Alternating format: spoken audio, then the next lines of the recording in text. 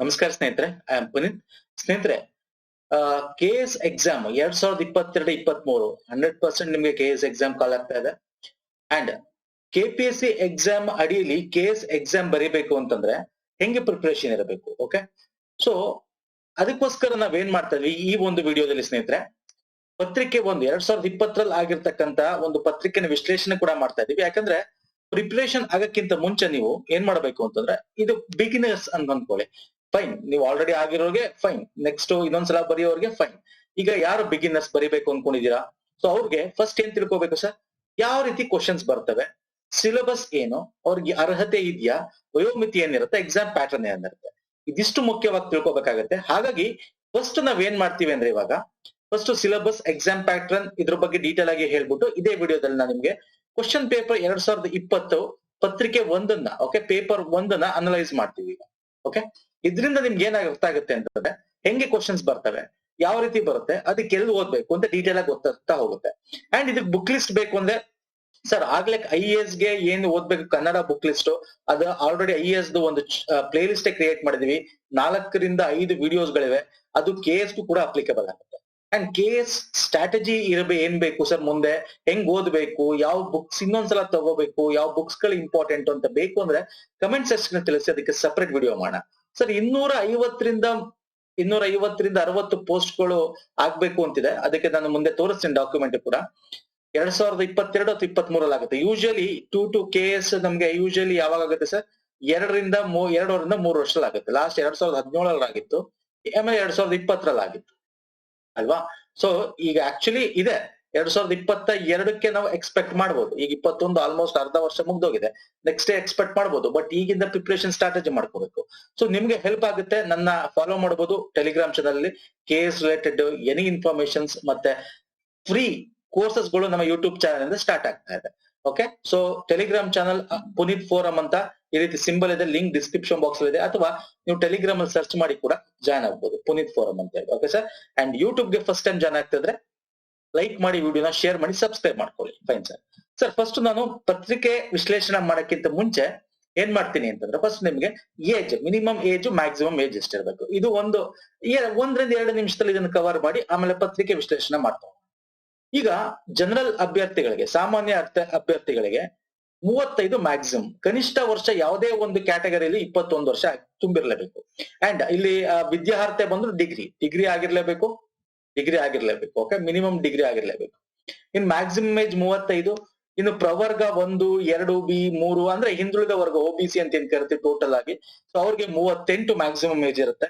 ಪರಿಶಿಷ್ಟ ಜಾತಿ ಪಂಗಡ SC ಮತ್ತೆ ST ಅಭ್ಯರ್ಥಿಗಳಿಗೆ 40 ವರ್ಷ ಮ್ಯಾಕ್ಸಿಮಮ್ ಏಜ್ ಇರುತ್ತೆ. ಇದು ವಿದ್ಯಾರ್ಹತೆ. Okay fine.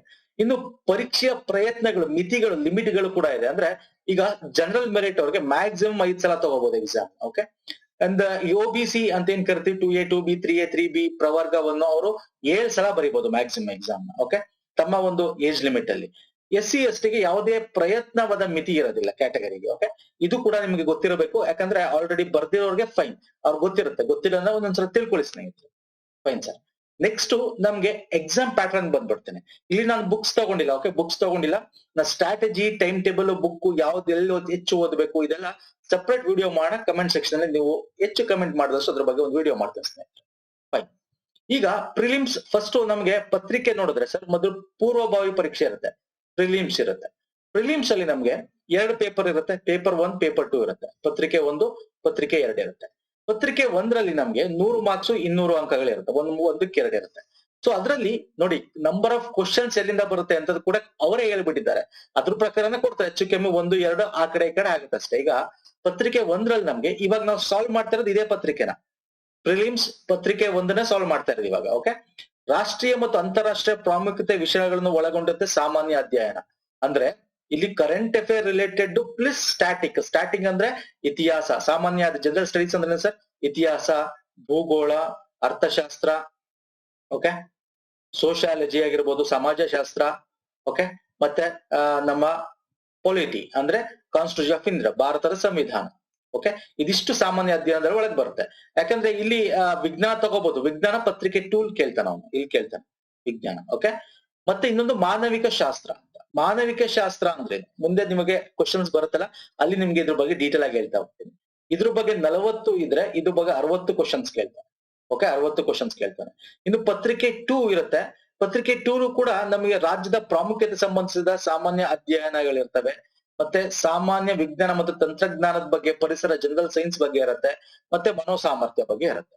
ಸೊ ಇವಾಗ ನಾವು ಪತ್ರಿಕೆ 1 ಮಾಡ್ತಾ ಇದೀವಿ. ನೆಕ್ಸ್ಟ್ ಪತ್ರಿಕೆ 2 ಕೂಡ ತಗೋಣ. ಓಕೆ, ಫಸ್ಟ್ ಅನಲೈಸ್ ಮಾಡೋಣ ಪತ್ರಿಕೆ 1 ಇನ್ನು ಮೇನ್ಸ್ ಬಂದ್ರೆ ಸರ್ ನಾನು ಕಂಪ್ಲೀಟ್, ಯಾಕಂದ್ರೆ ಈಗ ನಾನು ಡೀಟೇಲ್ ಆಗಿ ಕಂಪ್ಲೀಟ್ 1 by 1 ಹೋಗ್ತಾ ಇದ್ದೀನಿ ಸರ್ ಸ್ನೇಹಿತರೆ. ಪ್ರಿಲಿಮ್ಸ್ ಎಕ್ಸಾಮ್ ಪ್ಯಾಟರ್ನ್ ಹೆಂಗಿರುತ್ತೆ, ಮೇನ್ಸ್ ಹೆಂಗಿರುತ್ತೆ ಅಂತ. ಸರ್ ಪ್ರಿಲಿಮ್ಸ್ ಜಸ್ಟ್ ನಿಮ್ಗೆ ಕ್ವಾಲಿಫೈಯಿಂಗ್ ಅಂದ್ರೆ ನೀವು ಒಂದು ಕಟ್ ಆಫ್ ಕ್ಲಿಯರ್ ಮಾಡಿದ್ರೆ ಮುಗೀತು. ಕಟ್ ಆಫ್ ಅಂದ್ರೆ ಅಲ್ಲಿ ಅವ್ರು ಶಾರ್ಟ್ ಲಿಸ್ಟ್ ಮಾಡಿ ಕಟ್ ಆಫ್ ಬಿಡ್ತಾರೆ ಅವ್ರ ಪೋಸ್ಟ್ ತಕ್ಕಂತೆ. ಅದನ್ನ ಕ್ಲಿಯರ್ ಮಾಡಿದ್ರೆ ಮುಗೀತು. ಆದ್ರೆ ಅದು ನಿಮ್ಗೆ ಇಂಟರ್ವ್ಯೂ ಮತ್ತೆ ನಿಮ್ಮ ಮಾರ್ಕ್ಸ್ ಗೆ ಕ್ಯಾಲ್ಕುಲೇಷನ್ ಆಗಲ್ಲ ಆ ಮಾರ್ಕ್ಸ್.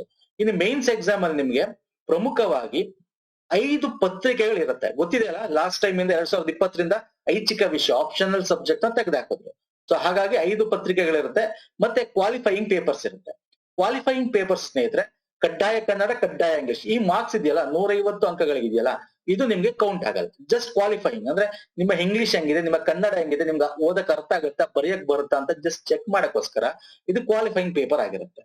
ಇನ್ನು ಕಂಪಲ್ಸರಿ ಪೇಪರ್ಸ್ ಅಂತ ಏನ್ ಕರಿತೀವಿ ಸ್ನೇಹಿತರೆ, ಪತ್ರಿಕೆ 1 ಇರುತ್ತೆ ಅಂದ್ರೆ GS ಜನರಲ್ ಸ್ಟಡೀಸ್ 1, 2, 3, 4, 5 ಅಂತ. ಸಾರಿ, ಇದು ಪತ್ರಿಕೆ 1 ಬಂದು ಪ್ರಬಂಧ. ಇದು GS1, GS2, GS3, GS4 ಇರುತ್ತೆ. ಅಂದ್ರೆ ಒಟ್ಟು 5 ಪತ್ರಿಕೆ ಇರುತ್ತೆ. ಇದು ಮಾರ್ಕ್ಸ್ ಕೌಂಟ್ ಆಗುತ್ತೆ. ಎಷ್ಟು ಮಾರ್ಕ್ಸ್ ಕೌಂಟ್ ಆಗುತ್ತೆ? 1250. ಓಕೆ, 1250. ಇದಾದ್ಮೇಲೆ ನಮ್ಗೆ ಇಂಟರ್ವ್ಯೂ ಇರುತ್ತೆ, ಅದು 50 ಮಾರ್ಕ್ಸ್ ಇರುತ್ತೆ. ಸೊ ಇದಿಷ್ಟು ಮಾತ್ರ ಮಾರ್ಕ್ಸ್ ನಿಮ್ಗೆ ಕೌಂಟ್ ಆಗೋದು ನಿಮ್ಮ ಒಂದು ರ್ಯಾಂಕಿಂಗ್ ಗೆ, ಫಸ್ಟ್ ರ್ಯಾಂಕ್, ಸೆಕೆಂಡ್ ರ್ಯಾಂಕ್, ಯಾವ ಒಂದು ಸ್ಟೇಜ್ ಅಲ್ಲಿ ಇರ್ತೀರಾ ಅಂತ. ಇಲ್ಲಿ ಪ್ರಬಂಧ ಇದೆಯಲ್ಲ, ಪತ್ರಿಕೆ 1 ನಮಗೆ ಪ್ರಬಂಧ ಇರುತ್ತೆ. ಯಾವ್ದಾದ್ರು ರಾಷ್ಟ್ರೀಯ ಅಂತಾರಾಷ್ಟ್ರೀಯದ ಬಗ್ಗೆ ಯಾವ್ದೋ ಒಂದು ಪ್ರಬಂಧಗಳು ಕೇಳ್ತಾರೆ. ಸೊ ಅದು 250 ಮಾರ್ಕ್ಸ್ ಇರುತ್ತೆ. ಇನ್ನು ಸಾಮಾನ್ಯ ಅಧ್ಯಯನ 1, ಜನರಲ್ ಸ್ಟಡೀಸ್ 2, 3, 4 ಅಂತ 4 ಪೇಪರ್ ಇರುತ್ತೆ ಸ್ನೇಹಿತರೆ.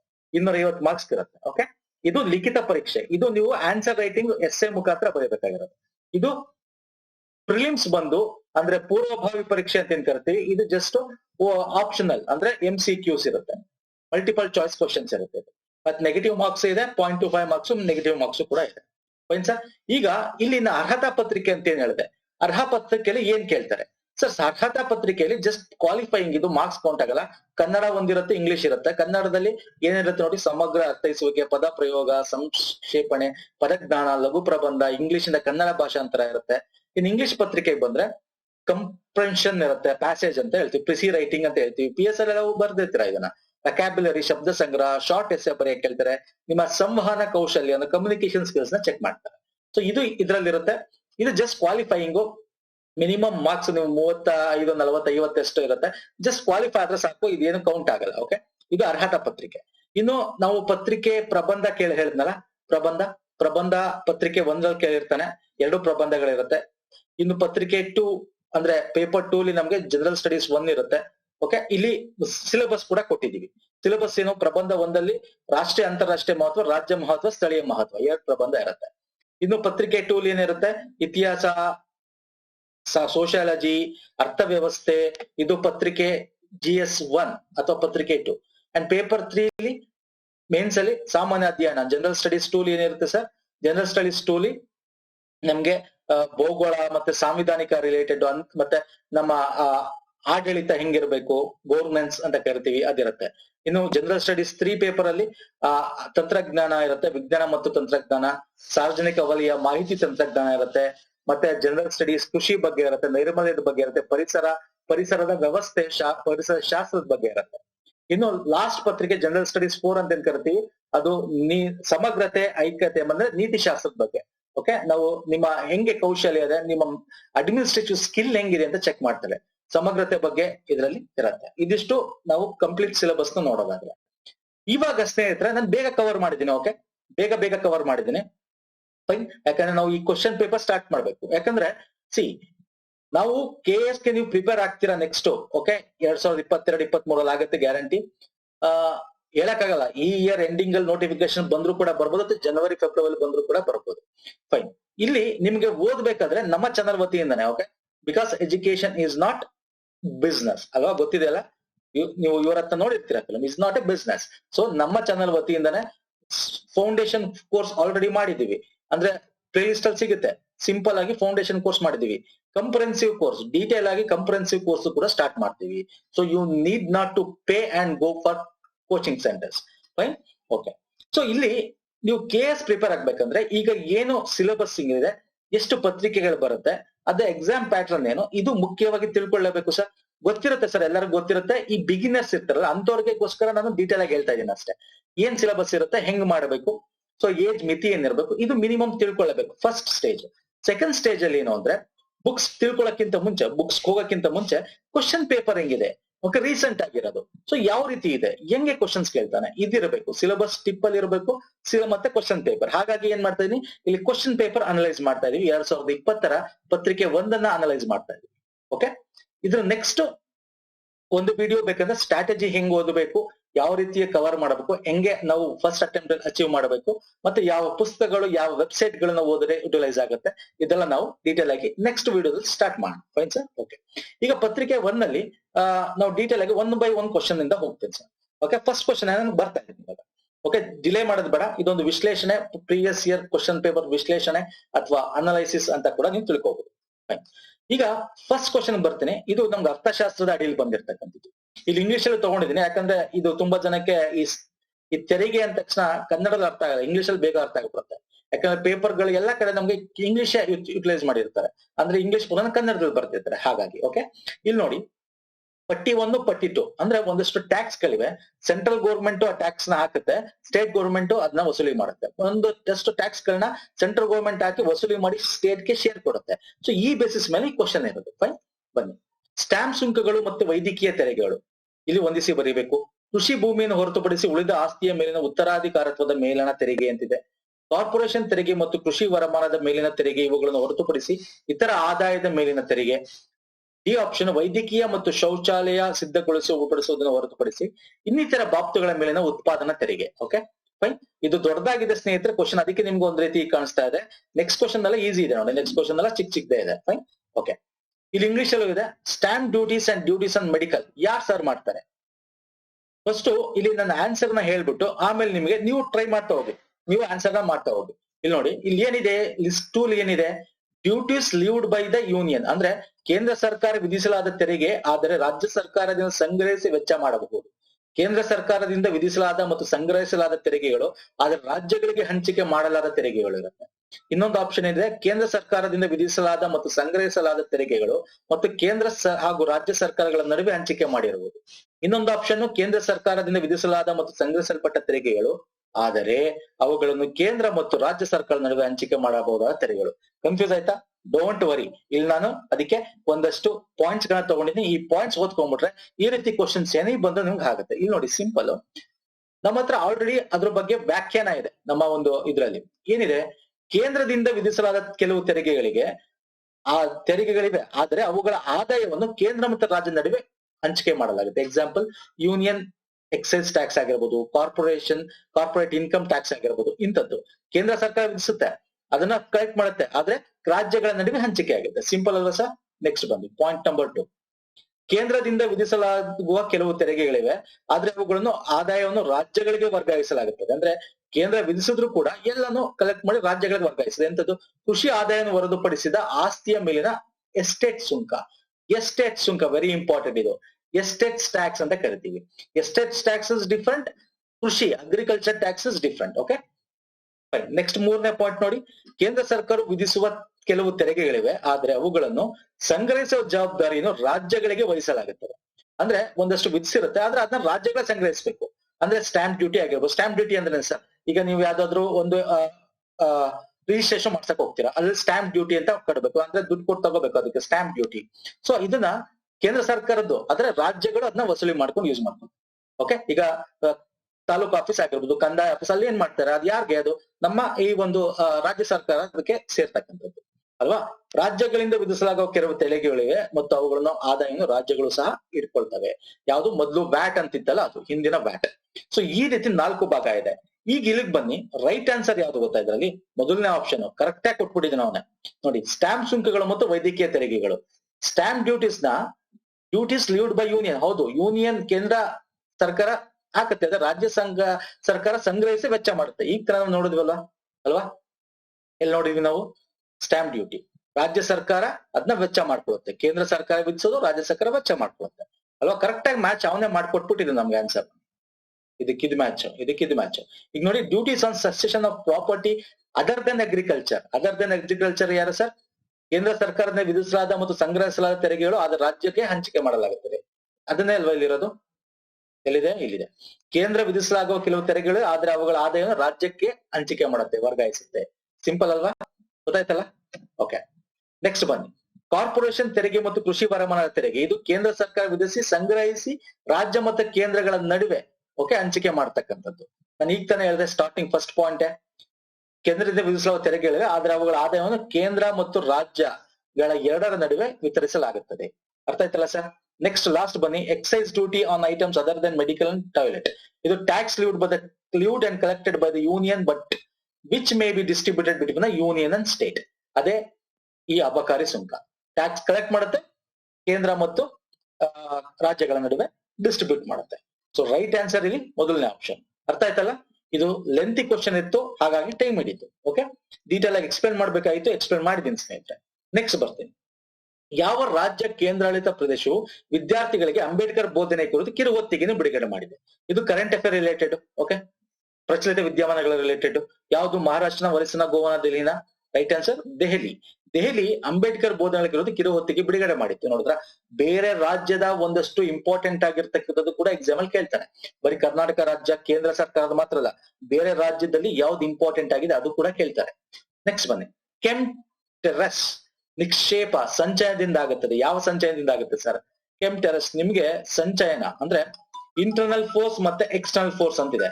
Internal force and external force ಅಂತಿದೆ. ಇಂಟರ್ನಲ್ ಫೋರ್ಸ್ ಅಂತಂದ್ರೆ ಭೂಮಿಯ ಇಂಟರ್ನಲ್ ಫೋರ್ಸ್ ಇಂದ ಆಗ್ತಕ್ಕಂಥದ್ದು. ಎಕ್ಸ್ಟರ್ನಲ್ ಫೋರ್ಸ್ ಅಂದ್ರೆ ಭೂಮಿಯ ಹೊರಗಡೆಯಿಂದ ಆಗ್ತಕ್ಕಂಥದ್ದು. ಓಕೆ, ಸೊ ಅದರಿಂದ ಆಗ್ತಕ್ಕಂಥದ್ದು ಯಾವುದು? ಲೈಕ್ ಗಾಳಿ, ನದಿ ಮತ್ತೆ ಹಿಮನದಿ, ಈ ರೀತಿ. ಸೊ ಈ ಕೆಮ್ಟೆರಸ್ ಅಂತಕ್ಕಂಥದ್ದು ಈ ಅರ್ಥ ಏನು ಅಂದ್ರೆ, ಹಿಮನದಿಯಿಂದ ಆಗ್ತದಲ್ಲ, ಅದು ಆದಾಗ ಆ ಸಂಚಯನದಿಂದ ಒಂದ್ ರೀತಿ ಲ್ಯಾಂಡ್ ಫಾರ್ಮ್ ಆಗುತ್ತೆ, ಭೂಮಿ ಫಾರ್ಮ್ ಆಗುತ್ತೆ. ಅದು ಯಾವ್ದು? ಕಣಿವೆ ಹಿಮನದಿ. ಓಕೆ, ಯಾವ್ದು ಸರ್? ಕಣಿವೆ ಹಿಮನದಿ. ಇಲ್ಲಿದೆ ನೋಡಿ, ತೋರಿಸ್ತೀನಿ ನಿಮ್ಗೆ. ಈ ರೀತಿ ಹಿಮ ಕರ್ಗಿಸ್ಕೊಂಡ್ ಬರುತ್ತಲ್ಲ, ಅದು ಹಿಮ ಕರ್ಕೊಂಡು ಬರುತ್ತೆ, ಎಲ್ಲ ಸಾಗಿಸ್ಕೊಂಡ್ ಬರುತ್ತೆ. ಹಿಮ ಕರ್ಗಿ ನೀರಾಗೋದ್ಮೇಲೆ ಅದು ತಂದಿರ್ತಕ್ಕಂಥ ಮಣ್ಣು ಕಂಡುಗಳು ಸೇರಿ ಗುಡ್ಡಗಳಾಗ್ತವೆ, ಈ ರೀತಿ ಆಗ್ತವೆ. ಇದನ್ನ ಕೆಮ್ಟೆರಸ್ ಅಂತ ಕರಿತೀವಿ. ಅದು ಬಿಟ್ರೆ ನಿಮ್ಗೆ ಇಲ್ಲಿ ಇನ್ನೊಂದು ಸರ್ಕ್ ಅಂತ ಕೇಳ್ತಾರೆ ನೋಡಿ. ಇಲ್ಲಿ ಆಲ್ಫೈನ್ ಹಿಮನದಿ ಸೆಳೆತ, ನೀಶೆ ಅಂತೆಲ್ಲ ಬರುತ್ತೆ.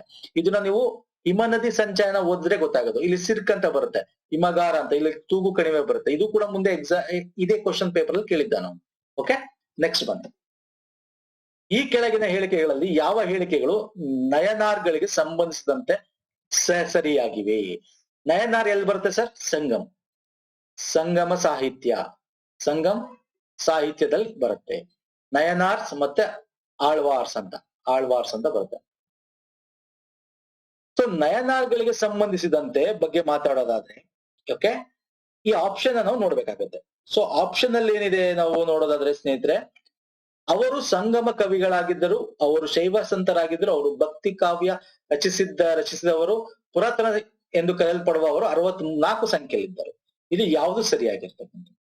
ಸರ್ ನಯನಾರ್ ಬಗ್ಗೆ ಹೇಳೋದಾದ್ರೆ ನಮ್ಗೆ ಅವರು ಸಂಗಮ ಕವಿಗಳಾಗಿದ್ರು, ಎಸ್ ರೈಟ್. ಅವರು ಶೈವ ಕವಿಗಳವರು, ಎಸ್ ಅದು ಕರೆಕ್ಟ್. A B correct. ಎಲ್ಲಿದೆ ಎ ಬಿ? ಇಲ್ಲಿ ಎಲ್ಲೂ ಇಲ್ಲ. ಇಲ್ಲಿ ನೋಡಿ, ಎ ಬಿ ಎಲ್ಲೂ ಇಲ್ಲ. ಇದು ಆಪ್ಷನ್ ಕರೆಕ್ಟ್ ಆಗಿ ಕೊಟ್ಟಿಲ್ಲ, ಇದಕ್ಕೆ ಗ್ರೇಸ್ ಮಾರ್ಕ್ಸ್ ಕೊಡ್ತಾನ. ಓಕೆ, ಗ್ರೇಸ್ ಮಾರ್ಕ್ಸ್ ಕೊಡ್ತಾನೆ. ಅವರು ಭಕ್ತಿ ಕಾವ್ಯ ರಚಿಸಿದರು, ಪುರಾತನ ಸಂಖ್ಯೆ ಎಂದು ಕರೆಯಲ್ಪಡುವವರು 63 ಸಂಖ್ಯೆಯಲ್ಲಿದ್ದರು. ನೋ, ಇಲ್ಲಿ ಸಿ, ನಯನಾರು ಶೈವ, ಇದು ಕರೆಕ್ಟ್. ಆಳ್ವಾರ್ಸು ವೈಷ್ಣವರಾಗಿದ್ದರು.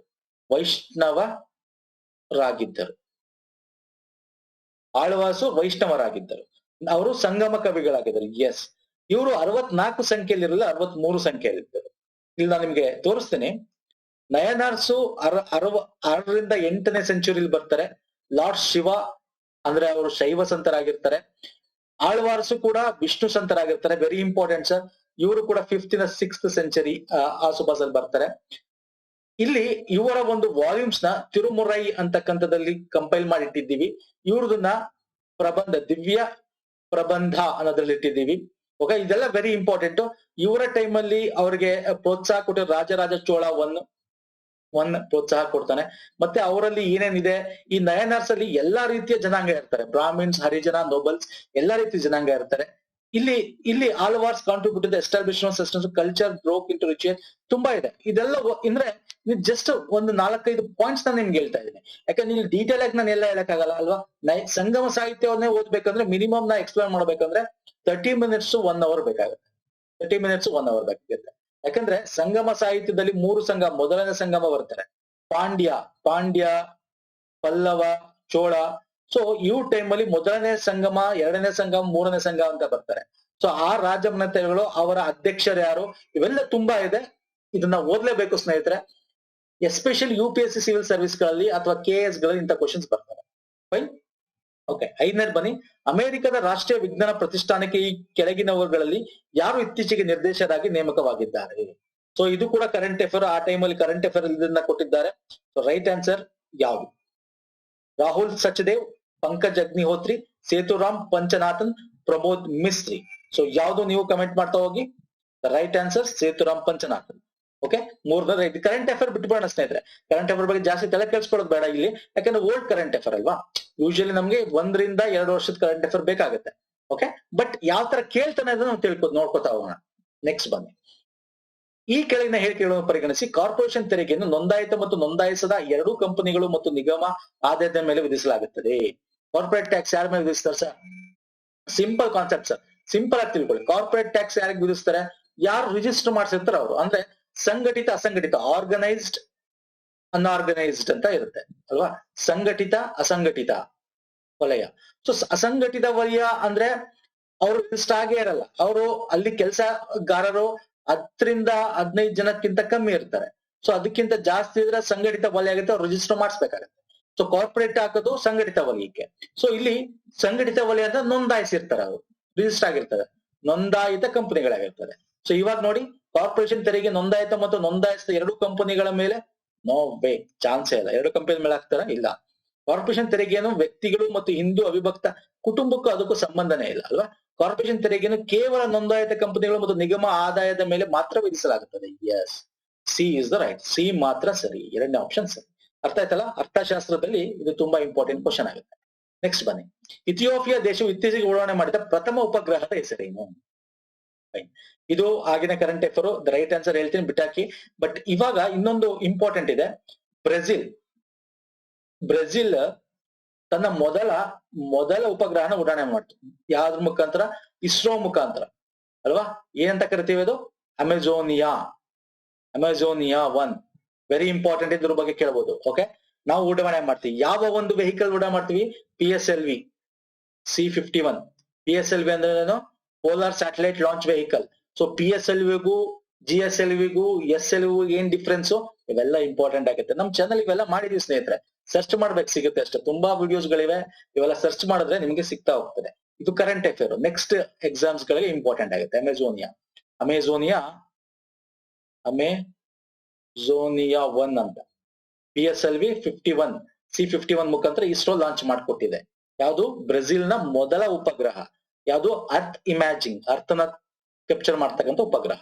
ನೆಕ್ಸ್ಟ್ ಬನ್ನಿ. ಮಂಜುಗೆಡ್ಡೆ ಅಥವಾ ಭೂ ಮೇಲ್ಭಾಗದಲ್ಲಿ ಘನೀಕರಿಸುವ ಹೆಪ್ಪುಗಟ್ಟಿದ ನೀರಿನ ಪದರವನ್ನು ಡ್ಯಾಶ್ ಅಂತ ಕರಿತೀವಿ. ಎಂತ ಕರಿತೀವಿ ನೋಡಿ, ಹಿಂಗೆ ಮಂಜುಗಡ್ಡೆ ಭೂಮಿ ಮೇಲೆ ಹೆಪ್ಪುಗಟ್ಟಿರುತ್ತೆ, ಎಂತ ಕರಿತೀವಿ? ನಲೆಟ್ಸ್, ಸರ್ಕ್, ಸ್ನೋ ಕ್ಯಾಪ್, ಸ್ನೋ ಲೈನ್. ಯಾವ್ದು ಕರೆಕ್ಟ್ ಆನ್ಸರ್? ಇದನ್ನ ನಲೆಟ್ಸ್ ಇಸ್ ದ ರೈಟ್ ಆನ್ಸರ್. ಸರ್ಕ್ ಅಂದ್ರೇನು? ನಾನು ನಿಮ್ಗೆ ತೋರಿಸ್ದೆ ಹಿಂದೆ, ಹಿಂಗೆ ಕರ್ಗಿ ಜಾಗದಲ್ಲಿ ಹಳ್ಳ ತರ ಆಗಿರುತ್ತೆ. ಹಳ್ಳ ತರ ಇಲ್ಲಿ ನೀರ್ ಕರ್ಗಿ ಹಿಂಗ ನದಿಯಿಂದ, ಈಗ ಹಿಂಗ್ ಬೆಟ್ಟ ಇದೆ, ಇಲ್ಲಿಂದ ನೀರು ಬರ್ತಾ ಇರತ್ತೆ, ಯಾವ್ದು ಹಿಮ ನದಿ ಕರ್ಕೊಂಡು. ಇಲ್ಲಿ ಏನಾಗುತ್ತೆ? ಹಳ್ಳ ತರ ಆಗಿರುತ್ತೆ, ಅದನ್ನ ಸರ್ಕ್ ಅಂತ ಕರಿತೀವಿ. ಸ್ನೋ ಕ್ಯಾಪ್ ಅಂದ್ರೇನು? ಬೆಟ್ಟ ಗುಡ್ಡಗಳ ಮೇಲೆ ಇರುತ್ತಲ್ಲ, ಈ ಐಸ್ ಕರಗಿರುತ್ತಲ್ಲ, ಹಿಮಾಲಯ, ಸ್ನೋ ಕ್ಯಾಪ್ ಅಂತೀವಿ. ಸ್ನೋ ಲೈನ್ ಅಂದ್ರೇನು? ಎಲ್ಲಿ ಹಿಮಗಳಿರುತ್ತೆ, ಒಂದು ಲೈನ್ ಹೇಳಿದಾಗ ಅದನ್ನ ಮೇಲ್ತುದಿಯನ್ನ ಜೋಡಿಸ್ದಂಗೆ ಅದನ್ನ ಸ್ನೋ ಲೈನ್ ಅಂತ ಕರಿತೀವಿ. Okay, this is the 8th one. ಈಗ ರೈಟ್ ಆನ್ಸರ್ ಇದಕ್ಕೆ ಯಾವುದು sir? Knowledge. Fine. Next one. ಭಾರತೀಯ ನಾಣ್ಯಶಾಸ್ತ್ರ ಇತಿಹಾಸದಲ್ಲಿ ಪಂಚ್ ಗುರುತಿನ ನಾಣ್ಯಗಳಿಗೆ, ಪಂಚ್ ಮಾರ್ಕ್ ಕಾಯಿನ್ಸ್ ಅಂತ ಕರಿತೀವಿ, ಒಂದು ವಿಶಿಷ್ಟ ಸ್ಥಾನವಿದೆ. ಓಕೆ, ಇದಕ್ಕೆ ಅನ್ವಯಿಸುವಂತೆ ಕೆಳಗಿನ ಯಾವ ಹೇಳಿಕೆಗಳು ಸತ್ಯ? ಯಾವ ಹೇಳಿಕೆಗಳು ಸತ್ಯ ಅಂತ? ಅವು ಭಾರತದ ಅತ್ಯಂತ ಪ್ರಾಚೀನ ನಾಣ್ಯಗಳು, ಅವು ದಕ್ಷಿಣ ಭಾರತದಲ್ಲಿ ಚಲಾವಣೆ ಇರಲಿಲ್ಲ. ಇದು ತಪ್ಪಾಗುತ್ತೆ. ಯಾಕೆ ಇರಲಿಲ್ಲ? ಭಾರತ ಅಂದ ತಕ್ಷಣ ದಕ್ಷಿಣ ಭಾರತದಲ್ಲಿ ಚಲಾವಣೆ ಇರುತ್ತೆ, ಇಲ್ಲದೆ ಇರಲ್ಲ. ನಾವು ಈ ನಾಣ್ಯಗಳ ಒಂದು ಅಥವಾ ಎರಡು ಮಗ್ಗಲುಗಳು ಚಿಹ್ನೆಗಳನ್ನು ಗುರುತಿಸಬಹುದು. ಈ ನಾಣ್ಯಗಳು ಬೆಳ್ಳಿಯಲ್ಲಿ ಮಾತ್ರ ದೊರೆಯುತ್ತವೆ. ಇಲ್ಲಿ ಯಾವುದು ಕರೆಕ್ಟ್ ಆನ್ಸರ್ ಹೇಳ್ತೀರಾ? A D A C A B C ಆತರ ಎಲ್ಲ ಇದೆ. ಓಕೆ, ಯಾವುದು? ಎಸ್, ಸ್ಟಾರ್ಟಿಂಗ್ ಸರ್ ಇದು ಸಿಲ್ವರ್ ಅಲ್ಲೇ ಸಿಗ್ತಿದ್ದು, ಸಿಲ್ವರ್ ಅಲ್ಲಿ ಸಿಗ್ತಿದ್ದು ಇದು correct. So A C D is the right answer. Actually A C ಅಂತ ಹೇಳ್ಬೋದು, ಯಾಕಂದ್ರೆ ಇಲ್ಲಿ ಮಾತ್ರ ಅಂತ ಯೂಸ್ ಮಾಡಿದ್ದಾನೆ, ಆಮೇಲೆ ಬೇರೆ ಬೇರೆ ಕಡೆ ಬಂತು. ಬಟ್ ಸ್ಟಾರ್ಟಿಂಗ್ ಈ ಪಂಚ್ ಕಾಯಿನ್ ಮಾರ್ಕ್ಸ್ ಬಂದಾಗ ಸಿಲ್ವರ್ ಅಲ್ಲೇ ಇರ್ತಿದ್ದು, ಹಾಗಾಗಿ ಎ ಸಿ ಡಿ ನಾವು ಟಿಕ್ ಮಾಡ್ಕೋಣ. ಇಲ್ಲಿ ಕೇಳ್ತಾನೆ ಎಕ್ಸಾಮ್ ಅಲ್ಲಿ ಏನ್ ಕೇಳ್ತಾನೆ ಅಂದ್ರೆ, ಇಲ್ಲಿ 5 ರೀತಿ ಪಂಚ್ ಮಾರ್ಕ್ಸ್ ಇರುತ್ತೆ, ಕೇಳ್ತಾನೆ ಎಷ್ಟು ರೀತಿ. ನೆಕ್ಸ್ಟ್ ಎಕ್ಸಾಮ್ ಅಲ್ಲಿ ಏನ್ ಮಾಡ್ಬೋದು, ಇದೇ ಕ್ವಶನ್ ಎಷ್ಟು ರೀತಿಯ ಚಿಹ್ನೆಗಳನ್ನ ಅಲ್ಲಿ ಮಾಡ್ತಾ ಇದ್ರು ಅಂತ ಕೇಳ್ತಾನೆ. 1 2 3 4 5 ರೀತಿಯ ಚಿಹ್ನೆಗಳನ್ನ ಯೂಸ್ ಮಾಡ್ತಾ ಇದ್ರು. ಇದು ವೆರಿ ಇಂಪಾರ್ಟೆಂಟ್. ನೆಕ್ಸ್ಟ್ ಬನ್ನಿ 10ನೇ ಕ್ವಶನ್. ಗಾಲಪಗೋಸ್ ದ್ವೀಪಗಳಲ್ಲಿ ಯಾವ ದೇಶವು ಇತ್ತೀಚೆಗೆ ತುರ್ತು ಪರಿಸ್ಥಿತಿ ಘೋಷಿಸಿದೆ? Current affair related. ಹೇಗೆ? ಗಾಲಪಗೋಸ್ ದ್ವೀಪಗಳಲ್ಲಿ ಯಾವುದು sir? Ecuador is the right answer. So Ecuador is the correct answer ಇಲ್ಲಿ. ಓಕೆ, ಇದು ಕರೆಂಟ್ ಅಫೇರ್. ಬಿಟ್ಕೊಳ್ಳೋಣ ಕರೆಂಟ್ ಅಫೇರ್ ಬಗ್ಗೆ. ಅಂದ್ರೆ ತಿಳ್ಕೊಳ್ಳಿ, ಹೆಂಗೆ ಕರೆಂಟ್ ಅಫೇರ್ ಕೇಳ್ತಾ ಇದ್ದಾನೆ. International current affair, map based current affair, geography based ಪ್ರಚಲಿತ ಘಟನೆಗಳು, ಎಲ್ಲಿ ಏನ್ ನಡೀತಾ ಇದೆ, ಸಿಂಪಲ್ ಕ್ವಶನ್ಸ್ ಕೇಳ್ತಾ ಇದ್ದಾನೆ ತುಂಬಾ. ಈಗ ನೋಡಿ, ನಮ್ಮ ಭೌಗೋಳಿಕ ಇತಿಹಾಸ ಮತ್ತೆ ಭೌಗೋಳಿಕವಾಗಿ ವರ್ಲ್ಡ್ ಜಿಯೋಗ್ರಫಿ ಬಗ್ಗೆ simple question current affair related ಮಾತ್ರ ಕೇಳ್ತಾ ಹೋಗ್ತಾ ಇದ್ದಾನೆ. ಅರ್ಥ ಮಾಡ್ಕೊಳ್ಳಿ ಹೆಂಗ್ ಕೇಳ್ತಾನೆ ಅಂತ.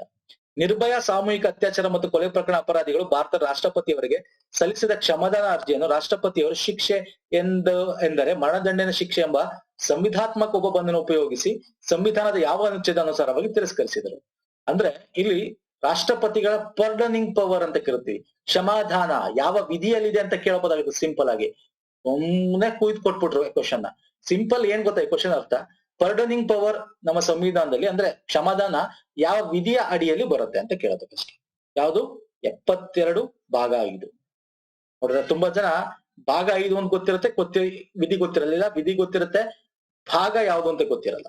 72ನೇ ವಿಧಿ ಭಾಗ 5. ಅರ್ಥ ಆಯ್ತಲ್ಲ? ನೆಕ್ಸ್ಟ್ ಬನ್ನಿ. ಕೆಲಸ ಮಾಡಲು ಸಮರ್ಥವಾಗಿರುವ ಮತ್ತು ಬಯಸುವ ಎಲ್ಲರಿಗೂ ಸಾಕಷ್ಟು ಉದ್ಯೋಗಗಳನ್ನು ಸೃಷ್ಟಿಸುವಾಗ ಉತ್ಪಾದಕ ಸಾಮರ್ಥ್ಯದ ಅಸಮರ್ಪಕತೆಯೊಂದಿಗೆ ಸಂಬಂಧವುಳ್ಳ ನಿರುದ್ಯೋಗವು ಡ್ಯಾಶ್ ಆಗಿರುತ್ತದೆ. ಅಂದ್ರೆ ಕೆಲಸ ಮಾಡಲು ಸಮರ್ಥವಾಗಿರುವಾಗ ಎಲ್ಲರಿಗೂ ಉದ್ಯೋಗ ಕೊಡಿಸಲು ನಮ್ ಕೈಲಿ ಆಗಲ್ಲ. ಅಸಮರ್ಪಕತೆ, ಸ್ಕಿಲ್ಸ್ ಇರಲ್ಲ, ಅಂತದ್ನ ಏನಂತ ಕರಿತೀವಿ? ಸ್ಕಿಲ್ ಇರಲ್ಲ, ಅವ್ರ ಕೌಶಲತೆ ಇರಲ್ಲ. ಸೊ ಆದ್ರೆ ಹೆಂಗ್ ಕೆಲಸ ಕೊಡಕ್ಕಾಗತ್ತೆ? ಅದನ್ನ ಏನಂತ ಕರಿತೀವಿ? ಈ ಉದ್ಯೋಗದಲ್ಲಿ ವಿಧಗಳಿವೆ. ನಿರುದ್ಯೋಗದಲ್ಲಿ ವಿಧಗಳಿವೆ.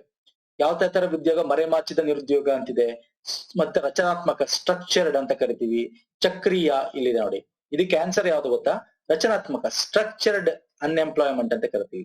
ಸ್ಟ್ರಕ್ಚರ್ಡ್ ಅಂದ್ರೆ ಪ್ರಾಪರ್ ಆಗಿ ಈ ಕೌಶಲ್ಯ ಹೊಂದಿರೋರಿಗೆ, ಈ ಸ್ಕಿಲ್ಸ್ ಅವ್ರಿಗೆ ಈ ಉದ್ಯೋಗ. ಈ ತರ ಇಲ್ಲ, ಇದನ್ನೇ ಅವ್ನು ಕೊಟ್ಟಿರೋದು ಇಲ್ಲಿ. ಓಕೆ, ಈಗ ಆವರ್ತಕ ನಿರುದ್ಯೋಗ, ಚಕ್ರೀಯ ನಿರುದ್ಯೋಗ ಅಂದ್ರೆ ಸರ್ ಸಿಂಪಲ್ ಸರ್. ಈಗ ಕೃಷಿ ಮಾಡ್ತಿರ್ತಾರೆ. ಓಕೆ, ಅವ್ರಿಗೆ ಏನಾಗುತ್ತೆ ಸರ್? ಬೆಳೆ ಬೆಳೀತಾರೆ, ಒಂದಷ್ಟು ಕಾಲ ಬೆಳೆ ಬೆಳೆದು ಕಟಾವ್ ಆದ್ಮೇಲೆ ಒಂದಷ್ಟು ಗ್ಯಾಪ್ ಅಲ್ಲಿ ಒಂದ್ 3 ರಿಂದ 4 ತಿಂಗಳು ಕೆಲಸ ಇರಲ್ಲ. ಸೊ ಇವಾಗ ನಿರುದ್ಯೋಗ ಆಯ್ತು. ಇದನ್ನ ಅಂದ್ರೆ ಸ್ವಲ್ಪ ದಿನ ಕೆಲಸ ಇರಲ್ಲ. ಸೊ ಇದನ್ನ ಆವರ್ತಕ ನಿರುದ್ಯೋಗ ಅಂತ ಕರಿತೀವಿ. ಘರ್ಷಣಾತ್ಮಕ ನಿರುದ್ಯೋಗ ಅಂದ್ರೇನು? ಇದನ್ನೇ ಈ ಕೆಲಸ ಇಲ್ದವ್ರು ಏನ್ ಮಾಡ್ತಾರೆ ಸರ್? ಅನ್ಸ್ಕಿಲ್ಡ್ ಲೇಬರ್ ಸಿಟಿ ಕಡೆ ಬರ್ತಾರೆ, ಅಲ್ಲಿ ಕೆಲಸ ಸಿಗಲ್ಲ, ಘರ್ಷಣೆಗಳು ಸ್ಟಾರ್ಟ್ ಆಗ್ತದೆ. ಸೊ ಹಿಂಗೆ ಈ ನಿರುದ್ಯೋಗದ ವಿಧಗಳಿವೆ. ಅರ್ಥಶಾಸ್ತ್ರ ಅದಕ್ಕೆ ಬೇಸಿಕ್ ಓದ್ಬೇಕು ಸ್ನೇಹಿತರೆ. ಸೊ ಅದ್ರ ಅಡಿಲಿ ಬರ್ತಕ್ಕಂಥ ಕ್ವಶನ್. ಸೊ ಈ ಕ್ವಶನ್ಗೆ ಆನ್ಸರ್ ಏನು? ರಚನಾತ್ಮಕ, ಸ್ಟ್ರಕ್ಚರ್ಡ್ ಅನ್ಎಂಪ್ಲಾಯ್ಮೆಂಟ್ ಅಂತ ಕರಿತೀವಿ. ನೆಕ್ಸ್ಟ್ ಬನ್ನಿ. ಭಾರತೀಯ ಸಂವಿಧಾನವನ್ನು ಅರೆ ಒಕ್ಕೂಟ ಎಂದು ವರ್ಣಿಸಿದವರು ಯಾರು sir? Simple question, simple direct question ಕೇಳಿಸಿದಾನೆ. KCVR. ನಮ್ದು ಯಾವ್ದು? ಅರೆ ಒಕ್ಕೂಟ. ಓಕೆ, ಅರೆ ಒಕ್ಕೂಟ ನಮ್ದು ಒಂದು ಏನಂತ ಕರಿತೀವಿ? ಸಂಯುಕ್ತ, ಅರೆ ಸಂಯುಕ್ತ ಒಕ್ಕೂಟ ಅಥವಾ ಅರೆ ಸಂಯುಕ್ತ ರಾಷ್ಟ್ರ ಅಂತ ಕರಿತೀವಿ. ಈ ಕಡೆ ಸಂಯುಕ್ತನೂ ಅಲ್ಲ ಅಲ್ವಾ, ಈ ಕಡೆ ನಮ್ಮ ಸೋಷಿಯಲಿಸ್ಟು ಅಲ್ಲ, ಸಮಾಜವಾದನೂ ಅಲ್ಲ, ಅರೆ ಸಂಯುಕ್ತ. ನೆಕ್ಸ್ಟ್ ಬನ್ನಿ. 2020ನೇ ಹವಾಮಾನ ಅಪಾಯ ಸೂಚ್ಯಾಂಕದಲ್ಲಿ, ಇದು ಕರೆಂಟ್ ಅಫೇರ್ ಬೇಕಾಗಿಲ್ಲ, ಇದು ಆಗಿನ ಕರೆಂಟ್ ಅಫೇರ್. ಅವಾಗ ಒಂದು ಇಂಡೆಕ್ಸ್ ಬಿಡುಗಡೆ ಮಾಡಿದ್ರು, ರ್ಯಾಂಕ್ ಬಿಡುಗಡೆ ಮಾಡಿದ್ರು. ಓಕೆ, ಅಪಾಯ ಸೂಚ್ಯಾಂಕದಲ್ಲಿ ನಮ್ಮ ಭಾರತ ಎಷ್ಟನೇ ಸ್ಥಾನದಲ್ಲಿದೆ ಅಂತ. ಹಾಗಾಗಿ ಬೇಕಾಗಿಲ್ಲ ಇದು 5ನೇ ಸ್ಥಾನದಲ್ಲಿತ್ತು. So it not necessary. Next ಬನ್ನಿ. ಜೆಲಿನ್ಸ್ಕಿ ಅವರಿಂದ ಮುಂದುವರಿಸಲ್ಪಟ್ಟ ವಲಸೆ ಸಂಕ್ರಮಣ ಸಿದ್ಧಾಂತವು ಡ್ಯಾಶ್ ಆಧಾರದ ಮೇಲಿದೆ. ಓಕೆ, ವಲಸೆ ಸಂಕ್ರಮಣ ಅಂದ್ರೆ ಏನು ಸರ್? ಮೈಗ್ರೇಷನ್, ವಲಸೆ ಹೋಗ್ತಾರೆ, ಮೈಗ್ರೇಷನ್, ಒಂದ್ ಕಡೆಯಿಂದ ಒಂದು ವಲಸೆ ಹೋಗ್ತಾರೆ. ಈ ಜೆಲಿನ್ಸ್ಕಿನ್ ಅವರು ಈ ಮೈಗ್ರೇಷನ್ ನ 5 ಸ್ಟೇಜ್ಗಳಲ್ಲಿ, 5 ಹಂತಗಳಲ್ಲಿ ವಿವರಿಸಿದ್ದಾರೆ. ಓಕೆ, ಸೊ ಫಸ್ಟ್ ಆನ್ಸರ್ ನೋಡ್ಬೋಣ. ಜನಸಂಖ್ಯಾ ಶಾಸ್ತ್ರದ ಸಂಕ್ರಮಣ ಮಾದರಿ, ವೆಬ್ಬರ್ಸ್ ಅತ್ಯಲ್ಪ ಬೆಲೆ ಸಿದ್ಧಾಂತ, ರೋಸ್ಟೋವ್ ಅಭಿವೃದ್ಧಿ ಸಿದ್ಧಾಂತ, ಮ್ಯಾಕಿಂಡರ್ ಹಾರ್ಟ್. ನೋಡಿ ಇಲ್ಲೆಲ್ಲ ಬೇರೆ ಬೇರೆ ಹೆಸರುಗಳ ಸಿದ್ಧಾಂತ ಹಾಕಿದ್ರು. ಇವೆಲ್ಲ ನೋಡಿದ್ರ ಡೈರೆಕ್ಟ್ ಆಗಿ ಗೊತ್ತಿಲ್ಲ ಅಂದು ಸಿಂಪಲ್ ಆಗಿ ಕಾಮನ್ ಸೆನ್ಸ್ ಯೂಸ್ ಮಾಡಿ ಮೊದಲನೇ ಆಪ್ಷನ್ ಟಿಕ್ ಮಾಡ್ಬೋದು. ಡೆಮೋಗ್ರಫಿಕ್ ಟ್ರಾನ್ಸಿಷನ್ ಮಾಡೆಲ್ ಅಂತ ಜೆಲಿನ್ಸನ್ ಅವರು ಪ್ರತಿಪಾದಿಸ್ತಾರೆ. 5 ಹಂತ ಹೇಳ್ತಾರೆ. ಮೊದಲು ನಗರೀಕರಣ ಟೈಮಲ್ಲಿ ಆಗಿರ್ತಕ್ಕಂಥ ಒಂದು ವಲಸೆ, ಓಕೆ, ಅರ್ಬನೈಸೇಷನ್ ಅಂತ ಕರಿತೀವಿ. ಹಂತ 1 ಹಂತ 2 ಏನಾಗುತ್ತೆ, ನಗರ ಆಗ್ತಾ ಇರುತ್ತೆ, ಅಲ್ಲಿ ವಲಸೆ ಹೋಗ್ತಾ ಇರ್ತಕ್ಕಂಥದ್ದು. ಇನ್ನೊಂದು ನಗರಗಳಾಗ್ಬೇಕಾದ್ರೆ ನಗರದಿಂದ ನಗರಕ್ಕೆ ವಲಸೆ ಆಗ್ತಕ್ಕಂಥದ್ದು, ದೊಡ್ಡ ದೊಡ್ಡ ನಗರಗಳಿಗೆ. ಇದು ಸ್ಟೇಜ್ 2 ಆಗುತ್ತೆ. ಸ್ಟೇಜ್ 3 ಹಿಂಗೆ 5 ಸ್ಟೇಜ್ ಇದೆ ಸರ್. ತುಂಬಾ ಇದೆ, ಇದು ಚೆನ್ನಾಗಿದೆ. ಇದು ನಮಗೆ ಜನಸಂಖ್ಯಾ ಶಾಸ್ತ್ರ, ಹ್ಯೂಮನ್ ಜಿಯೋಗ್ರಫಿ ಅಂತಿದೆ. Human geography, okay, human geography ಅಡಿಲಿ ಬರುತ್ತೆ. ಓದ್ಬೇಕಿದನ್ನು ಕೂಡ. ಹ್ಯೂಮನ್ ಜಿಯೋಗ್ರಫಿ, ವರ್ಲ್ಡ್ ಜಿಯೋಗ್ರಫಿ ಅಡಿಲಿ, ಹ್ಯೂಮನ್ ಜಿಯೋಗ್ರಫಿ ಅಡಿಲಿ ಇದು ಬರುತ್ತೆ. ಅಂದ್ರೆ ನಮ್ಮ ಜನಸಂಖ್ಯೆ ಪಿರಮಿಡ್ ಹೆಂಗಿರ್ಬೇಕು, ಈಗ್ಲೂ ಕೂಡ ನ್ಯೂಸ್ ಅಲ್ಲಿ ಇದೆ ಚೀನಾದ ಬಗ್ಗೆ ಎಲ್ಲ ಜನಸಂಖ್ಯೆದು. ಇವೆಲ್ಲ ಕೇಳ್ತೀನಿ ಎಕ್ಸಾಮ್ ಅಲ್ಲಿ. ಹೆಂಗ್ ಪಿರಮಿಡ್ ಇರ್ಬೇಕು, ಪಿರಮಿಡ್ ಅಂತ ತಕ್ಷಣ ತಲೆ ಕೆಳಗಾಗಿರ್ಬೇಕಾ, ಉದ್ದಾಗಿರ್ಬೇಕಾ ಪಿರಮಿಡ್, ಸಂಖ್ಯೆ ಎಷ್ಟಿರಬೇಕು, ಜನಸಂಖ್ಯೆ ಶಾಸ್ತ್ರ ತಿಳಿಬೇಕು, ವಲಸೆ ಬಗ್ಗೆ ಓದ್ಬೇಕು. ಇದೆಲ್ಲ ನಮ್ಮ ಸಿಲೆಬಸ್ ಅಲ್ಲಿ ಇದೆ, KS ಅಲ್ಲಿ ಓದ್ಬೇಕು ಸ್ನೇಹಿತರೆ. ನೆಕ್ಸ್ಟ್ ಬನ್ನಿ. ಹಿಂದೂ ಪ್ರತಿಮಾ ಶಾಸ್ತ್ರದ ಪ್ರಕಾರ ಚತುರ್ವಿಂಶತಿ ಮೂರ್ತಿ ಎಂಬ ಪದವು ಈ ಕೆಳಗಿನ ಯಾವ ಹೇಳಿಕೆಗಳನ್ನು ಸೂಚಿಸುತ್ತದೆ? ಇದು ನಾನು ಆಗ್ಲೇ ಕೊಟ್ಬಿಟ್ಟಿದ್ದೀನಿ. ಓಕೆ, ರೈಟ್ ಆನ್ಸರ್ ಹೇಳ್ಬಿಡ್ಬೋದು ಡೈರೆಕ್ಟ್ ಆಗಿ. ಇಲ್ಲಿ ನೋಡಿ, ಚತುರ್ ಅಂದ್ರೆ 4 ಸರ್. ಕೃಷ್ಣ ಲೀಲೆಗೆ ಸಂಬಂಧಿಸಿದ ತೋರಿಸುವ ಶಿಲ್ಪ ಅಲ್ಲ. ಅಸುರ ಸಂಹಾರ ಅಲ್ಲ. ಶಿವನ ರೌದ್ರಾವತಾರ ಪ್ರದರ್ಶಿಸುವ ಸಂಹಾರ ಪ್ರತಿರೂಪದ ಶಿವ ಅಲ್ಲ. ವಿಷ್ಣುವಿನ 4 ಹಸ್ತಗಳಲ್ಲಿರುವ ಲಾಂಛನಗಳ ಆಧಾರದ ಮೇಲೆ ವಿಷ್ಣುವಿನ ರೂಪವನ್ನು ಗುರುತಿಸುವುದು ಚತುರ್ವಿಂಶತಿ ಮೂರ್ತಿ ಅಂತ ಕರಿತೀವಿ ಅಲ್ವಾ. ಈ ಚಕ್ರ, ಕಮಲ, ಶಂಖ ಅಲ್ವಾ ಸರ್, ಇಲ್ಗದೆ, ಇದ್ರ ಮೇಲೆ 4 ರೀತಿಯಾದ ಒಂದು ಗುರುತುಗಳಿವೆ. ಸೊ ರೈಟ್ ಆನ್ಸರ್ ಯಾವುದು sir? 4th option. Okay, next ಬರ್ತೇನೆ. ಭಾರತೀಯ ನೌಕಾಪಡೆ ನಿಶ್ಚಿತಗೊಳಿಸಿದ ವಿಂಗ್ ಡಾರ್ನಿಯರ್ ಕಂಗಾವಳು ವಾಯುನೌಕೆಯನ್ನು ಹಾರಿಸಲು ಕೊಚ್ಚಿಯಲ್ಲಿನ ನೌಕಾ ಕಾರ್ಯಾಚರಣೆಗಳಿಗೆ ಇತ್ತೀಚೆಗೆ ಸೇರಿದ ಭಾರತೀಯ ನೌಕಾದಳದ ಪ್ರಥಮ ಮಹಿಳಾ ಪೈಲಟ್. ಎಗೇನ್ ಇದು ಕರೆಂಟ್ ಅಫೇರ್ ಅಲ್ಲಿ ಇತ್ತು ಅವಾಗ. ಓಕೆ, ಹಾಗಾಗಿ ಕೇಳಿದ್ದಾನೆ. ಬಿಹಾರದಿಂದ ಸಬ್ ಲೆಫ್ಟಿನೆಂಟ್ ಶಿವಾಂಗಿ ಸ್ವರೂಪ್ ಅವರು ಬರ್ತಾರೆ ಇದ್ರಲ್ಲಿ. ಸೊ ಇಲ್ಲಿ ಬೇಡ, ಆಯ್ತು ಇದ್ರ ಬಗ್ಗೆ ಡಿಸ್ಕಸ್ ಬೇಡ. ಕರೆಂಟ್ ಅಫೇರ್ ನೋಡಿ ಎಂತದ್ ಕೇಳಿದಾನೆ, ಎಂತ ಕರೆಂಟ್ ಅಫೇರ್ ಬರ್ತಾ ಇದೆ ಅಂತ ಜಸ್ಟ್ ನೀವು ಇಮ್ಯಾಜಿನ್ ಮಾಡ್ಕೊತಾ ಹೋಗಿ. ನೀವು ಕರೆಂಟ್ ಅಫೇರ್ ಹೆಂಗ್ ಕವರ್ ಮಾಡ್ಬೇಕು. ನೆಕ್ಸ್ಟ್ ಬನ್ನಿ. GNPಯು ಅಳೆಯುವುದು ಏನು? ಏನ್ sir GNP? Gross national product ಅಂತ ಕರಿತೀವಿ. GNPಗೂ GDPಗೂ ಏನ್ ಸರ್ ವ್ಯತ್ಯಾಸ? Very important. ಒಂದು ವಿಡಿಯೋನ ಕೂಡ ಮಾಡಿದೆ 4-5 ನಿಮಿಷದ್ದು. GDP ಅಂದ್ರೇನು, GNP ಅಂದ್ರೇನು, ಮತ್ತೆ ಗ್ರಾಸ್ GDP ಅಂದ್ರೇನು. ಇದು GDP ಅಂದ್ರೆ ಡೊಮೆಸ್ಟಿಕ್ ಪ್ರಾಡಕ್ಟ್, ಒಟ್ಟು ಅಂತಾರಾಷ್ಟ್ರೀಯ ನಮ್ಮ ರಾಷ್ಟ್ರೀಯ ಉತ್ಪನ್ನ, ದೇಶೀಯ ಉತ್ಪನ್ನ.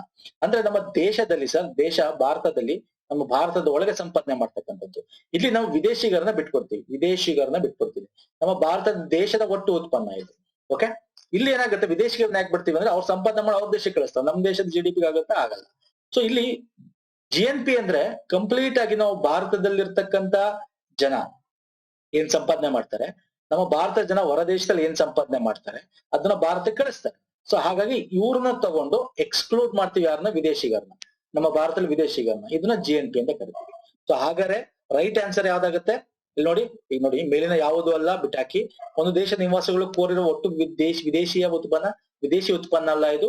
ಯಾಕಂದ್ರೆ ಗ್ರಾಸ್ ನ್ಯಾಷನಲ್ ಪ್ರಾಡಕ್ಟ್ ಅಲ್ವಾ. ಒಂದು ದೇಶ ನಿವಾಸಿಗಳು ಕೋರಿರುವ ಒಟ್ಟು ದೇಶೀಯ ಉತ್ಪನ್ನ ಇದು GDP ಆಗುತ್ತೆ ಅಲ್ವಾ. ಒಂದು ದೇಶ ನಿವಾಸಿಗಳು ಕೋರಿರುವ ಒಟ್ಟು ದೇಶೀಯ ಮತ್ತು ವಿದೇಶಿ ಉತ್ಪನ್ನ. S, GNP.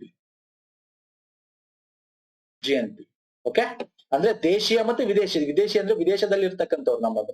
ಓಕೆ, ಸೊ 1ನೇ option is the right answer. ಅರ್ಥ ಆಯ್ತಲ್ಲ? ಇದಕ್ಕೆ ನೀವು ಅಗೇನ್ ಏನ್ ಮಾಡ್ಬೇಕು ಸರ್? ಅರ್ಥಶಾಸ್ತ್ರದ ಬಗ್ಗೆ ಓದ್ಕೋಬೇಕಾಗುತ್ತೆ. ನೆಕ್ಸ್ಟ್ ಬನ್ನಿ. ಭಾರತದ ಅಟಾರ್ನಿ ಜನರಲ್ ಯಾರು ನೇಮಿಸ್ತಾರೆ? ರಾಷ್ಟ್ರಪತಿಗಳು. ಯಾವ ವಿಧಿ? I think so, if I am not wrong, 76 ಅಡಿಯಲ್ಲಿ ಕ್ಲಾಸ್ 1 ನಲ್ಲಿ ಅವರ ಒಂದು ಅರ್ಹತೆ ಮತ್ತು ನೇಮಕ ಬಗ್ಗೆ ಇದೆ ಅನ್ಕೊಂತೀನಿ. ಎಸ್, ರಾಷ್ಟ್ರಪತಿ. ನೆಕ್ಸ್ಟ್ ಬನ್ನಿ. ವಿದೇಶಾಂಗ ವ್ಯವಹಾರಗಳ ಸಚಿವಾಲಯವು 2019ರಲ್ಲಿ ವಲಸೆ ಮಸೂದೆಯನ್ನು ಪ್ರಸ್ತಾಪಿಸಿದ್ದು. ಇದು ಪ್ರಚಲಿತದಲ್ಲಿರುವ ಈ ಕೆಳಗಿನ ಯಾವ ಕಾಯ್ದೆಯನ್ನು ಬದಲಿಸುವುದು? ಅಂದ್ರೆ ಪ್ರಸ್ತಾಪನೆ ಆಗಿತ್ತು, ಇದು ಕಾಯ್ದೆ ಆಗಿಲ್ಲ. ಯಾವ ಅಂದ್ರೆ ಮಸೂದೆ ಇದು ನೋಡಿ, ಆದ್ರೆ ಇನ್ನು ಕಾಯ್ದೆ ಆಗಿಲ್ಲ ಅದು. ಬಟ್ ಯಾವ ಕಾಯ್ದೆ ಮಾರ್ಪಾಡು ಮಾಡ್ತಿತ್ತು ಅಂದ್ರೆ ವಲಸೆ ಕಾಯ್ದೆ. Okay, migration act. ಯಾವುದು? ವಲಸೆ ಕಾಯ್ದೆ 1983ನ ಮಾಡಿಫೈ ಮಾಡ್ತಾ ಇತ್ತು. ನೋಡಿದ್ರ, ನಿಮ್ಗೆ bill related, act related, okay, polity ಅಂದ್ರೆ ನಮ್ಮ ಸಂವಿಧಾನದ ಅಡಿಯಲ್ಲಿ ಕೇಳ್ತಾನೆ. ಕರೆಂಟ್ ಅಫೇರ್ ಇದೆ.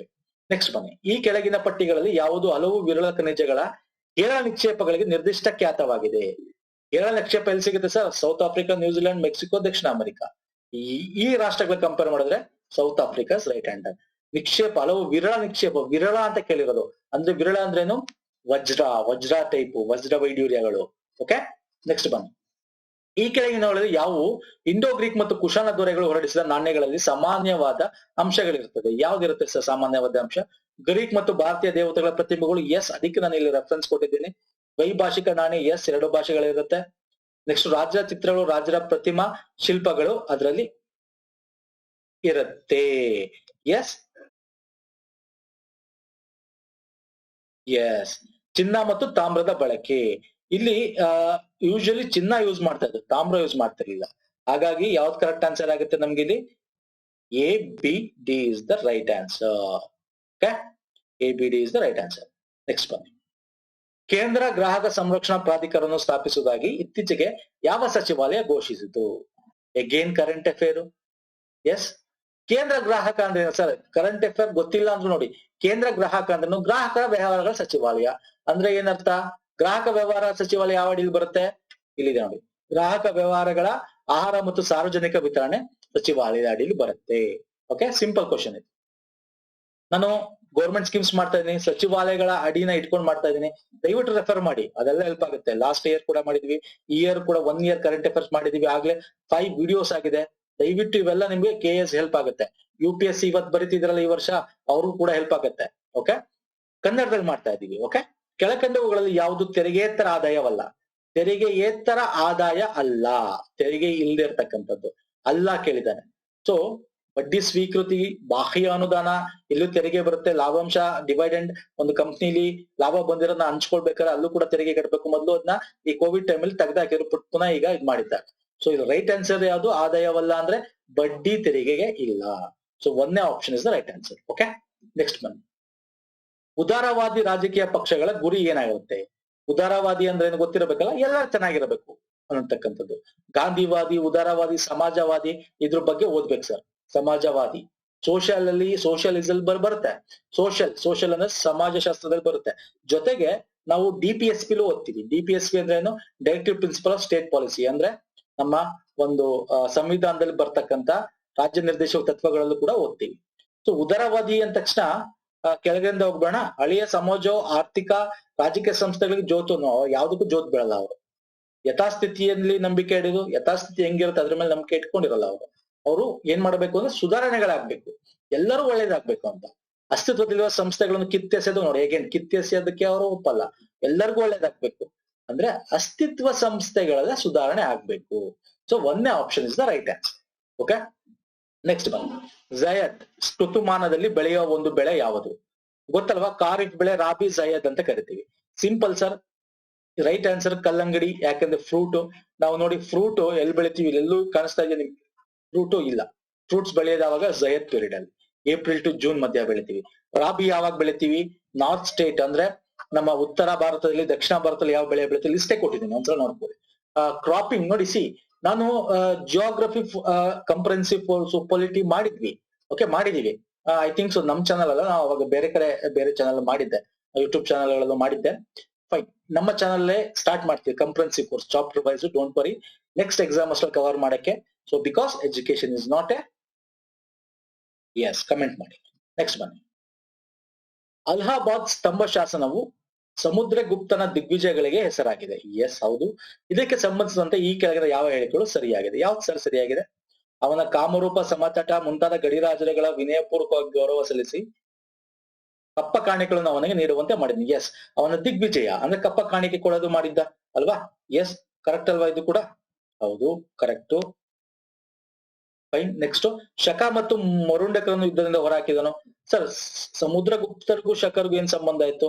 ಐ ಥಿಂಕ್ ಸೊ ನಾಟ್ ಅಲ್ವಾ? ಪಾಲಕ ಕೊಟ್ಟೂರು ಅವಮುಕ್ತ ರಾಜರನ್ನು ಸೋಲಿಸಿ ಸೆರೆಹಿಡಿದು ನಂತರ ಬಿಡುಗಡೆ ಮಾಡಿದ್ದನು. Yes, this is also right. ಯೌದಕ ಮಾದಕ ಮಾಳ್ವರನ್ನು ನಿರ್ಮೂಲನೆ ಮಾಡಿದನು. So A is and C. ನೀವು ಇದಕ್ಕೆ ಮೌರ್ಯ ಮತ್ತು ಗುಪ್ತ ಸಾಮ್ರಾಜ್ಯ, ಇದು ಗುಪ್ತ ಸಾಮ್ರಾಜ್ಯ ಅಡಿಯಲ್ಲಿ ಓದಿದಾಗ ನಿಮ್ಗೆ ಇದ್ರ ಬಗ್ಗೆ ಡೀಟೇಲ್ ಕೊಡುತ್ತೆ. So right answer first option. Next ಬನ್ನಿ. ಇತ್ತೀಚೆಗೆ ಉದ್ಘಾಟಿತವಾದ ದಿಫ್ಫೋ, ಓಕೆ, ದಿಫ್ಫೋ ಅನ್ಕೋತೀನಿ, ಸೇತುವೆಯು ಕೆಳಗಿನ ಯಾವ 2 ಕಣಿವೆಗಳನ್ನು ಸಂಪರ್ಕಿಸುತ್ತದೆ? ರೈಟ್ ಆನ್ಸರ್ ಹೇಳ್ಬೋಣ ಫಸ್ಟ್. ಬರ ಕಣಿವೆ ಅಸ್ಸಾಂ ಅಲ್ಲ, ಬಾಸ್ಪಾ ಅಲ್ಲ, ಕಾಶ್ಮೀರ ಕಣಿವೆ ಅಲ್ಲ, ದಿಬಾಂಗ್ ಕಣಿವೆ ಮತ್ತು Lohit. Yes, this is right answer. ಎಲ್ಲಿ ಬರುತ್ತೆ ಸರ್ ಇದು? ಅರುಣಾಚಲ ಪ್ರದೇಶ. ಅರುಣಾಚಲ, ಕರೆಂಟ್ ಅಫೇರ್ ಇದು, ಅರುಣಾಚಲ ಪ್ರದೇಶ. ಯಾರು ಫೈನಾನ್ಸ್ ಮಿನಿಸ್ಟರ್ ಆಗಿರ್ತಕ್ಕಂಥ ನಿರ್ಮಲಾ ಸೀತಾರಾಮನ್ ಉದ್ಘಾಟನೆ ಮಾಡಿರ್ತಾರೆ. ಓಕೆ, ನೆಕ್ಸ್ಟ್ ಬನ್ನಿ. ಪ್ರಸಕ್ತ ಶಕದ ಕ್ರಿಸ್ತಶಕ ಪೂರ್ವ ಶತಾಬ್ದಿಗಳ ಅವಧಿಯಲ್ಲಿ ಇಂಡೋ ರೋಮನ್ ವ್ಯಾಪಾರವು ಈ ಕೆಳಗಿನ ಯಾವ ಬಂದರುಗಳೊಂದಿಗೆ ಸಂಬಂಧಿಸಿತ್ತು? ಇಂಡೋ ರೋಮನ್ ವ್ಯಾಪಾರ ಯಾವ ಬಂದರುಗಳಿಂದ ಆಗ್ತಾ ಇತ್ತು? ಬರುಚ್, ಅರಿಕಮೇಡು, ಮೊಜರಿಸ್, ತಮ್ಲಕ್. ಏನ್ಷಿಯಂಟ್ ಪೋರ್ಟ್ ಬಗ್ಗೆ ಮಾತಾಡ್ತಾ ಇದ್ದಾರೆ ಸ್ನೇಹಿತರೆ. ರೈಟ್ ಆನ್ಸರ್ ಯಾವ್ದಿಲ್ಲ? ಎಲ್ಲಾ ರೈಟ್ ಸರ್. ಇಂಡೋ ಸಿ. ಮುಜಿರಸ್ ಅಂತಕ್ಕಂಥ ನಮ್ ಕೇರಳದಲ್ಲಿ ಬರುತ್ತೆ. ಅರಿಕಮೇಡು ಪಾಂಡಿಚೇರಿ. ಓಕೆ, ತಮ್ಲಕ್ ಇಲ್ಲಿ ನಮ್ಗೆ ಎಲ್ಲಿ ಬಂಗಾಳ, ಆ ಟೈಮಲ್ಲಿ ಬಂಗಾಳ. ಓಕೆ, ಮತ್ತೆ ಬರೂಚ್ ಬಂದು ನಮ್ಗೆ ಇಲ್ಲಿ ಬರುತ್ತೆ. ಎಲ್ಲಿ? ಗುಜರಾತ್, ಬರೂಚ್ ಇಲ್ಲಿ ಬರುತ್ತೆ. ಸೊ ಇಲ್ಲಿಂದ ಎಲ್ಲಾ ಕಡೆ ಪೋರ್ಟ್ ಗಳಿಂದ ಆಗ್ತಾ ಇತ್ತು. ಸೊ ರೈಟ್ ಆನ್ಸರ್, ಎಲ್ಲ ಪೋರ್ಟ್ ಕೂಡ right answer. Okay, next one. Swedish Greta Thunberg. Greta Thunberg. Okay, ನೋಡಿ ಈಗ್ಲೂ ನ್ಯೂಸ್ ಅಲ್ಲಿ ಇತ್ತಲ್ವಾ, ಕ್ಯಾಬ್ ಬಿಲ್ ಪ್ರಕಾರ ಇದಕ್ಕೋಸ್ಕರ ಕ್ಯಾಬ್ ಬಿಲ್ ಬೇಡ ಅಂತ ರೈತರು ಪ್ರೊಟೆಸ್ಟ್ ಮಾಡ್ಬೇಕಾದ್ರೆ ಇವಳು ನ್ಯೂಸ್ ಅಲ್ಲಿ ಇದ್ಲು ಅಲ್ವಾ? ಸ್ವಿಡಿಶ್ ನ ಗ್ರೇಟಾ ಥನ್ಬರ್ಗ್ ಯಾಕೆ ನ್ಯೂಸ್ ಅಲ್ಲಿ ಇದ್ಲು 2019ರಲ್ಲಿ? ಯಾಕೆ, ಯಾವ ಕಾರಣದಿಂದ? ಆಪ್ಷನ್ ನೋಡಿ. ರೈಟ್ ಲೈವ್ಲಿಹುಡ್ ಪ್ರಶಸ್ತಿಗಾಗಿ, ನೊಬೆಲ್ ಶಾಂತಿ, ರಾಮನ್ ಮೆಗಸೆ, ಮೇಲಿನ ಯಾವುದು ಅಲ್ಲ. ಯಾವ್ದಕ್ ಸರ್ ನ್ಯೂಸ್ ಅಲ್ಲಿ ಇದ್ಲು ಆಗ? ರೈಟ್ ಲೈವ್ಲಿಹುಡ್ ಪ್ರಶಸ್ತಿಗಾಗಿ ಅವಳಿಗೆ ಪ್ರಶಸ್ತಿ ಸಿಕ್ಕಿತ್ತು, ಹಾಗಾಗಿ ನ್ಯೂಸ್ ಅಲ್ಲಿ. ಓಕೆ, ಈಗ ನ್ಯೂಸ್ ಅಲ್ಲಿ ಇದ್ದಿದ್ದು ಏನಕ್ಕೆ ನ್ಯೂಸ್ ಅಲ್ಲಿ ಇದ್ಲು ಹೇಳಿ? ರೈತರಿಗೆ ಭಾರತ ಸರ್ಕಾರದ ವಿರುದ್ಧ ಸಪೋರ್ಟ್ ಮಾಡಿದ್ದಕ್ಕೆ ಅಲ್ವಾ? ನೆಕ್ಸ್ಟ್ ಬನ್ನಿ. ಕರ್ನಾಟಕದ ಈ ಕೆಳಗಿನ ಯಾವ ಜಿಲ್ಲೆಯು ಈಶಾನ್ಯ ಸಂಕ್ರಮಣ ವಲಯದಲ್ಲಿ ಸ್ಥಿತವಾಗಿದೆ? ಎಗೇನ್ ಭೂಗೋಳಶಾಸ್ತ್ರ ಓದಬೇಕು. ಭೂಗೋಳದಲ್ಲಿ ನಿಮ್ಗೆ ಏನಾಗುತ್ತೆ? ಒಂದು ಋತುಮಾನಗಳು ಅಂತ ಬರುತ್ತೆ. ಋತುಮಾನಗಳು. ಓಕೆ, ಇಲ್ಲಿ ಸೂರ್ಯ ಇದ್ರೆ ಈ ಭೂಮಿ ಇದ್ರೆ, ಸರಿ, ಇಲ್ಲಿ ಸೂರ್ಯ ಇದ್ರೆ ಭೂಮಿ ಸೂರ್ಯನ ಸುತ್ತಬೇಕಾರೆ ಯಾವಾಗ ನಮ್ಗೆ ಬೇಸಿಗೆಗಾಲ, ಚಳಿಗಾಲ, ಮಳೆಗಾಲ ಇವೆಲ್ಲ ಆಗ್ತವೆ, ವಸಂತ ಕಾಲ. ಸೊ ಇದು ಋತುಮಾನಗಳು ಓದಿದ್ರೆ ನಿಮ್ಗೆ ಗೊತ್ತಾಗುತ್ತೆ. ಆ ಟೈಮಲ್ಲಿ ಈಶಾನ್ಯ ಸಂಕ್ರಮಣ ನಮ್ಮ ಕರ್ನಾಟಕದಲ್ಲಿ ಬೀಳುತ್ತೆ ಅಂತ ಕೇಳಿದಾನೆ. ಬೀದರ್ ಮತ್ತೆ Kalaburagi. So 2 is the right answer. ನೋಡಿದ್ರ, ಕರ್ನಾಟಕದ ಜಿಯೋಗ್ರಫಿನ ಇನ್ ಡೆಪ್ತ್ ಆಗಿ ಕೇಳಿದಾನೆ ಕ್ವಶನ್. ಇದು ಇನ್ ಡೆಪ್ತ್ ಆಗಿ, ಸಿಂಪಲ್ ಕ್ವಶನ್ ಅಲ್ಲ, ಇನ್ ಡೆಪ್ತ್ ಆಗಿ ಕೇಳಿದ್ದಾನೆ. ನೆಕ್ಸ್ಟ್ ಬನ್ನಿ. ಕರ್ನಾಟಕ ಜಿಯೋಗ್ರಫಿ ಕೂಡ ಓದಬೇಕು.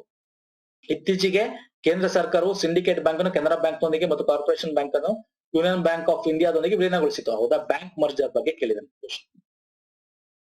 Current affair, economy. ಈ ಹಿನ್ನೆಲೆಯಲ್ಲಿ ಕೆಳಗಿನ ಯಾವ ಹೇಳಿಕೆ ಸರಿಯಾಗಿಲ್ಲ? ಯಾವುದು ಸರಿಯಾಗಿಲ್ಲ ಅಂತ? ಕಾರ್ಪೊರೇಷನ್ ಬ್ಯಾಂಕ್ ಉಡುಪಿಯಲ್ಲಿ ಸ್ಥಾಪಿತವಾಗಿತ್ತು. ಹೌದು ಸರ್. ಕರ್ನಾಟಕದ ಕಾರ್ಪೊರೇಷನ್ ಬ್ಯಾಂಕ್ ಮಂಗಳೂರಲ್ಲಿ ಹೆಡ್ ಆಫೀಸ್ ಇದೆ.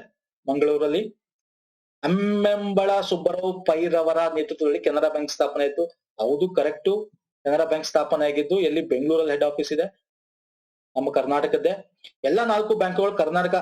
ಇದು ತಪ್ಪು. ಇವನು ಸರಿಯಾಗಿಲ್ಲ ಕೇಳಿದ್ದಾನೆ ಅಲ್ವಾ? ಇದು ತಪ್ಪು. ಸೊ ಇದಕ್ಕೆ ನೀವು ರೈಟ್ ಹಾಕ್ಬೇಕು. ಕಾರ್ಪೊರೇಷನ್ ಬ್ಯಾಂಕ್ ಬಂದು ನಿಮ್ಗೆ ಮಣಿಪಾಲದಲ್ಲಿ ಇರ್ತಕ್ಕಂಥದ್ದು ಹೆಡ್ ಆಫೀಸ್. ಕಾರ್ಪೊರೇಷನ್ ಅಲ್ಲ, ಸರಿ, ಮಂಗಳೂರು. ಇಲ್ಲಿ ನೋಡಿ, ಸಿಂಡಿಕೇಟ್ ಬ್ಯಾಂಕು ಮಣಿಪಾಲದಲ್ಲಿ. ಇಲ್ಲಿ ಯಾವುದು ಸರಿ ಇಲ್ಲ ಅಂತ ಕೇಳಿರೋದು. ಯಾಕಂದ್ರೆ ಇಲ್ಲಿ ಯೂನಿಯನ್ ಬ್ಯಾಂಕು ಕೂಡ ಇದೆ, ದಯವಿಟ್ಟು ಗಮನಿಸಿ. ಯೂನಿಯನ್ ಬ್ಯಾಂಕ್ ಆಫ್ ಇಂಡಿಯಾದೊಂದಿಗೆ ಮರ್ಜ್ ಆಗಿತ್ತು corporation bank. So union bank of India ಇರೋದು ಮಹಾರಾಷ್ಟ್ರ ಅಲ್ವಾ? ಮುಂಬೈ ಅದ್ರ ಹೆಡ್ ಆಫೀಸ್. ಓಕೆ, ಸೊ ಹಾಗಾಗಿ ಎಲ್ಲ ಬ್ಯಾಂಕು ಕರ್ನಾಟಕ ಸ್ಥಾಪನೆ ಅನ್ನೋದು ತಪ್ಪು. ಸೊ ರೈಟ್ ಆನ್ಸರ್ 3ನೇದು ಈ ಕ್ವಶನ್ಗೆ.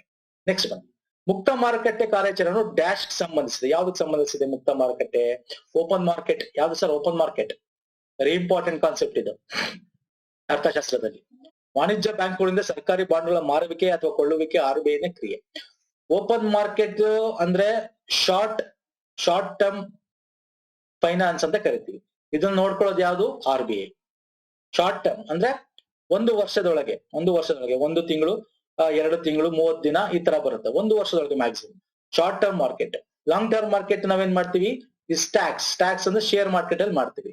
ಶೇರ್ ಮಾರ್ಕೆಟ್ ಅದು ಸೆಬಿ ನೋಡ್ಕೊಳ್ಳುತ್ತೆ. ನಾನು ಬ್ಯಾಂಕಿಂಗ್ ಒಂದು ವಿಡಿಯೋ ಮಾಡಿದೀನಿ ನೋಡಿ ಸ್ನೇಹಿತರಲ್ಲಿ. ಅಲ್ಲಿ ಕರೆಂಟ್ ಅಫೇರ್ ಕವರ್ ಮಾಡಿದೀನಿ. ಕಂಪ್ಲೀಟ್ ಬ್ಯಾಂಕಿಂಗ್ ಹೆಂಗಿರುತ್ತೆ, ಅಕೌಂಟ್ ಹೆಂಗಿರುತ್ತೆ, ರೇಪೋ ರೇಟ್ ಅಂದ್ರೇನು, ರಿವರ್ಸ್ ರೇಪೋ ಅಂದ್ರೇನು, LR ಅಂದ್ರೇನು, SLR ಅಂದ್ರೇನು, ಇವೆಲ್ಲ ಮಾಡಿದೀನಿ ಒಂದು ವಿಡಿಯೋ. ದಯವಿಟ್ಟು ನೋಡಿ. ಮುಂದೆ ಕೂಡ ಮಾಡ್ತೀನಿ ಇದ್ರ ಬಗ್ಗೆ. ಸೊ ಇಲ್ಲಿ ಏನಾಗಿದೆ, ಮುಕ್ತ ಮಾರುಕಟ್ಟೆ ಓಪನ್ ಮಾರ್ಕೆಟ್ ಅಂದ ತಕ್ಷಣ ಶಾರ್ಟ್ ಟರ್ಮ್ ಫೈನಾನ್ಸ್. ಅದು ಶಾರ್ಟ್ ಟರ್ಮ್ ಫೈನಾನ್ಸ್ ಅಂದ ತಕ್ಷಣ RBI ಬೇಕಲ್ಲಿ, ಸೆಬಿ ಬರಲ್ಲ. ಸೆಬಿ ಇದೆ ನೋಡಿ, ತಪ್ಪು. ಮುಕ್ತ ಮಾರುಕಟ್ಟೆ ಉತ್ಪನ್ನ ಕೊಳ್ಳುವಿಕೆ ಮತ್ತು ಮಾರುವಿಕೆಗೆ ಅಲ್ಲ, ಮೇಲಿನ ಯಾವುದೂ ಅಲ್ಲ. ಸೊ ಮೂರನೇದು ರೈಟ್, RBI ನ ಕ್ರಿಯೆಗೆ ಒಳಪಡುತ್ತದೆ. ನೆಕ್ಸ್ಟ್ ಬನ್ನಿ.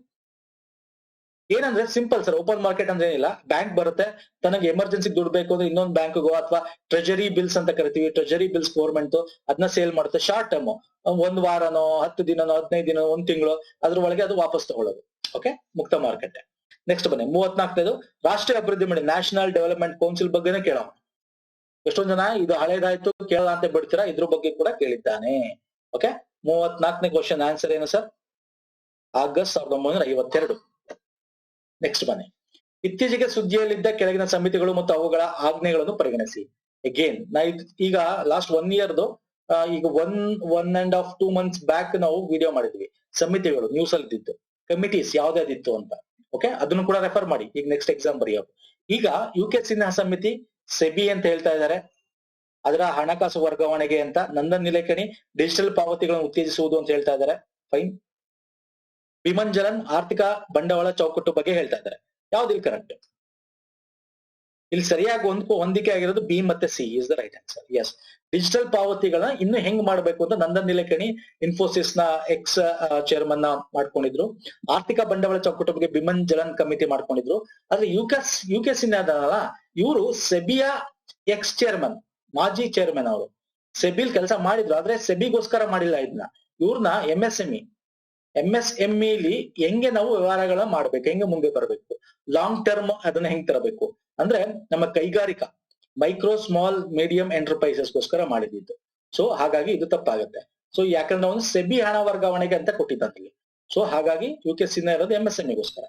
ಸೊ ಬಿ ಮತ್ತೆ ಸಿ ರೈಟ್ ಆನ್ಸರ್. ನೆಕ್ಸ್ಟ್ ಬನ್ನಿ. ಈ ಕೆಳಗಿನವುಗಳಲ್ಲಿ ಯಾವುದು 2011ರ ಜನಗಣತಿಯ ಪ್ರಕಾರ ಕರ್ನಾಟಕದಲ್ಲಿ ಅತ್ಯಧಿಕ ಜನಸಾಂದ್ರತೆಯನ್ನು ಹೊಂದಿದೆ? ಈಗ 2021 ಆಗ್ಬೇಕಾಗಿತ್ತು, ಬಿಕಾಸ್ ಆಫ್ ಕೋವಿಡ್ ಇದಾಗಲ ನೆಕ್ಸ್ಟ್ ಇಯರ್ ಮಾಡ್ತಾರೆ ನಮ್ಮ ದಶಕದ ಜನಗಣತಿ. ಓಕೆ, 2011 ಈಗ ರೆಫರ್ ಮಾಡ್ಬೇಕು ಇದಾಗ ತನಕ. ಈ ಜಿಲ್ಲೆಗಳಲ್ಲಿ ಯಾವ್ದು ಅತ್ಯಂತ ಜಿಲ್ಲೆ ಹೆಚ್ಚಾಗಿ ಜನಸಂಖ್ಯೆ ಇದೆ? ಧಾರವಾಡ. ನಾವು ಕರ್ನಾಟಕದ ಜನಗಣತಿ ಅಂತಾನೆ ಮಾಡಿದೀನಿ ಸರ್. 2011ರ ಭಾರತದ ಜನಗಣತಿ ಏನಿದೆ ಅದ್ರಲ್ಲಿ ಕರ್ನಾಟಕದ ರಿಲೇಟೆಡ್ ಇದೆ. ನಾವು ಅದಕ್ಕೆ ಏನ್ ಮಾಡಿದೀವಿ, ಕರ್ನಾಟಕದ ಜನಗಣತಿ ಒಂದು ಹೊಸ ವಿಡಿಯೋನ ಮಾಡಿದೀವಿ. ಮೊಬೈಲ್ ಲಾಸ್ಟ್ ಇಯರ್ ಮಾಡಿದೆ ಅನ್ಕೋತೀನಿ, ಈ ಇಯರ್ಗೆ ಒಪ್ಲಿಕ್ಕೆ ಆಗಲ್ಲ, ಯಾಕಂದ್ರೆ 2011 ಅದು ಎಕ್ಸಾಮ್ ಹೇಳ್ತಾನೆ, ದಯವಿಟ್ಟು ನೋಡಿ. ಸೊ ಈ ಜಿಲ್ಲೆಗಳಲ್ಲಿ ಧಾರವಾಡದಲ್ಲಿ ಹೆಚ್ಚು ಜನಸಂಖ್ಯೆ ಇದೆ.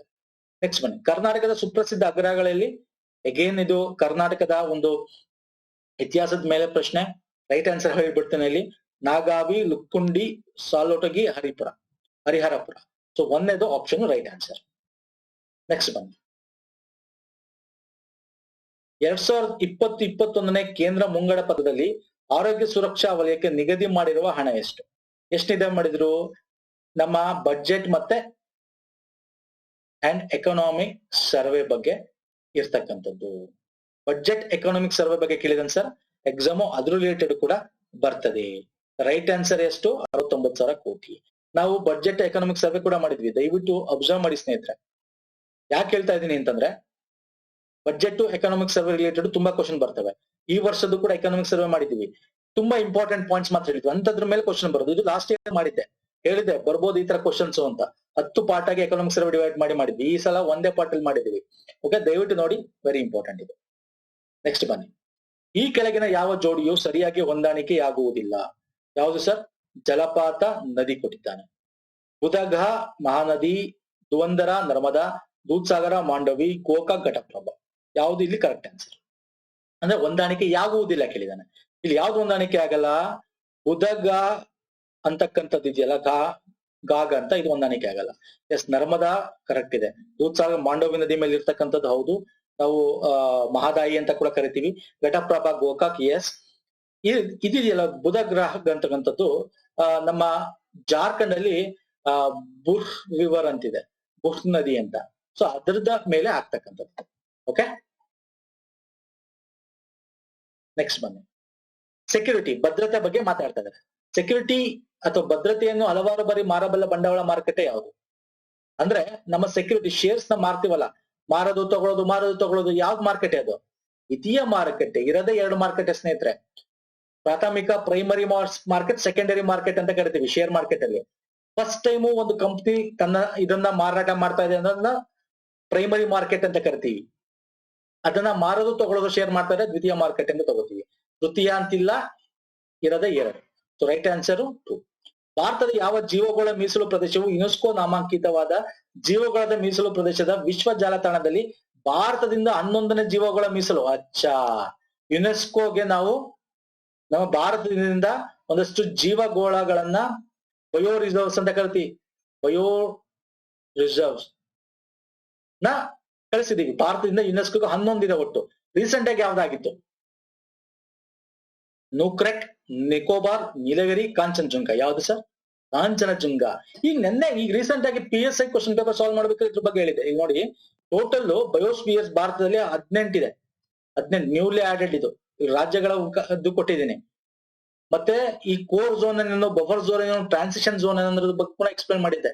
ಈಗ ರೀಸೆಂಟ್ ಆಗಿ PSI ಕ್ವಶನ್ ಪೇಪರ್ ಮಾಡ್ಬೇಕಾದ್ರೆ ಇಲ್ಲಿ ನೋಡಿ, 2018 ಯುನೆಸ್ಕೋಗೆ ಸೇರಿರ್ತಕ್ಕಂಥದ್ದು 11. ನಾವು ಭಾರತದಲ್ಲಿ ನಾವು ಜೀವಗೋಳ ಸಂರಕ್ಷಿತ ಪ್ರದೇಶ ಜಾಸ್ತಿ ಇದೆ, 18 ಇದೆ. ಯುನೆಸ್ಕೋ ಲಿಸ್ಟ್ ಸೇರಿರೋದು 11. 11ರಲ್ಲಿ ರೀಸೆಂಟ್ ಆಗಿರೋದು ಕಾಂಚನಜುಂಗ. ಓಕೆ, 2018. ಫೈನ್. ನೆಕ್ಸ್ಟ್ ಬನ್ನಿ. ಆಯ್ತಲ್ಲ ಇದು ಕ್ವಶನ್. ನೆಕ್ಸ್ಟ್ ಬನ್ನಿ. ಈ ಕೆಳಗಿನ ಹೇಳಿಕೆಗಳನ್ನು ಪರಿಗಣಿಸಿ. ಆಂಥ್ರಸೈಟ್ ಗಡುಸಾದ ಕಲ್ಲಿದ್ದಲು. ಓಕೆ, ಖನಿಜ ಅಡಿಯಲ್ಲಿ ಬರುತ್ತೆ. ಬಿಟುಮಿನಸ್ ಅನ್ನು ಲೋಹಧಾರಣಕ್ಕಾಗಿ ಬಳಸುವ ಅತ್ಯಂತ ಜನಪ್ರಿಯ ಕಲ್ಲಿದ್ದಲು. ಬಿಟುಮಿನಸ್ ಅನ್ನು ಮೆದು ಕಲ್ಲಿದ್ದಲು ಎಂತಲೂ ಕರೆಯಲಾಗುತ್ತದೆ. ಕೋಕ್ ಅನ್ನು ಬಿಟುಮಿನಸ್ ಇಂದ ಸಿದ್ಧಪಡಿಸಲಾಗಿದೆ. ಯಾವುದು ಕರೆಕ್ಟ್ ಆನ್ಸರ್? ಯಾವುದು ಸರ್? ಎಸ್, ಕೋಕ್ ಅಂದ್ರೆ ಕೋಕಿಂಗ್ ಕಲ್ಲಿದ್ದಲು ಅಂತ ಕರಿತೀವಿ. ಎಸ್, ಬಿಟುಮಿನಸ್ ಅನ್ನ ತಗೋತೀವಿ. ಯಾಕೆ? ನಾವು ಕಬ್ಬಿಣ ತಯಾರಿಕೆಯಲ್ಲಿ, ಲೋಹ ತಯಾರಿಕೆಯಲ್ಲಿ ಕೋಕಿಂಗ್ ಕಲ್ಲಿದ್ದಲನ್ನು ಕೂಡ ಬಳಸ್ತೀವಿ, ಗಟ್ಟಿ ಗಡುಸುತನ ಬರಕ್ಕೋಸ್ಕರ. ಅರ್ಥ ಆಯ್ತಲ್ಲ? ಸೊ ರೈಟ್ ಆನ್ಸರ್ ಎಲ್ಲ ಕೂಡ ಕರೆಕ್ಟ್ ಸರ್. ನಿಮ್ಗೆ ಗೊತ್ತಿದೆ ಅಲ್ಲ, ಬಿಟುಮಿನಸ್, ಆಂಥ್ರಸೈಟ್, ಬಿಟುಮಿನಸ್ ಮತ್ತೆ ಲಿಗ್ನೈಟ್ ಪೀಟ್ ಅನ್ಕೋತೀನಿ. ಲಿಗ್ನೈಟ್ ಪೀಟ್ ಅಲ್ವಾ? ಈ ತರ 4 ಕಲ್ಲಿದ್ದಲು ವಿಧಗಳಿವೆ. ಆಂಥ್ರಸೈಟ್ 90% ಅಷ್ಟು ಹೆಚ್ಚು ನಮ್ಗೆ ಇಂಗಾಲ ಇರುತ್ತೆ ಕಲ್ಲಿದ್ದಲ್ಲಿ. ಇದರಲ್ಲಿ 60 to 80 ಇರುತ್ತೆ. ಇದರಲ್ಲಿ 50% ಅಷ್ಟು ಇರುತ್ತೆ. 40% ಗಿಂತ ಕಮ್ಮಿ ನಮ್ಗೆ ಪೀಟ್ ಅಲ್ಲಿ ಇರುತ್ತೆ. ಸೊ ಹಾಗಾಗಿ ಎಲ್ಲ ಆಪ್ಷನ್ಗಳು. ಬಿಟುಮಿನಸ್ ಅನ್ನು ಮೆದು ಕಲ್ಲಿದ್ದಲು ಅಂತ ಕೂಡ ಕರಿತೀವಿ. ಬಿಟುಮಿನಸ್ ಅನ್ನು ಲೋಹೋದ್ಧಾರಣಕ್ಕಾಗಿ ಬಳಸುವ ಅತ್ಯಂತ ಜನಪ್ರಿಯ ಲೋಹೋದ್ಧಾರಣ ಅಂದ್ರೆ ಕುಕಿಂಗ್ ಕಲ್ಲಿದ್ದಲಾಗಿ ಕೂಡ ಬಿಟುಮಿನಸ್ ನ ಬಳಸ್ತೀವಿ. ಅತ್ಯಂತ ಚೆನ್ನಾಗಿರ್ತಕ್ಕಂಥ ಗಡುಸಾಗಿರ್ತಕ್ಕಂಥ ಕಲ್ಲಿದ್ದಲು ಆಂಥ್ರಸೈಟ್. ಎಸ್, 90% ಗಿಂತ ಹೆಚ್ಚು ಇಂಗಾಲ ಇದೆ. ಎಲ್ಲ ಆಪ್ಷನ್ ಕೂಡ ಇಲ್ಲಿ ರೈಟ್. ಓಕೆ, ನೆಕ್ಸ್ಟ್ ಬನ್ನಿ. ಸಿಂಧು ಕಣಿವೆ ನಗರಗಳು ಕೋಲಾರ ಮತ್ತು ಹಟ್ಟಿ ಚಿನ್ನದ ಗಣಿಗಳಿಂದ ಚಿನ್ನವನ್ನು ಪಡೆಯುತ್ತಿದ್ದವು ಎಂಬುದಾಗಿ ಅಭಿಪ್ರಾಯ ವ್ಯಕ್ತಪಡಿಸಿದ್ದು ಯಾರು? ಓಕೆ, ಯಾರು sir? SR Rao, A Sundara, DB Kosambi, BR Gopala. SR Rao is the right answer. Okay, ಸ್ವಲ್ಪ ಬೇಗ ಹೋಗೋಣ ಸ್ನೇಹಿತರೆ, ವಿಡಿಯೋ ಲೆಂತ್ ಜಾಸ್ತಿ ಆಗುತ್ತೆ, ಬೇಗ ಮುಗಿಸೋಣ.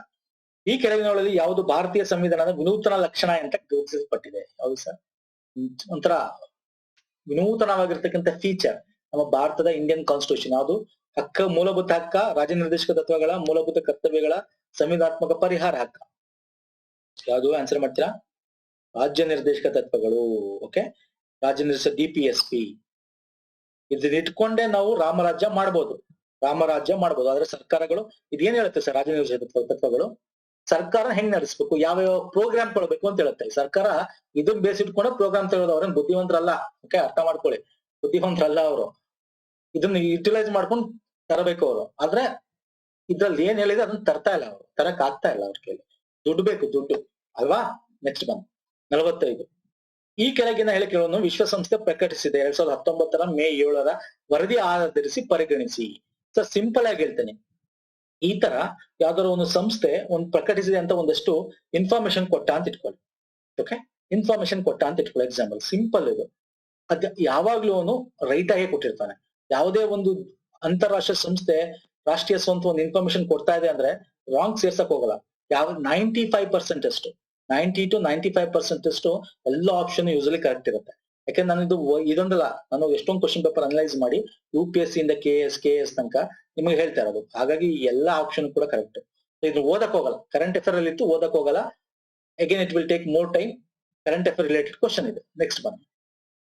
ಉದಾರೀಕೃತ ವಿನಿಮಯ ದರ ನಿರ್ವಹಣಾ ವ್ಯವಸ್ಥೆ ಎಲ್ಲಿ ಸ್ಥಾಪನೆ ಆಗಿತ್ತು? ಏನದು? LERMS, ಲಿಬರಲೈಸ್ಡ್ ಎಕ್ಸ್ಚೇಂಜ್ ರಿಮಿಟೆನ್ಸ್ ಅಂತ ಕರಿತೀವಿ. ಲಿಬರಲೈಸ್ಡ್ ಎಕ್ಸ್ಚೇಂಜ್ ಅಂತಂದ್ರೇನು? ಎಕ್ಸ್ಚೇಂಜ್ ರೇಟ್ ಬಗ್ಗೆ ನಿಮ್ಗೆ ಗೊತ್ತಲ್ವಾ? ನಮಗೆ ಕ್ರೈಸಿಸ್ ಸ್ಟಾರ್ಟ್ ಆಗುತ್ತೆ. LPG ಮಾಡ್ತೀವಿ 1991 2000 ತನಕ ವೆರಿ ಇಂಪಾರ್ಟೆಂಟ್. ಇದನ್ನ ಯೂಸ್ ಮಾಡ್ಕೋತೀವಿ, ಇದನ್ನ ತರ್ತೀವಿ. ಅಂದ್ರೆ ಏನಿರುತ್ತೆ ಲಿಬರಲೈಸ್ಡ್ ಅಂದ್ರೆ ಸ್ವತಂತ್ರೀಕರಣ, ಮಾರುಕಟ್ಟೆ ಬೆಲೆ ತಕ್ಕಂತೆ ನಮ್ಮ ಎಕ್ಸ್ಚೇಂಜ್ ರೇಟ್ ನ ಮಾಡ್ತಕ್ಕಂಥದ್ದು. ಇದು ಚಾಲ್ತಿಗೆ ಬಂದಿದ್ದು ಯಾವಾಗ ಅಂದ್ರೆ ಮಾರ್ಚ್ 1992ರಲ್ಲಿ. ವೆರಿ ಇಂಪಾರ್ಟೆಂಟ್ ಇದು. ಓಕೆ, ವೆರಿ ಇಂಪಾರ್ಟೆಂಟ್ ಕ್ವಶನ್, ತುಂಬಾ ಹಳೆ ಕ್ವಶನ್. ಹೆಂಗ್ ಕೇಳಿದ್ದಾನೆ ನೋಡಿ. ಓಕೆ, ನೆಕ್ಸ್ಟ್ ಬನ್ನಿ. ಅರ್ಥಶಾಸ್ತ್ರವನ್ನು ಮ್ಯಾಕ್ಸಿಮಮ್ ಕರೆಂಟ್ ಅಫೇರ್ ಯೂಸ್ ಮಾಡಿದ್ದಾನೆ, ಸ್ಟ್ಯಾಟಿಕ್ ಪೋರ್ಷನ್ ಅಲ್ಲಿ ಡೀಪ್ ಆಗಿ ಕೇಳಿದ್ದಾನೆ ಸ್ನೇಹಿತರೆ. 47 ಗಂಗಾ ನದಿ ಜಲಾನಯನ, ಗಂಗೆ ಮತ್ತು ಅದರ ಉಪನದಿಗಳನ್ನು ಒಳಗೊಂಡಂತೆ ಮಾಲಿನ್ಯ ತಡೆಯುವಿಕೆ ಮತ್ತು ಪುನರುಜ್ಜೀವನಗೊಳಿಸುವಿಕೆ ಮೇಲ್ವಿಚಾರಣೆಯ ಸಂಪೂರ್ಣ ಹೊಣೆಯನ್ನು ನಿರ್ವಹಿಸುವ ಉದ್ದೇಶಕ್ಕಾಗಿ ರಾಷ್ಟ್ರೀಯ ಗಂಗಾ ಮಂಡಳಿ ಅಥವಾ ಗಂಗಾ ನದಿಯ ಪುನರುಜ್ಜೀವನ ಸಂರಕ್ಷಣೆ ಮತ್ತು ನಿರ್ವಹಣೆಯ ರಾಷ್ಟ್ರೀಯ ಮಂಡಳಿಯನ್ನು ಸ್ಥಾಪಿಸಲಾಯಿತು. ಏನ್ ಸರ್, ಸುಮ್ಮನೆ ಡೈರೆಕ್ಟ್ ಆಗಿ ಹೇಳ್ಬೋದಾಗಿತ್ತು, ಗಂಗಾ ನದಿ ನಿರ್ಮಾಣಕ್ಕೋಸ್ಕರ ಒಂದು ರಾಷ್ಟ್ರೀಯ ಸಂಸ್ಥೆ ಸ್ಥಾಪನೆ ಮಾಡಿದ್ದೀವಿ, ಸಿಂಪಲ್. ಅದಕ್ಕೆ ತಕ್ಕಂತೆ ಈ ಪ್ರಶ್ನೆ ಕೇಳಿದ್ದಾನೆ. ಈ ಪ್ರಶ್ನೆಗಳಿಗೆ ಇಲ್ಲಿ ಒಂದು ಉತ್ತರ ಕರೆಕ್ಟ್ ಆಗಿರೋದು ಕೇಳಬೇಕು ಅಷ್ಟೇ, ಸಿಂಪಲ್. ರಾಷ್ಟ್ರೀಯ ಗಂಗಾ ಮಂಡಳಿ ಯಾವ ವರ್ಷ ರಚಿತವಾಯಿತು? ನ್ಯಾಷನಲ್ ಗಂಗಾ ಕೌನ್ಸಿಲ್ ಯಾವಾಗ ಆಯ್ತು ಅಂದ್ರೆ ಆಕ್ಚುಲಿ ಸ್ನೇಹಿತರೆ ಇದಕ್ಕೆ ರೈಟ್ ಆನ್ಸರ್ 2009. ಓಕೆ ನೋಡಿ, ಈ ಕ್ವಶನ್ ಎಷ್ಟು ತಪ್ಪಿದೆ ಅಂತ ಹೇಳ್ತೀನಿ ನೋಡಿ. ರಾಷ್ಟ್ರೀಯ ಗಂಗಾ ಮಂಡಳಿಯಿಂದ ಯಾವ ನಿಕಾಯವು ಬದಲಾಯಿಸಲ್ಪಟ್ಟು ಅಂದ್ರೆ ಗಂಗಾ ಮಂಡಳಿ ಏನಕ್ಕೆ ಪರಿವರ್ತನೆ ಆಯ್ತು? ಇಲ್ಲಿ ನೋಡಿ ಏನೇನ್ ಕೊಟ್ಟಿದ್ದಾನೆ ಇಲ್ಲಿ. ರಾಷ್ಟ್ರೀಯ ಗಂಗಾ ಜಲನಯನ ಕಾಯ್ದೆ ಆಯ್ತಾ? ಇಲ್ಲ. ಯೋಜನೆ ಉನ್ನತ ಅಧಿಕಾರಿ ಸಮಿತಿ ಅಂತ ಆಯ್ತಾ? ಇಲ್ಲ. ರಾಷ್ಟ್ರೀಯ ಗಂಗಾ ನದಿ ಜಲನಯನ ಪ್ರಾಧಿಕಾರ, ಎಸ್ ಇದಾಯ್ತು. ಇಲ್ಲಿ ನೋಡಿದ್ರೆ ಇಲ್ಲ ಇಲ್ಲಿ. ಓಕೆ, ಗಂಗಾ ನದಿಯ ಮೇಲಣ ಸಬಲೀಕರಣ ಕಾರ್ಯಪಡೆಯ ಅಧ್ಯಕ್ಷರು ಯಾರು? ಅಂದ್ರೆ ಯೂಶಲಿ ಗಂಗಾ ನದಿಯ ಒಂದು ಇದಕ್ಕೆ ಅಧ್ಯಕ್ಷರು ಯಾರಾಗಿರ್ತಾರೆ ಅಂದ್ರೆ ಪ್ರಧಾನಮಂತ್ರಿಗಳಾಗಿರ್ತಾರೆ. ಆದ್ರೆ ಪ್ರಧಾನಮಂತ್ರಿ ಇಲ್ಲಿ ಕೊಟ್ಟಿದ್ದಾರೆ. ಯಾವ್ದೊಂದು ಸರಿ ಅಂತ ಬರೀತೀರಾ ಇಲ್ಲಿ? ಇಲ್ಲ 4ನೇ ಆಪ್ಷನ್ ಸರಿ ಅಂತ ಬರೀಬೇಕು, ಇಲ್ಲ 1ನೇದ್ ಬರೀಬೇಕು, ಇಲ್ಲ 3ನೇದ್ ಬರೀಬೇಕು. ಇಲ್ಲಿ ಗ್ರೇಸ್ ಮಾರ್ಕ್ಸ್ ಕೊಡ್ತಾನೆ, ಅವ್ನಿಗೆ ಗೊತ್ತಾದಾಗ ಗ್ರೇಸ್ ಮಾರ್ಕ್ಸ್ ಕೊಡ್ತಾನೆ. ಓಕೆ, ನೆಕ್ಸ್ಟ್ ಬನ್ನಿ. ಈ ಕೆಳಕಂಡ ವಿದ್ವಾಂಸರಲ್ಲಿ ಯಾರು ರಾಷ್ಟ್ರಕೂಟರನ್ನು ಕನ್ನಡದ ಮೂಲರೆಂದು ತಮ್ಮ ವಾದವನ್ನು ಮಂಡಿಸಿದ್ದಾರೆ? ಹೇಳ್ತೀರಾ? Doctor A S. Altekar, doctor Fleet, doctor D R. Bhandarkar, K V. Subrahmanya Iyer. Right answer doctor A S. Altekar. Okay, 1ನೇ option is the right answer. Next one. ಈ ಕೆಳಗಿನ ಹೇಳಿಕೆಗಳನ್ನು ಪರಿಗಣಿಸಿ ವಯಸ್ಸು ಮತ್ತು ಲಿಂಗಾಧಾರಿತವಾಗಿ ಜನಸಂಖ್ಯಾ ರಚನೆ ವಿಶ್ಲೇಷಿಸಲ್ಪಟ್ಟಿದೆ. ಅಗೇನ್ ಇದು ನಮ್ಗೆ ಡಿಮೋಗ್ರಫಿ, ಜನಸಂಖ್ಯಾ ಶಾಸ್ತ್ರ ಅಂದ್ರೆ ಹ್ಯೂಮನ್ ಜಿಯೋಗ್ರಫಿ ಓದ್ಬೇಕು. ನಕ್ಷಾಶಾಸ್ತ್ರೀಯವಾಗಿ ಜನಸಂಖ್ಯಾ ರಚನೆಯು ಜನಸಂಖ್ಯಾ ಪಿರಮಿಡ್ಗಳಿಂದ ಪ್ರತಿನಿಧಿಸಲ್ಪಟ್ಟಿದೆ. ಹೌದು. ಯಾವ್ದು ಕರೆಕ್ಟ್ ಆನ್ಸರ್ ಇಲ್ಲಿ? ಎ ಮತ್ತೆ ಬಿ ಎರಡು ಕರೆಕ್ಟ್ ಆನ್ಸರ್. ಹೌದು ಸರ್, ಎರಡು ಕರೆಕ್ಟ್. ಓಕೆ, ಇದ್ರ ಬಗ್ಗೆ ಡೀಟೇಲ್ ಅಗೇನ್ ಸರ್, ಇದು 2 ನಿಮಿಷ 1 ನಿಮಿಷದಲ್ಲಿ ಹೇಳೋಂಥದ್ದಲ್ಲ ಇದು. It's a long big chapter ಇದು, ಮಾಡೋಣ. ಓಕೆ, ಹ್ಯೂಮನ್ ಜಿಯೋಗ್ರಫಿ ಕೂಡ ಮಾಡೋಣ ನಮ್ಮ ಚಾನಲ್ ಅಲ್ಲಿ. ಫೈನ್ ಸರ್, ಇವೆಲ್ಲ ಬೇಕು ಅಂದ್ರೆ ನೀವು ಜಸ್ಟ್ ಟೈಪ್ ಮಾಡಿ, ಹ್ಯೂಮನ್ ಜಿಯೋಗ್ರಫಿ ಬೇಕು ಅಂತ ಟೈಪ್ ಮಾಡಿ.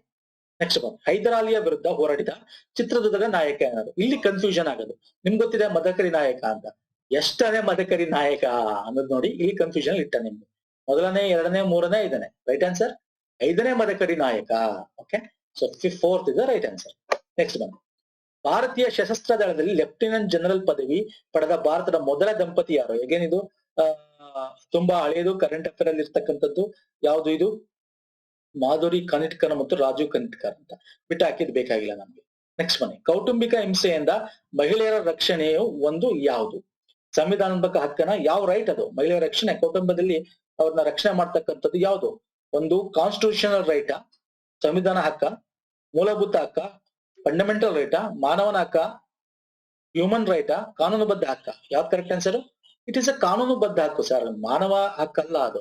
ಒಟ್ಟಿಗೆ ಮಹಿಳೆಯರನ್ನ ರಕ್ಷಿಸೋದು ಒಂದು ಕಾನೂನೇ ಇದೆ, ಕಾನೂನುಬದ್ಧ ಹಕ್ಕು. ನೆಕ್ಸ್ಟ್ ಬನ್ನಿ. ಈ ಕೆಳಗಿನವುಗಳಲ್ಲಿ ಯಾವ ರೈಲ್ವೆ ವಲಯವು ಮತ್ತು ಕೇಂದ್ರ ಸ್ಥಾನವು ಸರಿಯಾಗಿ ಹೊಂದಾಣಿಕೆ ಆಗುವುದಿಲ್ಲ? ಅಗೇನ್ ಜಿಯೋಗ್ರಫಿ, ಇಂಡಿಯನ್ ಜಿಯೋಗ್ರಫಿ ಕಮ್ಮಿ ಕ್ವಶನ್ ಇದೆ ಇದರಲ್ಲಿ. ಇಂಡಿಯನ್ ನೋಡಿ, ನಾವು ಜಿಯೋಗ್ರಫಿ ಕ್ವಶನ್ಸ್ ಕೇಳಿದ್ದಾನೆ, ಪ್ರಾಕೃತಿಕ ಭೂಗೋಳಶಾಸ್ತ್ರ ಜಾಸ್ತಿ ಕೇಳಿದ್ದಾನೆ, ಅರ್ಥ ಮಾಡ್ಕೋತಾ ಬನ್ನಿ. ಇಂಡಿಯನ್ ಜಿಯೋಗ್ರಫಿ ಇದು ಕಮ್ಮಿ ಇದೆ, ಇದು ಇಂಡಿಯನ್ ಜಿಯೋಗ್ರಫಿ ಸೇರಿರ್ತಕ್ಕಂಥದ್ದು. ಓಕೆ, ಮಣ್ಣು ಬಗ್ಗೆ ಕೇಳಿದ್ದ, ಒಂದು ಬೆಳೆ ಬಗ್ಗೆ, ಅದು ಇಂಡಿಯನ್ ಜಿಯೋಗ್ರಫಿ. 1-2-3 ಕ್ವಶನ್ಸ್ ಈ ರೀತಿ. ಅದ್ರ ಪ್ರಾಕೃತಿಕ ವರ್ಲ್ಡ್ ಜಿಯೋಗ್ರಫಿ ಬಗ್ಗೆ ಜಾಸ್ತಿ ಕೇಳಿದ್ದಾನೆ. ಓಕೆ, ನೆಕ್ಸ್ಟ್ ಬನ್ನಿ. ಇದ್ರದ ರೈಟ್ ಆನ್ಸರ್ ಹೊಂದಾಣಿಕೆ ಆಗುವುದಿಲ್ಲ ಕೇಳಿದ್ದಾನೆ, ಹಾಗಾಗಿ ಯಾವ್ದು ಹೊಂದಾಣಿಕೆ ಆಗಲ್ಲ? 4ನೇದು ಆಗ್ನೇಯ ಮಧ್ಯ ರಾಯ್ಪುರ್ ಅಂತಿದೆಯಲ್ಲ, ಇದು ಹೊಂದಾಣಿಕೆ, ಇದು ಬಿಲಾಸ್ಪುರ್ ಆಗ್ಬೇಕು, ಬಿಲಾಸ್ಪುರ್ ಆಗ್ಬೇಕು. ಲಿಸ್ಟ್ ಕೊಟ್ಟಿದ್ದೀನಿ, ನೋಡ್ಕೋಬಹುದು ನಿಮ್ಗೆ. ಯಾವುದು? ಆಗ್ನೇಯ ಮಧ್ಯ. ಆಗ್ನೇಯ ಮಧ್ಯ ಅಂದ್ರೆ ಏನು ಸರ್? ಇದು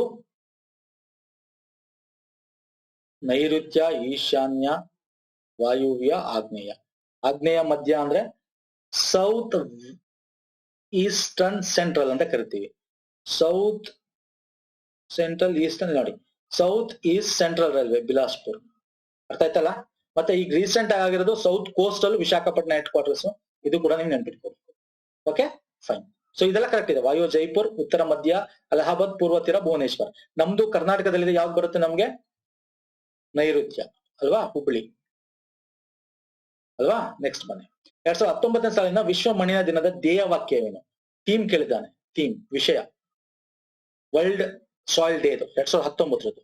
ರೈಟ್ ಆನ್ಸರ್ ಹೇಳ್ಬಿಡ್ತೀನಿ ಡೈರೆಕ್ಟ್ ಆಗಿ. ಇಲ್ಲಿ ಕರೆಂಟ್ ಅಫೇರ್ ಇದು. ಮಣ್ಣಿನ ಸವಕಳಿ ತಡೆಯಿರಿ, ನಮ್ಮ ಭವಿಷ್ಯ ಕಾಪಾಡಿ. ನೋಡಿದ್ರ ಕರೆಂಟ್ ಅಫೇರ್ ಅವನು ಹೆಂಗ್ ಕೇಳಿದಾನೆ ಗೊತ್ತಾ ಸ್ನೇಹಿತರೆ? ಈ ಪರಿಸರದ ಬಗ್ಗೆ, ಓಕೆ, ವಿಶ್ವಸಂಸ್ಥೆ ಪರಿಸರದ ಬಗ್ಗೆ ಹೇಳಿರೋದು, ಪರಿಸರದ ಬಗ್ಗೆ, ಮತ್ತೆ ಒಂದಷ್ಟು ರಾಷ್ಟ್ರಗಳಲ್ಲಿ ಏನಾಗ್ತಾ ಇದೆ ಎಮರ್ಜೆನ್ಸಿ ಅದ್ರ ಬಗ್ಗೆ. ಓಕೆ, ಇಂಥ current affair, world current affair related ಕೇಳಿದ್ದಾನೆ. ನೆಕ್ಸ್ಟ್ ಬನ್ನಿ. ಭಾರತದ ಭದ್ರತಾ ಸೆಕ್ಯೂರಿಟಿಗಳು ಮತ್ತು ವಿನಿಮಯ ಮಂಡಳಿ ಸೆಬಿ ಯಾವಾಗ ಸ್ಟಾರ್ಟ್ ಆಯ್ತು? Security exchange board of India ಯಾವಾಗ ಸ್ಥಾಪನೆ ಆಯ್ತು? ಸ್ಥಾಪನೆ ಆಗಿದ್ದು 1988. ಇಲ್ಲಿ ಕೇಳಿದ್ರು ಸ್ವಾಯತ್ತತೆ, ಅಟೋನಮಸ್. ಅದಕ್ಕೊಂದು ಅಟೋನಮಸ್ ಕೊಡ್ತೇವೆ ಅಂದ್ರೆ ಶಾಸನಾತ್ಮಕ ಸ್ಥಾನಮಾನ ಕೊಡ್ತೀವಿ. ಶಾಸನಾತ್ಮಕ ಒಂದು ಆಕ್ಟ್ ನ ಸೆಬಿ ಆಕ್ಟ್ ಅಂತ ತಂದು ಕೊಡ್ತೀವಿ. ಯಾವಾಗ? 1992ರಲ್ಲಿ.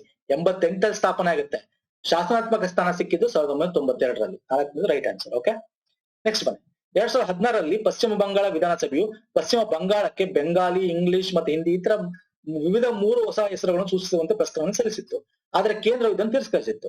2018ರಲ್ಲಿ ಪುನಃ ಅದು ಒಂದು ಹೊಸ ಹೆಸರನ್ನು ಸೂಚಿಸುತ್ತೆ. ಆ ಹೊಸ ಹೆಸರು ಏನು ಅಂತ ಕೇಳಿದ್ದಾನೆ. ಬೆಂಗಾಳ, ಬಂಗಾಳ, ಬ್ಯಾಂಗಾಳಿನ, ಬಾಂಗ್ಲಾನ. ಈಸಿ, ಇದು ತುಂಬಾ ನ್ಯೂಸ್ ಅಲ್ಲಿ ಇತ್ತು. ಪಶ್ಚಿಮ ಬಂಗಾಳ ತನ್ನ ಇದಕ್ಕೆ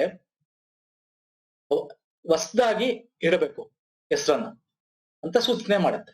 ಪಶ್ಚಿಮ ಬಂಗಾಳ ಬೇಡ. ಸೊ ರೈಟ್ ಆನ್ಸರ್ ಬಾಂಗ್ಲಾ ಅಂತ ಸೂಚನೆ ಮಾಡುತ್ತೆ 2018ರಲ್ಲಿ. ಓಕೆ, 4ನೇದು ರೈಟ್ ಆನ್ಸರ್. ನೆಕ್ಸ್ಟ್ ಬಂತು. ಕೇಂದ್ರ ಲೋಕಸೇವಾ ಆಯೋಗ UPSC ಕುರಿತಂತೆ ಈ ಕೆಳಗಿನ ಯಾವುದು ಸರಿಯಲ್ಲ ಕೇಳಿದಾನೆ. This is very important. ನೀವು ಓದ್ಬೇಕಾದ್ರೆ ಎಕ್ಸಾಮ್ ಅಲ್ಲಿ ಏನ್ ಮಾಡ್ತೀರಾ ಸರ್? ಕನ್ಫ್ಯೂಷನ್ ಕ್ರಿಯೇಟ್ ಮಾಡ್ಕೊಂಡು ಬೇಗದಲ್ಲಿ ತಪ್ಪು ಮಾಡಬಾರ್ದು. ಇದು ಕೀವರ್ಡ್. ಆಯೋಗದ ಅಧ್ಯಕ್ಷರು ಮತ್ತು ಸದಸ್ಯರ ಅಧಿಕಾರಾವಧಿ 5 ವರ್ಷದವರೆಗೆ ಇರುವುದು. ಇಲ್ಲೇ ಸಿಕ್ಬಿಡ್ತಲ್ಲ. This is right answer. ಇದು ಸರಿಯಲ್ಲ. 6 ವರ್ಷ ಅಲ್ಲ ಸರ್, 6 years. ಇನ್ನೆಲ್ಲ ಆಟೋಮೆಟಿಕ್ ಆಗಿ ಸರಿ ಇರಲೇಬೇಕು. ರಾಷ್ಟ್ರಪತಿ, ಅಧ್ಯಕ್ಷರು ಮತ್ತು ಯಾವುದೇ ಇತರ ಸದಸ್ಯರ ಅಧಿಕಾರ ತೆಗೆದುಹಾಕಬಹುದು. ಎಸ್. ಅದು ಭಾರತದಲ್ಲಿ ಒಂದು ಕೇಂದ್ರೀಯ ನೇಮಕಾತಿ ಪ್ರಾಧಿಕಾರ. ಎಸ್.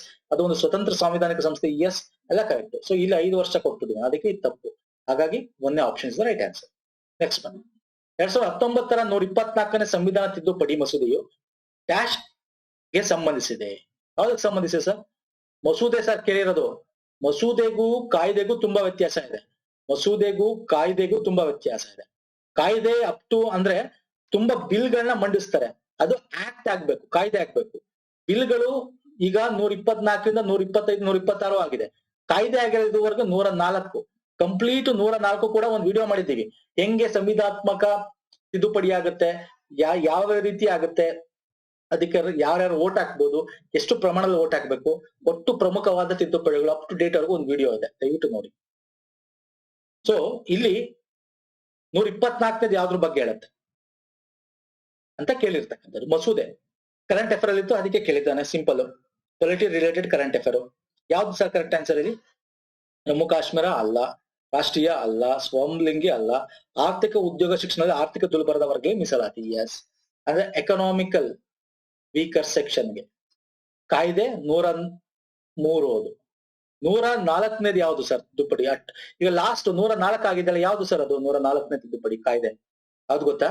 SC ST ಗೆ 10% ರಿಸರ್ವೇಶನ್ ನೆಕ್ಸ್ಟ್ 10 years ಗೆ ಎಕ್ಸ್ಟೆಂಡ್ ಮಾಡಿದ್ದಾರೆ. ಇದರಲ್ಲಿ ಆಂಗ್ಲೋ ಇಂಡಿಯನ್ಸ್ಗೆ ಮಾಡಿಲ್ಲ, ತೆಗೆದಾಕಿದ್ದಾರೆ. ಇದು 104ನೇ ಲಾಸ್ಟ್ ತಿದ್ದುಪಡಿ ಕಾಯ್ದೆ, ಬಿಲ್. ಓಕೆ, ಸಾರಿ, ಆಕ್ಟ್. ಫೈನ್. ನೆಕ್ಸ್ಟ್ ಬನ್ನಿ 59ನೇದು. ಈ ಕೆಳಗಿನವುಗಳಲ್ಲಿ ಯಾವುದು ಗರಿಷ್ಠ ಸಂಖ್ಯೆಯ ರಾಷ್ಟ್ರೀಯ ಉದ್ಯಾನವನ್ನು ಹೊಂದಿದೆ? ಅಂದ್ರೆ ಯಾವ ರಾಜ್ಯ ಅಥವಾ ಯೂನಿಯನ್ ಟೆರಿಟರಿ ಬಗ್ಗೆ ಕೇಳಿದ್ದಾನೆ. ಅರುಣಾಚಲ ಪ್ರದೇಶ, ಅಸ್ಸಾಂ, ಮೇಘಾಲಯ, ಅಂಡಮಾನ್ ನಿಕೋಬಾರ್. ರೈಟ್ ಆನ್ಸರ್ ಅಂಡಮಾನ್ ನಿಕೋಬಾರ್ ಹೆಚ್ಚು ಒಂದು ನ್ಯಾಷನಲ್ ಪಾರ್ಕ್ಸ್ ಇರ್ತಕ್ಕಂಥದ್ದು. ಓಕೆ, ನೆಕ್ಸ್ಟ್ ಬನ್ನಿ. ಪ್ರಧಾನ ಮಂತ್ರಿ ಕಿಸಾನ್ ಸಮ್ಮಾನ್ ನಿಧಿಯಡಿ ಸಣ್ಣ ಮತ್ತು ಅಂಚಿನ ಕೃಷಿಕರಿಗೆ ಒದಗಿಸಲಾದ ಹಣಕಾಸು. ಸಿಂಪಲ್, ಇದು 6,000 ರೂಪಾಯಿ ವಾರ್ಷಿಕವಾಗಿ ಕೊಡ್ತೀವಿ, 3 ಕಂತುಗಳು ಕೊಡ್ತೀವಿ ಅಂತ ಹೇಳಿದ್ರು. ಪ್ರಧಾನ ಮಂತ್ರಿ ಕೊಡ್ತಾ ಇದಾರೆ ಅಲ್ವಾ? ವಿಜಯನಗರದ ಮತ್ತು ಬಹುಮನಿ ನಡುವಣ ಯುದ್ಧಗಳಿಗೆ ಮುಖ್ಯ ಕಾರಣ ಯಾಕೆ? ನಮ್ಮ ದೋಹ ಪ್ರದೇಶ, ರಾಯಚೂರಿನ ತುಂಗಭದ್ರಾ ದೋಹ ಪ್ರದೇಶ ಅಲ್ವಾ? ರಾಯಚೂರಿನ ದೋಹ ಪ್ರದೇಶದಲ್ಲಿ ಅತ್ಯಂತ ಹೆಚ್ಚು ಬೆಳೆ ಬೆಳೆಯಬಹುದು ಮತ್ತೆ ಖನಿಜಗಳು ಸಿಗುತ್ತೆ ಅಂತ ಹೇಳಿ ಬಹುಮನಿ ವಿಜಯನಗರ ಸಾಮ್ರಾಜ್ಯ ಹೊಡೆದಾಗ್ತದೆ. 4th the right answer. ಇದು ಅಲ್ಲ. ಓಕೆ, ನೆಕ್ಸ್ಟ್ ಬನ್ನಿ. ವಿಶ್ವಸಂಸ್ಥೆಯ ಸಾಮಾನ್ಯ ಸಭೆಯು 2020ರ ವರ್ಷವನ್ನು ಏನೆಂದು ಘೋಷಿಸಿದೆ? Very important. Very important. ಈಗ ಕೂಡ ಇದೆ 2023 ನಮ್ಮ ಭಾರತ ರಿಕ್ವೆಸ್ಟ್ ಮೇಲೆ ವಿಶ್ವಸಂಸ್ಥೆ ಇಯರ್ ಆಫ್ ಮಿಲ್ಲೆಟ್, ಸಿರಿಧಾನ್ಯಗಳ ವರ್ಷ ಅಂತ ಘೋಷಣೆ ಮಾಡಾಗಿದೆ. 2023 ಅದು ಕೇಳ್ಬೋದು ಎಕ್ಸಾಮ್ ಅಲ್ಲಿ. ಓಕೆ, 2020 ಏನಂತ ಮಾಡಿದ್ರು, international year of plant. Okay, plant health ಅಂತ. ಈಗ 2021 ಯಾವ್ದು ಗೊತ್ತಾ, ಎಕನಾಮಿಕ್ ಸಸ್ಟೈನಬಲ್ ಡೆವಲಪ್ಮೆಂಟ್, ಆರ್ಥಿಕತೆಯ ಸುಸ್ಥಿರ ಬೆಳವಣಿಗೆ ವರ್ಷ ಅಂತ ಮಾಡಿರ್ತೀವಿ. 2022 ಯಾವ ವರ್ಷ ಮಾಡಿದೀವಿ ಅಂದ್ರೆ ನಾವಲ್ಲ, ಇವನು ವಿಶ್ವಸಂಸ್ಥೆ ಘೋಷಿಸಿರೋದು. ಯಾವ ವರ್ಷ ಅಂತ ಘೋಷಿಸಿದೆ ಯುನೈಟೆಡ್ ನೇಷನ್ 2022 ಹೇಳ್ತೀರಾ? ಫಿಶರೀಸ್ ಮತ್ತೆ ಅಕ್ವಾಕಲ್ಚರ್ ಬಗ್ಗೆ, ಮೀನು ಮತ್ತೆ ಮೀನಿನ ಒಂದು ಅಕ್ವಾಕಲ್ಚರ್ ಅಂತ ಏನ್ ಹೇಳ್ತೀವಿ, ಅದರ ವರ್ಷವಾಗಿ ಘೋಷಣೆ ಮಾಡಿದೆ 2022. 2023 ಸಿರಿಧಾನ್ಯ ಮಿಲ್ಲೆಟ್ ಇಯರ್ಸ್ ಅಂತ. ಓಕೆ, ಬನ್ನಿ ನೆಕ್ಸ್ಟ್ ಕ್ವಶನ್. ಈ ಕೆಳಕಂಡ ದಕ್ಷಿಣ ಭಾರತದ ಯಾವ ನದಿಯು ತನ್ನ ಉಪನದಿಯೊಂದಿಗೆ ಸರಿಯಾಗಿ ಹೊಂದಾಣಿಕೆಯಾಗುವುದಿಲ್ಲ? ನೋಡಿ, ಇಲ್ಲ ಕೀವರ್ಡ್. ಮಹಾನದಿ ಸ್ಯೋತ್, ಎಸ್ ಕರೆಕ್ಟ್. ಗೋದಾವರಿ, ಇದು ತಪ್ಪು. This is the right answer. Sir ವರ್ಣ ಇದೆಯಲ್ಲ, ಇದು ಉಪನದಿ, ಇದು ಗಂಗಾ. ಉತ್ತರ ಪ್ರದೇಶದಲ್ಲಿ ಗಂಗಾದ ಉಪನದಿ. ನದಿಗಳ ಬಗ್ಗೆನೂ ವಿಡಿಯೋ ಮಾಡಿದೀವಿ, ಜಿಯೋಗ್ರಫಿ ನೋಡಿ. ಉತ್ತರ ಭಾರತ ನದಿಗಳು ಒಂದ್ ವಿಡಿಯೋ ಇದೆ, ದಕ್ಷಿಣ ಭಾರತ ನದಿಗಳು ಒಂದ್ ವಿಡಿಯೋ ಇದೆ, ಕರ್ನಾಟಕದ ನದಿಗಳು ಒಂದ್ ವಿಡಿಯೋ ಇದೆ. Okay, geography related. ಹೌದು, ಭೀಮಾ ಕೃಷ್ಣದ ಉಪನದಿ, ಸುವರ್ಣವತಿ ಕಾವೇರಿಯ ಉಪನದಿ. Yes right answer. ಇದು ಅಲ್ಲ. ನೆಕ್ಸ್ಟ್ ಬನ್ನಿ. ಈ ಕೆಳಕಂಡ ಭಾರತದ ಯಾವ ಕೈಗಾರಿಕಾ ಪ್ರದೇಶವು ತನ್ನ ಕೈಗಾರಿಕಾ ಸ್ವರೂಪ ರಚನೆಯಲ್ಲಿ ಶೇಕಡಾವಾರು ಅತಿ ಹೆಚ್ಚು ಖನಿಜ ಆಧಾರಿತ ಕೈಗಾರಿಕೆ ಹೊಂದಿದೆ? ಎಲ್ಲಿ? ದೆಹಲಿ, ಗಾಜಿಯಾಬಾದ್, ಮೀರತ್, ಅಹಮದ್, ವಡೋದರ, ಮಧುರೈ, ಬೆಂಗಳೂರು, ರಾಂಚಿ, ಚೈಬಾಸ್. ಯಾವ್ದು ಸರ್? ರಾಂಚಿ ಸರ್, ರಾಂಚಿ. ಅತಿ ಹೆಚ್ಚು ಖನಿಜ ರಾಂಚಿಯಲ್ಲಿ ಬರುತ್ತೆ. ಛೋಟಾ ನಾಗಪುರ ಪ್ರಸ್ಥಭೂಮಿ, ಛೋಟಾ ನಾಗಪುರ ಪ್ರಸ್ಥಭೂಮಿ, ರಾಂಚಿ ಜಾರ್ಖಂಡ್. ಭಾರತದಲ್ಲಿ ಛೋಟಾ ನಾಗಪುರ, ರಾಂಚಿ ಅಂದ್ರೆ ಜಾರ್ಖಂಡ್, ಛತ್ತೀಸ್ಗಢ ಬರುತ್ತಲ್ಲ, ಒರಿಸ್ಸಾ, ಇದು ಛೋಟಾ ನಾಗಪುರ ಪ್ರಸ್ಥಭೂಮಿ. 4ನೇದು ರೈಟ್ ಆನ್ಸರ್. ಇತ್ತೀಚೆಗೆ ಉದ್ಘಾಟಿಸಲಾದ, ಹೆಂಗ್ ಕೇಳಿದಾನೆ, ಡೈರೆಕ್ಟ್ ಆಗಿ ಛೋಟಾ ನಾಗಪುರ ಅಂತ ಕೇಳಬಹುದಾಗಿತ್ತು. ರಾಂಚಿ ಚೈಬಾಸ ಪ್ರದೇಶ ಅಂತ ಕೇಳ್ಬಿಟ್ಟ ಇಲ್ಲಿ 4ನೇ ಆಪ್ಷನ್. ನೋಡಿದ್ರಾ? ವೆರಿ ಇಂಪಾರ್ಟೆಂಟ್ ಇದು. ಹಿಂಗೆ ಸ್ವಲ್ಪ ಟ್ವಿಸ್ಟ್ ಮಾಡೋದು. ಇತ್ತೀಚೆಗೆ ಉದ್ಘಾಟಿಸಲಾದ ಸಫರ್ ವ್ಯವಸ್ಥೆ ಸಂಬಂಧಿಸಿದಂತೆ ಈ ಕೆಳಗಿನ ಹೇಳಿಕೆಗಳನ್ನು ಪರಿಗಣಿಸಿ. ಸಫರ್ ಅಂತಕ್ಕಂಥದ್ದು ಒಂದು ಏನು ಅಂದ್ರೆ ಏರ್ ಕ್ವಾಲಿಟಿ ಚೆಕ್ ಸಂಸ್ಥೆ ಪೂನಾದಲ್ಲಿದೆ. ಪೂನಾದಲ್ಲಿ ಮಾಡಿದ್ರು ಇದನ್ನ. ಸೊ ಇದು ಏನ್ ಕೆಲಸ ಮಾಡಲ್ಲ ಅಂತ ಕೇಳಿರೋದಲ್ಲ, ಹೇಳಿಕೆಯನ್ನು ಪರಿಗಣಿಸಿ ಅಂತ ಕೇಳಿದ್ದಾನೆ. ಇದು ಅತ್ಯಂತ ಮುಂದುವರೆದ ವಾಯುವಿನ ಗುಣಮಟ್ಟ, ಎಸ್ ಕರೆಕ್ಟ್ ಇದೆ. ಇದು ಸ್ವದೇಶದಲ್ಲೇ ಪುಣೆ, ಎಸ್ ಕರೆಕ್ಟ್ ಇದೆ. ಇದು ಸೂರ್ಯನ UV ಸೂಚಂಕ ಅಳಿಯುವುದಿಲ್ಲ, ಅದಕ್ಕೂ ಸಂಬಂಧನೇ ಇಲ್ಲ. ಸೊ ಎ ಮತ್ತೆ B is the right answer. 3ನೇದು ಅರ್ಥ ಆಯ್ತಲ್ಲ. Current affair again. 2 ದೇಶಗಳ ನಡುವಣ ವ್ಯಾಪಾರವು ಮುಕ್ತವಾಗಬೇಕಾದರೆ ಸರಕುಗಳ ವೆಚ್ಚ ಅನುಪಾತ ಏನಾಗಿರ್ಬೇಕು? ಸರ್, ಒಂದು ದೇಶ ಎ ಇದೆ, ಒಂದು ದೇಶ ಬಿ ಇದೆ. ಇದು ಎರಡಕ್ಕೂ ಮುಕ್ತವಾಗಿ ನಾವು ವ್ಯಾಪಾರ ಮಾಡ್ಬೇಕಂದ್ರೆ ಏನಾಗಿರ್ಬೇಕು? ಸರಕು ತಗ್ಬೇಕಾ? ಚಾನ್ಸೇ ಇಲ್ಲ. ತಗ್ಗಿದ್ರೆ ಹೆಂಗ್ ವ್ಯಾಪಾರ ಮಾಡ್ತೀರಾ? ಏನ್ ಲಾಭ ಸಿಗುತ್ತೆ? ಅನಿರ್ಧಾರಿತ ಆಗ್ಬಾರ್ದು, ನಿರ್ಧರಿತವಾಗಿ ಇರ್ಬೇಕು. ಅನಿರ್ಧಾರಿತ ಆದ್ರೆ ಹೆಂಗ್ ಮಾಡಕ್ ಸಾಧ್ಯ ಆಗುತ್ತೆ? ನಿಮ್ ಕಾಸ್ಟೇ ಗೊತ್ತಿಲ್ಲ ಅಂದ್ರೆ ಹೆಂಗ್ ವ್ಯಾಪಾರ ಮಾಡ್ತೀರಾ ದೇಶಗಳ ನಡುವೆ? ಸಮವಾಗಿರ್ಬೇಕಾ? ಸಮವಾಗಿದ್ರೆ ನಿಮ್ಮಲ್ಲೂ ಅದೇ ಬೆಲೆ, ಅವ್ರ ಬೆಲೆ ಅದೇ ಬೆಲೆ, ವ್ಯಾಪಾರ ಮಾಡಕ್ಕಾಗಲ್ಲ. ಭಿನ್ನವಾಗಿರಬೇಕು ಅಲ್ವಾ ಸರ್? ಇಲ್ಲಿ ಕಮ್ಮಿ ಇರಬೇಕು, ಅಲ್ಲಿ ಹೆಚ್ಚಿರ್ಬೇಕು. ಆಗ ನೀವು ಕಮ್ಮಿ ಇದೆ ಅಂತ ಅನ್ಬಿಟ್ಟು ಹೆಚ್ಚಿಗಿದೆಯಲ್ಲ ಇಲ್ಲಿಗೆ ನೀವು ರಫ್ತು ಮಾಡ್ತೀರಾ, ಅವಾಗ ಅವ್ರು ತಗೋತಾರೆ. ಇಲ್ಲಿ ಹೆಚ್ಚಾಗ ಇಲ್ಲಿಂದ ಬಂದಾಗ ರೇಟ್ ಕಮ್ಮಿ ಆಗುತ್ತೆ. ಹಂಗೆ ಇಲ್ಲಿ ಕಮ್ಮಿ ಹೆಚ್ಚಿದ್ದು ಅಲ್ಲಿ ಕಮ್ಮಿ ಇದ್ರೆ ನಾವು ಅಲ್ಲಿಂದ ಆಮದು ಮಾಡ್ಕೋಬಹುದು. ಸಿಂಪಲ್. ಭಿನ್ನವಾಗಿರಬೇಕು. ಓಕೆ, ನೆಕ್ಸ್ಟ್ ಬನ್ನಿ. ಪ್ರತಿಭಾವಂತ ಮಕ್ಕಳನ್ನು ಗುರುತಿಸಿ ಅವರ ಕೌಶಲ್ಯ ಮತ್ತು ಜ್ಞಾನಾಭಿವೃದ್ಧಿಯನ್ನು ಉತ್ತೇಜಿಸಲು ಪ್ರಧಾನಮಂತ್ರಿ ವಿನೂತನ ಕಲಿಕಾ ಕಾರ್ಯಕ್ರಮದ ಕೆಳಗೆ ಇಸ್ರೋದಿಂದ ಚಾಲನೆ ಮಾಡಲ್ಪಟ್ಟ ಕಾರ್ಯಕ್ರಮ ಯಾವುದು? ಯಾವುದು ಸರ್? ಧ್ರುವ ಕಾರ್ಯಕ್ರಮ. C sir, very important. ಯಾವ್ದೇ ಎಕ್ಸಾಮ್ ಆದ್ರೂ ಇಸ್ರೋ ರಿಲೇಟೆಡ್ ಒಂದು ಟೆಕ್ನಿಕಲ್ ಥಿಂಗ್ಸ್ ಕಾರ್ಯಕ್ರಮಗಳಿದೆ. ಮತ್ತೆ ನೀತಿ ಆಯೋಗದ್ದು ಇದು ವೆರಿ ಇಂಪಾರ್ಟೆಂಟ್. ದಯವಿಟ್ಟು ನೋಡ್ಕೊಳ್ಳಿ ಎಲ್ಲಾ ಎಕ್ಸಾಮ್. ಓಕೆ, ಮಾಡೋಣ. ನಮ್ಮ ಚಾನಲ್ ಮಾಡ್ತೀವಿ, ಲಾಸ್ಟ್ ಇಯರ್ ಕೂಡ ಮಾಡಿದ್ವಿ ಇದ್ರ ಬಗ್ಗೆ. ನೆಕ್ಸ್ಟ್ ಬನ್ನಿ. ಈ ಕೆಳಗಿನ ಹೇಳಿಕೆಗಳಲ್ಲಿ ಯಾವುವು ಸರಿ? 2019-20 ಅವಧಿಯಲ್ಲಿ ಒಬ್ಬ ಮಹಿಳಾ ಗಗನಯಾತ್ರಿ ಕ್ರಿಸ್ಟಿಯಾನಾ ಕಚ್ 322 ದಿನ ಅಂತರಿಕ್ಷದ ಕಳೆದು ದಾಖಲೆ ಮಾಡಿದ್ರು. Yes current affair related. Christina Koch ಅವರೊಂದಿಗೆ ಲೂಕಾ ಪರ್ಮಿನಾಟೋ ಮತ್ತು ಅಲೆಕ್ಸಾಂಡರ್, ಎಸ್ ಇದು ಕರೆಕ್ಟ್, USA. ಹೌದಾ? ಈ ನಿಯೋಗದ ಅವಧಿಯಲ್ಲಿ ಪಾರ್ಕಿನ್ಸನ್ ಮತ್ತು ಅಲ್ಝೈಮರ್ ಚಿಕಿತ್ಸೆಗೆ ಸಮರ್ಥವಾದ ಉಪಯೋಗವಾಗುವ ಪ್ರೋಟೀನ್ ಹರಳುಗಳನ್ನು ಬೆಳೆಯುವ ಸಂಶೋಧನೆ ನಡೆಯುತ್ತೆ. Yes correct. ಎಲ್ಲಾ ಸರಿ. ನಾನು ನಿಮ್ಗೆ ಈಗ ತಾನೇ ಹೇಳಿದ್ದೆ, ಅಂತಾರಾಷ್ಟ್ರೀಯದ ವಿಷಯವಾಗಿ ಸಂಬಂಧವಾಗಿ ಯಾವ್ದಾದ್ರು ಒಂದಷ್ಟು ಆಪ್ಷನ್ಸ್ ಕೊಡ್ತಾನೆ ಅಂದ್ರೆ ರೆಪ್ಯೂಟೆಡ್, ಭಾರತದಾದ್ರೂ ಸರಿನೇ, ರೆಪ್ಯೂಟೆಡ್ ಕೊಡ್ತಾನೆ ಅಂದ್ರೆ ಎಲ್ಲ ಸರಿ ಇರುತ್ತೆ ಸರ್. ಹಾಗಾಗಿ ಎಲ್ಲ ಆಪ್ಷನ್ ಕೂಡ ಸರಿ. ನೆಕ್ಸ್ಟ್ ಬನ್ನಿ. ಬ್ರಿಟಿಷ್ ಈಸ್ಟ್ ಇಂಡಿಯಾ ಕಂಪನಿಗೆ ಸಂಬಂಧಿಸಿದ ಈ ಕೆಳಗಿನ ಯಾವ ಹೇಳಿಕೆಗಳು ಸರಿಯಾಗಿದೆ? ಓಕೆ, 1990 1990ರಲ್ಲಿ ದ ಮರ್ಚೆಂಟ್ ಅಡ್ವೆಂಚರ್ ಎಂಬ ವರ್ತಕರ ಗುಂಪಿನಿಂದ ಪ್ರಾರಂಭವಾಯಿತು ಅಂತಿದೆ. ಓಕೆ, ನೆಕ್ಸ್ಟ್ 1600ರ ಸನ್ನದಿಯಲ್ಲಿ ರಾಣಿ ಎಲಿಜಬೆತ್ಗೆ ಅನಿರ್ದಿಷ್ಟ ಅವಧಿಯವರೆಗೆ ಪೂರ್ವದೊಂದಿಗೆ ವ್ಯಾಪಾರ ನಡೆಸುವ ಏಕಸ್ವಾಮ್ಯ ಮಂಜೂರು ಮಾಡಿದಳು. S, okay. ನೆಕ್ಸ್ಟ್ ಬನ್ನಿ, ಅದು 1608ರಲ್ಲಿ ಸೂರತ್ತಿನಲ್ಲಿ ವ್ಯಾಪಾರ ಕೇಂದ್ರ ಸ್ಥಾಪಿಸಲು ನಿರ್ಧರಿಸಿತು. ಓಕೆ, ಕಂಪನಿಯ ವ್ಯಾಪಾರದ ಏಕಸ್ವಾಮ್ಯವನ್ನು 1609ರಲ್ಲಿ 1ನೇ ಜೇಮ್ಸ್ ಅನ್ನು ರದ್ದುಪಡಿಸಿದನು. ಇಲ್ಲಿ ಯಾವುದು ಸರಿಯಾದ ಆಯ್ಕೆ? ಇದಕ್ಕೆ ನಾವು ಆನ್ಸರ್ ಮಾಡಬೇಕು ಸ್ನೇಹಿತರೆ. ಇಲ್ಲಿ ನೀವು ಇತಿಹಾಸ ಓದ್ಬೇಕಾಗತ್ತೆ. ಇಲ್ಲಿ ರೈಟ್ ಆನ್ಸರ್ 1ನೇ ಆಪ್ಷನ್ ಕರೆಕ್ಟ್. ರಾಣಿ ಎಲಿಜಬೆತ್ 1600ಕ್ಕೆ ಬರಲ್ಲ, ಅವಳು ವ್ಯಾಪಾರ ಏಕಸ್ವಾಮ್ಯ ಮಂಜೂರು ಮಾಡಿದ್ದು ನಮ್ಮ ಯಾವಾಗ ಇನ್ನು ಮುಂದಕ್ಕೆ 1700 ಆಸುಪಾಸಲ್ಲಿ. ಸೂರತ್ತಿನಲ್ಲಿ ವ್ಯಾಪಾರ ಕೇಂದ್ರ ಸ್ಥಾಪಿಸಿದ. ಎಸ್, ಇದು correct.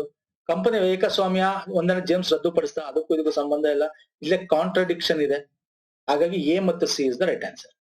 Third option is the right answer. Next ಬನ್ನಿ, 2019ರಲ್ಲಿ ಜನವರಿಲಿ ಪ್ರಥಮವಾಗಿ ಚಂದ್ರನ ದೂರದ ಮತ್ತೊಂದು ಬದಿಯ ಮೇಲಿಳಿದ ಚೀನಿಯರ ಬಾಹ್ಯಾಕಾಶ ನೌಕೆ ಯಾವುದು? ಅಂದ್ರೆ ಚಂದ್ರನ ಮೂನ್ನ ಇನ್ನೊಂದು ಫಾರ್ ಕಡೆ ಹೋಗಿದ್ದು ಯಾರು? ಅಂದ್ರೆ ಯಾವ ಬಾಹ್ಯಾಕಾಶ ನೌಕೆ? ಚಾಂಗ್ E432E01 ಅಂತಿದೆ. ಯಾವ್ದು right answer? Current affair again ಈಗ ಬೇಕಾಗಿಲ್ಲ, ಬಟ್ ಇದ್ರ ರೈಟ್ ಆನ್ಸರ್ ಕೂಡ ತಿಳ್ಕೊಂಬಿಡಿ. ಚಾಂಗ್ E4. ಈ ಕೆಳಕಂಡವಗಳಲ್ಲಿ 2019ನೇ ಸಾಲಿನ ಭಾರತ ರತ್ನ ಪ್ರಶಸ್ತಿ ಪಡೆದಿಲ್ಲದವರು ಯಾರು ಕೇಳಿರೋದು? ಪ್ರಣಬ್ ಮುಖರ್ಜಿ ಸಿಕ್ಕಿತ್ತು 19ರಲ್ಲಿ. Yes. Bhupen Hazarika. Yes. Nanaji Deshmukh. Yes. Atal Bihari is the right answer. ಅವಾಗ ಸಿಕ್ಕಿ 2019ರಲ್ಲಿ ಸಿಕ್ಕಿಲ್ಲ ಅವ್ರಿಗೆ. ಓಕೆ, ಕರೆಂಟ್ ಅಫೇರ್ ಅಗೇನ್ 2020ನೇ ಇಸ್ವಿ ನೋಡಿದ್ರೆ 19ನೇ ಇಸ್ವಿದು ಕೇಳಿದ್ದಾನೆ, 20ನೇ ಇಸ್ವಿ ಕರೆಂಟ್ ಅಫೇರ್ ಕೇಳಿದ್ದಾನೆ. ನೆಕ್ಸ್ಟ್ ಬನ್ನಿ, 2018-19ರ ನೋಡ್ರಿ ವಿತ್ತೀಯ ವರ್ಷದಲ್ಲಿ ಅಗೇನ್ ಇಲ್ಲಿ ಎಕಾನಮಿಕ್ ಸರ್ವೆ ಕ್ವಶನ್ ಬಂದ್ಬಿಡ್ತು. ದೇಶದಲ್ಲಿ ಒಟ್ಟು ತೈಲ ಅಗತ್ಯದಲ್ಲಿ 5ನೇ 1 ಭಾಗಕ್ಕಿಂತಲೂ ಹೆಚ್ಚು ಕಚ್ಚಾ ತೈಲವನ್ನು ಭಾರತಕ್ಕೆ ಪೂರೈಸಿರುವ ದೇಶ ಯಾವುದು? ಯಾವ ದೇಶ ಹೆಚ್ಚು ಭಾರತಕ್ಕೆ ಕಚ್ಚಾ ತೈಲ ಪೂರೈಕೆ ಮಾಡಿದೆ? ಯಾವುದು ಸರ್ ಆ ಟೈಮಲ್ಲಿ? ಇರಾಕ್. ಇರಾನ? ಯಾವ್ದು ಹೇಳ್ತೀರಾ? ಇರಾಕ್. ಈಗ್ಲೂ ಕೂಡ 2021 ಕರೆಂಟ್ ಅಫೇರ್ ಅಲ್ಲಿ ನೋಡಿದ್ರೆ ನಾವು ಇರಾಕ್ ಮೊದಲನೇ ಸ್ಥಾನದಲ್ಲಿದೆ. 2ನೇ ಸ್ಥಾನಕ್ಕೆ ಸೌದಿ ಅರೇಬಿಯಾ ಬಂದಿತ್ತು. ಆದ್ರೆ ನಾವು ಇರಾನ್ ಮೇಲೆ US ನಿರ್ಬಂಧ ಇರೋದ್ಮೇಲೆ ನಾವು ಇರಾನ್ ಜೊತೆ ಮಾಡ್ಬೇಕಾಗಿರ್ತಕ್ಕಂಥ ಒಪ್ಪಂದ ಎಲ್ಲ ಮುರಿದೋದ್ಮೇಲೆ US ಏನ್ ಹೇಳ್ತು, ಸ್ಯಾಂಕ್ಷನ್ ವಿಧಿಸಿದ್ಮೇಲೆ ನಾವು US ಇಂದ ಅತ್ಯಂತ ಹೆಚ್ಚು ಇದನ್ನ ಕ್ರೂಡ್ ಆಯಿಲ್ ನ ಇಂಪೋರ್ಟ್ ಮಾಡ್ಕೋತಾ ಇದೀವಿ ಇವಾಗ. ಸೊ 2021ರ ಇವತ್ತಿನ ಸ್ಟೇಟಸ್ ನೋಡಿದ್ರೆ ಇರಾಕ್ ಮೊದಲನೇ ಸ್ಥಾನದಲ್ಲಿದೆ, ಸೌದಿ ಅರೇಬಿಯಾ 2ರಲ್ಲಿತ್ತು, ಆದ್ರೆ ಇವಾಗ US ಇದೆ. 3ನೇ ಸ್ಥಾನಕ್ಕೆ ಸೌದಿ ಅರೇಬಿಯಾ ಕೂಸ್ತಿದೆ. ಯಾಕೆ ಸರ್ ಸೌದಿ ಅರೇಬಿಯಾ 3ನೇ ಸ್ಥಾನಕ್ಕೆ ಕೂಸಿತು? ಈಗ ಕ್ರೂಡ್ ಆಯಿಲ್ ಬೆಲೆ ಕಮ್ಮಿ ಆಗಿದೆ, ಹಾಗಾಗಿ ಉತ್ಪಾದನೆ ಕಮ್ಮಿ ಮಾಡ್ತಾ ಇದೆ ಸೌದಿ ಅರೇಬಿಯಾ. ಉತ್ಪಾದನೆ ಕಮ್ಮಿ ಮಾಡಿದ್ರೆ ರೇಟ್ ಜಾಸ್ತಿ ಆಗುತ್ತೆ ಅಂತ ಹೇಳಿ. ಸೊ ಅದು ಆ ಒಂದು ರೀಸನ್. ಇನ್ನೊಂದು ರೀಸನ್, ಇರಾನ್ ಇಂದನೂ ಬರ್ತಾ ಇತ್ತು ನಮ್ಗೆ. ಆ ಇರಾನ್ ನಿಂದ ನಾವು ತಗೊಳಕ್ ನಿಲ್ಸಿದ್ಮೇಲೆ ನಾವು US ಹೇಳಿದ್ಮೇಲೆ ನಾವು US ಇಂದ ತಗೋತಾ ಇದೀವಿ. ಹಾಗಾಗಿ US ನಮ್ಗೆ ಸ್ಯಾಂಕ್ಷನ್ ಕಮ್ಮಿ ಪ್ರೈಸ್ ಕೊಡ್ಲೇಬೇಕಾಗತ್ತೆ, ಕನ್ಸೆಷನ್ ಕೊಡ್ಬೇಕಾಗತ್ತೆ. ಹಾಗಾಗಿ ನಾವು ಹೆಚ್ಚು US ನ ತಗೋತಾ ಇದೀವಿ ಇವಾಗ. US ಸೆಕೆಂಡ್ ಪ್ಲೇಸ್ ಅಲ್ಲಿ ಇದೆ. ಓಕೆ, ಕರೆಂಟ್ ಅಫೇರ್ ಇದು. ಈ ಕೆಳಗಿನವರಲ್ಲಿ ಯಾರು ಪ್ರೊಟೆಸ್ಟೆಂಟ್ಸ್ ಪಂಗಡಕ್ಕೆ ಸೇರಿದವರು? ಯಾರು ಸರ್? ಬ್ರಿಟಿಷರು, ಡಚ್ಚರು, ಸ್ಪ್ಯಾನಿಷರು, ಪೋರ್ಚುಗೀಸರು, ಫ್ರೆಂಚರು? ಯಾರು ಪ್ರೊಟೆಸ್ಟೆಂಟ್? ಕ್ಯಾಥೋಲಿಕ್ ಬಗ್ಗೆ ತಿಳ್ಕೊಬೇಕಾಗುತ್ತೆ ನೀವು. ಬ್ರಿಟಿಷ್ ಮತ್ತು ಡಚ್ ಅವರು is the right answer. Next ಬನ್ನಿ, ಪ್ರತಿ ವರ್ಷ ಡ್ಯಾಶ್ ದಿನವನ್ನು ವಿಶ್ವ ನಿಸರ್ಗ ಸಂರಕ್ಷಣಾ ದಿನವನ್ನಾಗಿ ಆಚರಿಸಲಾಗುತ್ತದೆ.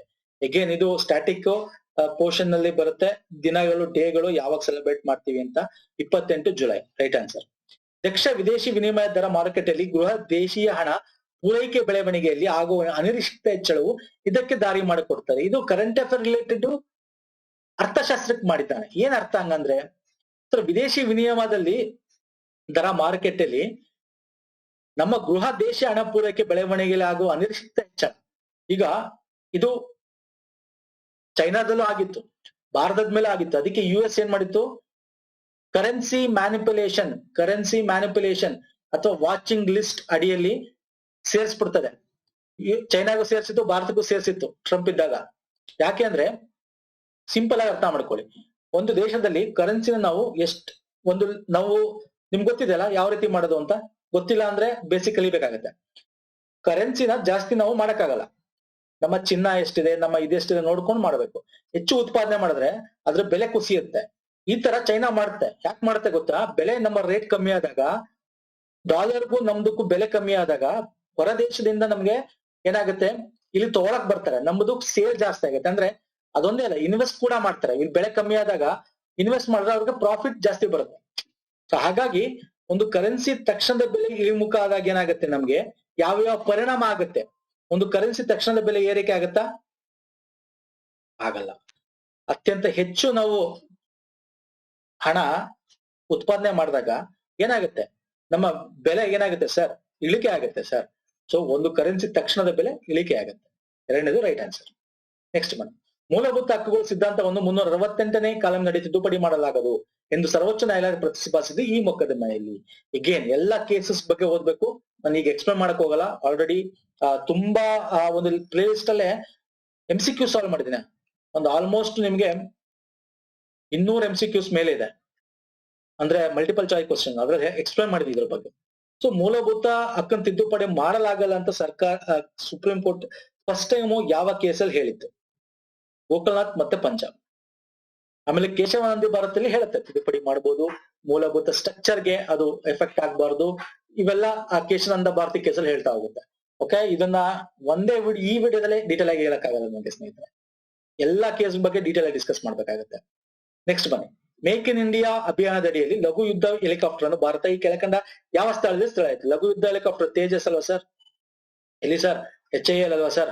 HAL ಎಲ್ಲಿ sir? Bengaluru sir. Simple. Next ಬನ್ನಿ. ಡ್ಯಾಶ್ ಹೊರಹೊಮ್ಮುವಿಕೆ ಮತ್ತು ಮುಳುಗಡೆ ಎರಡು ಲಕ್ಷಣಗಳನ್ನು ಪ್ರದರ್ಶಿಸುತ್ತದೆ. ಸೂಪರ್ ಕ್ವಶನ್ ಇದು. ನಮ್ಮ ಪ್ರಾಕೃತಿಕ ಭೂಗೋಳಶಾಸ್ತ್ರದಲ್ಲಿ ನಾವು ಓದ್ತೀವಿ. ಪ್ರಾಕೃತಿಕ ಭೂಗೋಳಶಾಸ್ತ್ರದಲ್ಲಿ ಹೊರಹೊಮ್ಮುವಿಕೆ ಮುಳುಗುವಿಕೆ ಅಂದ್ರೆ ಎಮರ್ಜಿಂಗ್ ಅಂಡ್ ಸಬ್ಮರ್ಜಿಂಗ್ ಏರಿಯಾ ಅಂತ ಕರಿತೀವಿ. ಈಗ ನಮ್ಮ ಇದನ್ನೇ ತಗೊಂಡ್ರೆ ನಮ್ಮ ಪಶ್ಚಿಮ ತೀರ ಇದೆಯಲ್ಲ, ಇದು ಸಬ್ಮರ್ಜ್ ಮುಳುಗಿರ್ತಕ್ಕಂಥ ತೀರ. ನಮ್ಮ ಈ ಒಂದು ಪೂರ್ವ ತೀರ ಇದೆಯಲ್ಲ, ಎಮರ್ಜಿಂಗ್ ತೀರ ಅಂತ ಕರಿತೀವಿ. ಅದಕ್ಕೆ ಇದು ಹೆಚ್ಚು ಅಗಲ ಇದೆ. ಓಕೆ, ಆಳ ಕಮ್ಮಿ ಇರುತ್ತೆ ಇಲ್ಲಿ ಎಮರ್ಜಿಂಗ್ ಆಗಿರೋದು. ಇಲ್ಲಿ ಆಳ ಜಾಸ್ತಿ ಇರುತ್ತೆ ಸಮುದ್ರ, ಪಶ್ಚಿಮ ಭಾರತದ್ದು. ಎಕ್ಸಾಂಪಲ್ ನೋಡಿ, ದ್ವಾರಕ ಮುಳುಗಿದೆ. ಓಕೆ, ಸೊ ಈ ಆಪ್ಷನ್ ಅಲ್ಲಿ ಯಾವುದು ಅಂತ ಕೊಟ್ಟಿದ್ದಾರೆ? ಸಂಯುಕ್ತ ಸಮುದ್ರ ತೀರ ಇಸ್ ದ ರೈಟ್ ಆನ್ಸರ್. ಇಲ್ಲಿ ಇದ್ರ ಬಗ್ಗೆ ತಿಳ್ಕೋಬೇಕು. ಯಾಕೆ ಎಮರ್ಜ್ ಆಗುತ್ತೆ ಅಂದ್ರೆ ಟೆಕ್ಟಾನಿಕ್ಸ್ ಪ್ಲೇಟ್ಸ್ ಅಂತ ಬರುತ್ತೆ, ಭೂಸ್ತರ ಪಲ್ಲಟ ಅಂತ ತೇಲ್ತಾ ಇರುತ್ತೆ. ಇದು ಡೀಟೇಲ್ ಆಗಿ ತಿಳ್ಕೋಬೇಕು ಸ್ನೇಹಿತರೆ, ಒಂದೇ ವರ್ಡ್ ಅಲ್ಲಿ ಹೇಳಕ್ಕಾಗಲ್ಲ ಇದು. ಓಕೆ, 79ನೇದು ಬನ್ನಿ. 1700 ನಾವು ಪ್ರಾಕೃತಿಕ ಭೂಗೋಳಶಾಸ್ತ್ರ ಮಾಡಿದೀವಿ ನೋಡಿ, ದಯವಿಟ್ಟು ಒಂದು ಮ್ಯಾರಥಾನ್ ವಿಡಿಯೋ ಮಾಡಿದ್ದೀನಿ. 1.5 ಗಂಟೆ ಟೈಮಲ್ಲಿ ಮುಗಿಸಿದೀವಿ ಮ್ಯಾರಥಾನ್ ವಿಡಿಯೋ, ಅಲ್ಲಿ ಇದೆ ನೋಡಿ ಒಂದ್ಸಲ. 1765ರ ಅಲಹಾಬಾದ್ ಒಪ್ಪಂದದಿಂದ ಈಸ್ಟ್ ಇಂಡಿಯಾ ಕಂಪನಿಯು ಪಡೆದುಕೊಂಡಿದ್ದು ಏನು? ಇದೆ ಸರ್, ಸಿಂಪಲ್ ಕ್ವಶನ್ ಇದು. ಬಂಗಾಳ, ಬಿಹಾರ, ಒರಿಸ್ಸಾಗಳ ದಿವಾನಿ ಹಕ್ಕು. ಫಸ್ಟ್ ಆಪ್ಷನ್ ಅನ್ನು ಓದ್ ತಕ್ಷಣ ಟೆಕ್ ಹಾಕ್ಬಿಡ್ಬೋದು. ಸಿಂಪಲ್ ಬೇಸಿಕ್ ಕ್ವಶನ್ ಇದು. ಓಕೆ, ನೆಕ್ಸ್ಟ್ ಬನ್ನಿ. ಡ್ಯಾಶ್ ರಂದು ಯುನೈಟೆಡ್ ಕಿಂಗ್ಡಮ್ ಯುರೋಪಿಯನ್ ಒಕ್ಕೂಟವನ್ನು ತೊರೆಯಿತು ಮತ್ತು 11ನೇ ತಿಂಗಳ ಸಂಕಲನ ಅವಧಿಯನ್ನು ಪ್ರವೇಶಿಸಿತು. ಅಂದ್ರೆ UK EU-ನ ತೊರೆದು ಬಂತು. ಯಾವಾಗ? ಕರೆಂಟ್ ಅಫೇರ್ ರಿಲೇಟೆಡ್ ಕ್ವಶನ್ ಇದು. 31ನೇ ಜನವರಿ 2020. ಭಾರತದ ರಾಷ್ಟ್ರಪತಿಗಳಿಂದ GST ಷರತ್ತಿನ ರಚನೆಗಾಗಿ ಸಂವಿಧಾನ ಅವಕಾಶವನ್ನು ಈ ಕೆಳಗಿನ ಯಾವ ಅನುಚ್ಛೇದ ಒದಗಿಸಿತು? GST ಮಾಡಿದ್ವಲ್ಲ, GST ಆಕ್ಟ್ ಅಂದ್ರಲ್ಲ ಸರ್, ಅವಾಗ ಒಂದು ಸಂವಿಧಾನ ತಿದ್ದುಪಡಿ ಮಾಡಿ ಹೊಸ ಸಂವಿಧಾನ ಆಡ್ ಮಾಡ್ತೀವಿ. ಯಾವ್ದದು ಅಂತ ಕೇಳಿರೋದು. ಅನುಚ್ಛೇದ 279A. ಓಕೆ, 3ನೇ ಆಪ್ಷನ್ ಇಸ್ ರೈಟ್ ಆನ್ಸರ್. ಅಂತರ್ವಲಯ ಮಣ್ಣುಗಳು ವೆರಿ ಇಂಪಾರ್ಟೆಂಟ್. ಮಣ್ಣುಗಳಲ್ಲಿ ನಾವು ಓದಿದೀವಿ laterite soil, red soil, black soil, ಇವೆಲ್ಲ ಅಲ್ವಾ. ಅಂತರ್ವಲಯ ಇಂಟರ್ ಝೋನಲ್ ಇದೆ ಪ್ರಾಕೃತಿಕ ಭೂಗೋಳಶಾಸ್ತ್ರ. ಯಾವುದು ಇಲ್ಲಿ ಅಂತರ್ವಲಯ ಮಣ್ಣು? ಜೌಗು ಮಣ್ಣು ಎಸ್, ಜಂಬು ಮಣ್ಣು ಅಲ್ಲ, ಹುಲ್ಲುಗಾವಲು ಎಸ್, ಲವಣಯುಕ್ತ ಮಣ್ಣು yes. ACD is the right answer. ಇಲ್ಲಿ ತೋರಿಸ್ತೀನಿ ನೋಡಿ. Complete profile is zonal soil ಅಂತ ಕರಿತೀವಿ. ಇಂಟರ್ ಝೋನಲ್ ಅಂತರ್ವಲಯ ಮಣ್ಣು ಇದು. ಆಲ್ಕಲೈ, ಹ್ಯೂಮಸ್, ಕ್ಯಾಲ್ಸ್, ಮಾರ್ಷಿ ಅಂದ್ರೆ ಜೌಗು. ಇಲ್ಲಿ ನೋಡಿ ಲ್ಯಾಟ್ರೈಟ್ ಝೋನಲ್ ಸಾಯಿಲ್ಸ್ ಅಲ್ಲಿ ಬರುತ್ತೆ. ಇದ್ರ ಬಗ್ಗೆ ಡೀಟೇಲ್ ಆಗಿ ನಾವು ತಿಳ್ಕೊಬೇಕಾಗತ್ತೆ. ಹೆಂಗಾಗುತ್ತೆ ಅಂದ್ರೆ ಇದನ್ನ ನಾವು ಒಂದು ಭೂಗೋಳದ ಮ್ಯಾಪ್ ಬರಿಬೇಕಾಗತ್ತೆ.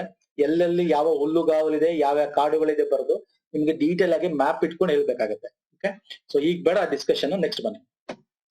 2019ರ ಜುಲೈನಲ್ಲಿ ಮುಖ್ಯ ಹಣಕಾಸು ಅಧಿಕಾರಿ ಮತ್ತು ವಿಶ್ವ ಬ್ಯಾಂಕ್ ಗುಂಪಿನ ಮ್ಯಾನೇಜಿಂಗ್ ಡೈರೆಕ್ಟರ್ ಗೆ ನೇಮಕಗೊಂಡ ಭಾರತೀಯ ಮಹಿಳಾ ಅರ್ಥಶಾಸ್ತ್ರ. ಎಗೇನ್ ಕರೆಂಟ್ ಅಫೇರ್ ಇದು. ಸೊ ಎಗೇನ್ ಇದು ಬೇಕಾಗಲ್ಲ ನಮ್ಗೆ. ಅಶುಂಕುಲಾ ಕಾಂತ್ ಅವರು ಬೇಕಾಗಲ್ಲ, ಬಿಟ್ಟಾಕಿ. ಕಾಫಿ ಬೆಳೆಯು ಡ್ಯಾಶ್ ಅವಧಿಯಲ್ಲಿ ಪ್ರೋತ್ಸಾಹಿಸಲ್ಪಟ್ಟಿತು. ಕಾಫಿ ಬೆಳೆ ಯಾವ ಟೈಮಲ್ಲಿ ನಮ್ಮ ಭಾರತದಲ್ಲಿ ಇಂಟ್ರೊಡ್ಯೂಸ್ ಮಾಡಿ ಪ್ರೋತ್ಸಾಹ ಪಟ್ಟರು? ಯಾರು ಮಾಡಿದ್ದದು? ಬೋರಿಂಗ್ ನ ಸಮಯ, ಹೈದರಿನ ಸಮಯ, ಟಿಪ್ಪುವಿನ ಸಮಯ, ಕಬ್ಬನ ಸಮಯ. ರೈಟ್ ಆನ್ಸರ್ ಯಾವುದು ಸರ್? ಕಬ್ಬನ್ನ ಸಮಯದಲ್ಲಿ. ಓಕೆ, ನೆಕ್ಸ್ಟ್ ಬನ್ನಿ. ವಿಶ್ವಸಂಸ್ಥೆಯ ಹವಾಮಾನ ಬದಲಾವಣೆ ಸಮ್ಮೇಳನದಲ್ಲಿ ಕಾಪ್, ಕಾನ್ಫರೆನ್ಸ್ ಆಫ್ ಪಾರ್ಟೀಸ್ ಅಂತ ಕರಿತೀವಿ. ಭಾರತ ಮತ್ತೆ ಯಾವ ದೇಶ ಜೊತೆಯಾಗಿ ಜಂಟಿ ಅಂತಾರಾಷ್ಟ್ರೀಯ ಸೌರ ಒಕ್ಕೂಟ, ಇಂಟರ್ನ್ಯಾಷನಲ್ ಸೋಲಾರ್ ಆರ್ಗನೈಸೇಷನ್ ISO ಮಾಡ್ತೀವಲ್ಲ 2015ರಲ್ಲಿ. ಎಲ್ಲಿ ಸರ್? ಫ್ರಾನ್ಸ್ ಅಲ್ಲಿ. ಯಾರ ಜೊತೆ? ಫ್ರಾನ್ಸ್ ಜೊತೆ. ಸಿಂಪಲ್ ಕ್ವಶನ್ ಇದು. ನೆಕ್ಸ್ಟ್ ಬನ್ನಿ. ಈ ಕೆಳಗಿನ ಯಾವ ನಗರವನ್ನು ಯುನೆಸ್ಕೋ 2020ರ ವಿಶ್ವ ಕ್ಯಾಪಿಟಲ್ ಆಫ್ ಆರ್ಕಿಟೆಕ್ಚರ್ ಅಂತ ಘೋಷಣೆ ಮಾಡುತ್ತೆ? ಯುನೆಸ್ಕೋ ಪ್ರತಿ ವರ್ಷ ಒಂದೊಂದು ಕ್ಯಾಪಿಟಲ್ ಮಾಡ್ತಾ ಬರುತ್ತೆ. ಸೊ 2020ರಲ್ಲಿ Rio de Janeiro. Okay, Rio de Janeiro ನೆನ್ಪಿಟ್ಕೊಳ್ಳಿ ಇದು. ನೆಕ್ಸ್ಟ್ ಬನ್ನಿ. ಮಂತ್ರಿ ಕರೆಂಟ್ ಅಫೇರ್ ಬಿಟ್ಟಾಕಿ ಅದನ್ನ. ಮಂತ್ರಿ ಮಂಡಲದಲ್ಲಿ ಪ್ರಧಾನ ಮಂತ್ರಿಗಳು ಸೇರಿದಂತೆ ಸಚಿವರ ಒಟ್ಟು ಸಂಖ್ಯೆ ಲೋಕಸಭೆಯಲ್ಲಿರುವ ಸದಸ್ಯರುಗಳ ಒಟ್ಟು ಸಂಖ್ಯೆ 15% ಹೆಚ್ಚಿರಬಾರದು. ಹೌದು. ಇಳಿಕೆ ಸಂಬಂಧಿಸಿದ ಸರಿಯಾದ ಉತ್ತರ ಯಾವುದು? ಹೌದು ಸರ್, 15% ಜಾಸ್ತಿ ಇರಬಹುದು ಮಂತ್ರಿಗಳು. ಒಂದು ಇದ್ರಲ್ಲಿ ತಿದ್ದುಪಡಿ ಮಾಡಿ ಸೇರಿಸಿದ್ವಿ. ಹೌದು. ಇದ್ರಲ್ಲಿ ಯಾವ್ದು ಕರೆಕ್ಟ್ ಆಗಿರ್ತಕ್ಕಂಥ ಆಪ್ಷನ್? ಇದನ್ನ 2390 ಕರೆಕ್ಟ್ ಇಲ್ಲೇ ಸಿಕ್ಬಿಡ್ದಲ್ಲ. 91ನೇ ತಿದ್ದುಪಡಿ. ಹೌದು, ಇಲ್ಲೆಲ್ಲ 91 ಇದೆಯಾ ನೋಡ್ಬಿಡಿ, ಚೆಕ್ ಮಾಡ್ಬಿಡಿ. ಇಲ್ಲ. So this is right answer. Check ಮಾಡೋದು ಬೇಕಾಗಿಲ್ಲ. 91ನೇ ತಿದ್ದುಪಡಿ. ಹೌದು. 83 ಅಲ್ಲ, 93 ಅಲ್ಲ, 42 ಅಲ್ಲ. ಸೊ ತಿದ್ದುಪಡಿ ಯಾವ್ದು ಒಂದು ಗೊತ್ತಿದ್ರೆ ಸಾಕು ನೋಡಿ, ಆಟೋಮೆಟಿಕ್ ಟಿಕ್ ಮಾಡಬಹುದು. ಇಂಡಿಯನ್ ಮಾಕ್ ಉಪಕ್ರಮ ಡ್ಯಾಶ್ ಎಂದು ಗುರುತಿಸಲ್ಪಟ್ಟಿದೆ. ಮ್ಯಾಸಿವ್ ಓಪನ್ ಆನ್ಲೈನ್ ಕೋರ್ಸ್ ಅಂತ ಕರಿತೀವಿ. ಇದು ಒಂದು ಸ್ವಯಂ ಒಂದು ಉಪಕ್ರಮ. ಇದು ಮಾಕ್ ಅಂತಂದ್ರೆ ಏನು ಅಂದ್ರೆ ಮ್ಯಾಸಿವ್ ಓಪನ್ ಆನ್ಲೈನ್ ಕೋರ್ಸ್ ಅಂತ. ಇದು ಕರೆಂಟ್ ಅಫೇರ್ ರಿಲೇಟೆಡ್ ಇದೆ, ಬಿಟ್ಟಾಕಿ ಇದ್ರ ಬಗ್ಗೆ. ನೆಕ್ಸ್ಟ್ ಬನ್ನಿ. ಸಂಸತ್ತಿನ ಸದಸ್ಯರುಗಳ ಹಕ್ಕುಗಳನ್ನು ಹಾಗೂ ವಿಶೇಷ ವಿನಾಯಿತಿಗಳನ್ನು ಉಲ್ಲಂಘಿಸುವುದು ಮತ್ತು ಅವರಿಗೆ ಅಗೌರವ ಸಲ್ಲಿಸುವುದು ಸಂಸತ್ತಿನ ಅಧಿನಿಯಮದ ಮೇರೆಗೆ ಶಿಕ್ಷಾರ್ಹ. ಹೌದು ಸರ್. ಈ ಪ್ರಕರಣದಲ್ಲಿ ಯಾವ ಪ್ರಸ್ತಾವವನ್ನು ಮಂಡಿಸಿದೆ ಹಾಗೂ ಯಾವ ನಿಯಮದ ಮೇರೆಗೆ ಮಂಡಿಸಿದೆ? ಇದು ಸೂಪರ್ ಕ್ವಶನ್. ಇದು ಮ್ಯಾಕ್ಸಿಮಮ್ ಜನ ತಪ್ಪು ಮಾಡಿದ್ರು. ಯಾಕಂದ್ರೆ ನಿಯಮಾವಳಿಗಳಲ್ಲಿ ಇದು ಇದೆ. ನಮ್ಮ ಲೋಕಸಭೆಯ rules of parliament, rules of procedure ಅಂತಿದೆ. ಅಲ್ಲಿ ನಮ್ಗೆ ಹೇಳ್ತಕ್ಕಂಥದ್ದು. ಅದನ್ನು ಕೇಳ್ಬಿಟ್ಟು ಅವನೇ ಎಷ್ಟು ಡೀಟೇಲ್ ಆಗಿ ಕೇಳ್ಬಿಟ್ಟಿದ್ದಾನೆ ನೋಡಿ ಇದನ್ನ. ಸೊ ಇಲ್ಲಿ ನಾನು ರೈಟ್ ಆನ್ಸರ್ ಮಾತ್ರ ಹೇಳ್ತೀನಿ. ಇದ್ರ ಬಗ್ಗೆ ಡೀಟೇಲ್ ಡಿಸ್ಕಸ್ ಬೇಕಾಗಿಲ್ಲ. ಎರಡನೇ ದಿವಸ ರೈಟ್ ಆನ್ಸರ್. ಓಕೆ, ಇದನ್ನ ಯಾರು ಓದಕ್ಕಾಗಲ್ಲ ಕ್ವಶನ್ ದಯವಿಟ್ಟು ಸ್ಕಿಪ್ ಮಾಡ್ಬಿಡಿ. ಒಂದು ಕ್ವಶನ್ಗೋಸ್ಕರ ನಾವು ರೂಲ್ಸ್ ಆಫ್ ಪ್ರೊಸೀಜರ್ ಸಿಟಿ ಇರಲ್ಲ. ಚೋಳರ ಕಂಚಿನ ಮೂರ್ತಿಯನ್ನು ಉತ್ಕೃಷ್ಟ ಕೌಶಲ್ಯಕ್ಕೆ ಹೆಸರಾಗಿ. ಹೌದು. ಈ ಲೋಹದ ಮೂರ್ತಿಗಳನ್ನು ಎಷ್ಟು ಲೋಹಗಳ ಮಿಶ್ರಣದಿಂದ ಮಾಡಲಾಗಿದೆ? ಸರ್, ಲೋಹ ಅಂದ ತಕ್ಷಣ ನಾವು ಯೂಶಲಿ ಪಂಚಲೋಹ ಅಂತ ಕರಿತೀವಿ.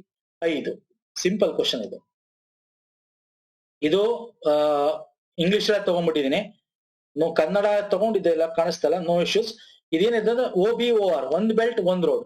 ಒಂದ್ ಬೆಲ್ಟ್ ಒಂದ್ ರೋಡ್ ಚೀನಾದ್ರ ಬಗ್ಗೆ ತಗೊಂಡಿದ್ದೆ. ಇದು ಯಾವ್ದಕ್ಕೆ ಸಂಬಂಧಪಟ್ಟಿದ್ದು ಅಂತ? ಸರ್, ಇದು ಯಾವ್ದಕ್ಕೆ ಸಂಬಂಧಪಟ್ಟಿದ್ದು ಅಂತಂದ್ರೆ ಒಂದ್ ಬೆಲ್ಟ್ ಒಂದ್ ರೋಡ್ ಇದೆಯಲ್ಲ ಚೀನಾದು, ಅದು ತನ್ನ ಪ್ರೀವಿಯಸ್ ಸಿಲ್ಕ್ ರೋಡ್ಗೆ ಒಂದು ರೆಫರೆನ್ಸ್ ಆಗಿ ಇಟ್ಕೊಂಡು ಒಂದಷ್ಟು ಸ್ಟ್ರಾಟಜಿಕಲಿ ಒಂದು ಇದನ್ನ ಮಾಡ್ತಾ ಬರ್ತಾ ಇದೆ ಚೀನಾ ಅಲ್ವಾ. ಇಲ್ಲಿ ರೈಟ್ ಆನ್ಸರ್ ನ ಹೇಳ್ಬಿಡ್ತೀನಿ. Belt refers to the overland routes and road refers to the sea roads. Okay, belt ಅಂದ್ರೆ ಲ್ಯಾಂಡ್, ರೋಡ್ ಅಂದ್ರೆ sea. The initiative aims to improve the connectivity among Asia, Africa ಮತ್ತೆ Europe ನ connectivity ಮಾಡಕ್ಕೆ. ಇಲ್ಲಿ ಯಾಕೆ ಬೇರೆ ಕಡೆ ತಪ್ಪಾಗುತ್ತೆ? ಇಲ್ಲಿ ಚೈನಾ, ಪಾಕಿಸ್ತಾನ, ಇಂಡಿಯಾ ಅಂತಿದೆ, ತಪ್ಪು. ಇಲ್ಲಿ ಏಷ್ಯಾ, ಆಫ್ರಿಕಾ, ಅಂಟಾರ್ಟಿಕಾ ಅಂತಿದೆ, ಅಂಟಾರ್ಟಿಕಾನು ತಪ್ಪು. ಇಲ್ಲಿ ಆಸ್ಟ್ರೇಲಿಯಾ ಅಂತಿದೆ, ಅದಕ್ಕೆ ತಪ್ಪು. ಏಷ್ಯಾ, ಆಫ್ರಿಕಾ ಮತ್ತೆ ಯುರೋಪ್ ಖಂಡಗಳು. ಇಲ್ಲಿ ನೋಡಿ, ಚೈನಾದು ಇಲ್ಲಿ ಏಷ್ಯಾ ಖಂಡ, ಇದು ಆಸ್ಟ್ರೇಲಿಯಾ ಇಲ್ಲ. ಇಲ್ಲಿರೋದು ಯಾವ್ದು ಗೊತ್ತಾ? ಇಂಡೋನೇಷ್ಯಾ. ಓಕೆ, ಇಲ್ಲಿ ಶ್ರೀಲಂಕಾ, ಈ ಕಡೆ ಆಫ್ರಿಕಾ, ಇಲ್ಲಿ ಯುರೋಪ್. ಅರ್ಥ ಆಯ್ತಲ್ಲ? One belt one road initiative. So ಹಾಗಾಗಿ ಮೂರನೇ option is the right answer. Silk road ಅಂತಾನೆ ಕೂಡ ಕರಿತೀವಿ ಅದನ್ನ, ಮ್ಯಾರಿಟೈಮ್ ಸಿಲ್ಕ್ ರೋಡ್ ಅಂತ. ನೆಕ್ಸ್ಟ್ ಬನ್ನಿ.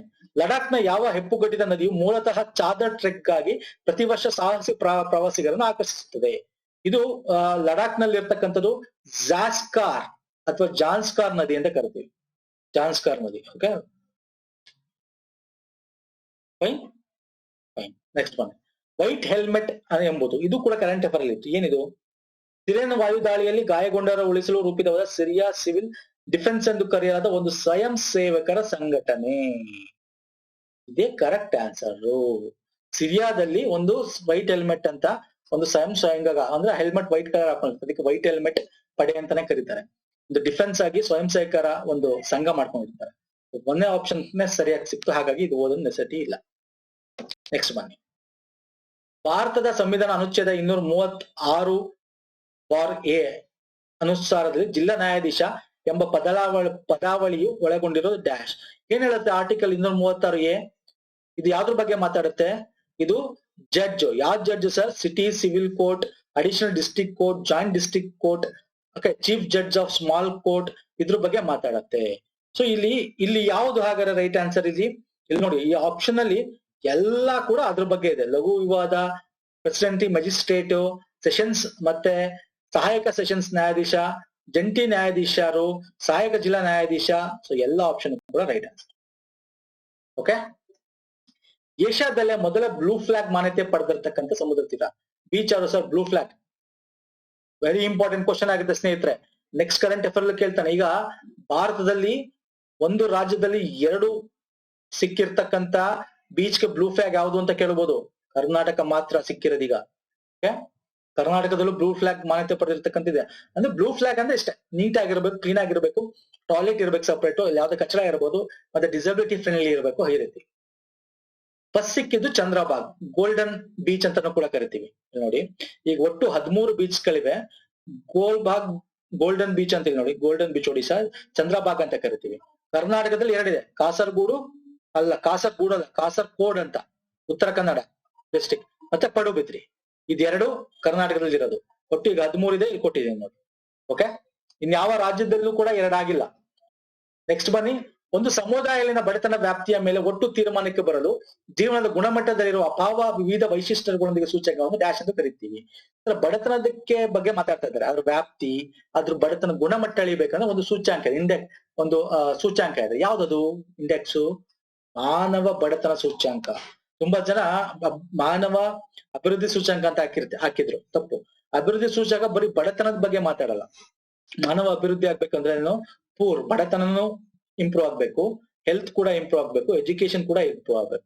ಇದು ಮಾನವ ಅಭಿವೃದ್ಧಿ ಸೂಚ್ಯಾಂಕ. ಸೊ ಹಾಗಾಗಿ ಇದು ರೈಟ್ ಆನ್ಸರ್, ಬಡತನ ಸೂಚ್ಯಾಂಕ. ಓಕೆ, ನೆಕ್ಸ್ಟ್ ಬನ್ನಿ. ಇಲ್ಲಿ ಲೇಖಕರು ಅವ್ರು ಬರ್ದಿರೋ ಪುಸ್ತಕ ಕರೆಂಟ್ ಅಫೇರ್ ರಿಲೇಟೆಡ್ ಅನ್ಕೋತೀನಿ ಇದು ಕೂಡ. ಮತ್ತೆ ಒಂದಷ್ಟು ಇಲ್ಲ ಸ್ಟಾಟಿಕ್ ಪೋರ್ಷನ್ ಕೂಡ ಇದೆ, ಸ್ಟಾಟಿಕ್ ಜಿಕೆ ಇದೆ. Fine. Rajni Kothari, C P Bhambhri, Mohit Bhattacharya, Granville Austin ಯಾವ ಕೃತಿಗಳನ್ನ ಬರೆದಿರ್ತಕ್ಕಂಥ ಒಂದಿಸಿ ಬರೆಯಬೇಕು. ಹೇಗೆ ಇಲ್ಲಿ ರೈಟ್ ಆನ್ಸರ್ ರಜನಿ ಕೊತಾರಿ ಬಂದು caste and politics in India ಅಂತ ಬರೆದಿದ್ದಾರೆ. ಎಲ್ಲಿದೆ? ಹೇಗೆ 2 ಇಲ್ಲಿದೆ. ಸಿಪಿ ಬಾಂಬ್ರಿ ಅವರು ಬರೆದಿದ್ದಾರೆ ಸರ್ ದಿ ಇಂಡಿಯನ್ ಸ್ಟೇಟ್ ಅಂತ.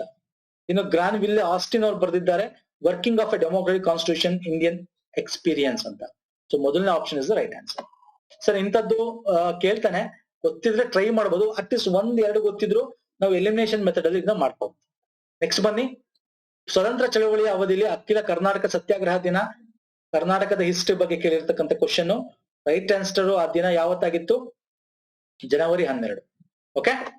ಅಂತಾರಾಷ್ಟ್ರೀಯ ವ್ಯಾಪಾರಗಳಲ್ಲಿ ಆಗಿಂದಾಗೆ ಬಳಕೆಯಾಗುವ ಸಂದಾಯ ಪಾವತಿ ವಿಧಾನವು ಅಂತಾರಾಷ್ಟ್ರೀಯ ಮಾರಾಟವಾದ ರಫ್ತುದಾರರ ಉತ್ತಮ ಉತ್ಪನ್ನಗಳಿಗೆ ಖಾತ್ರಿಯಾದದ್ದು.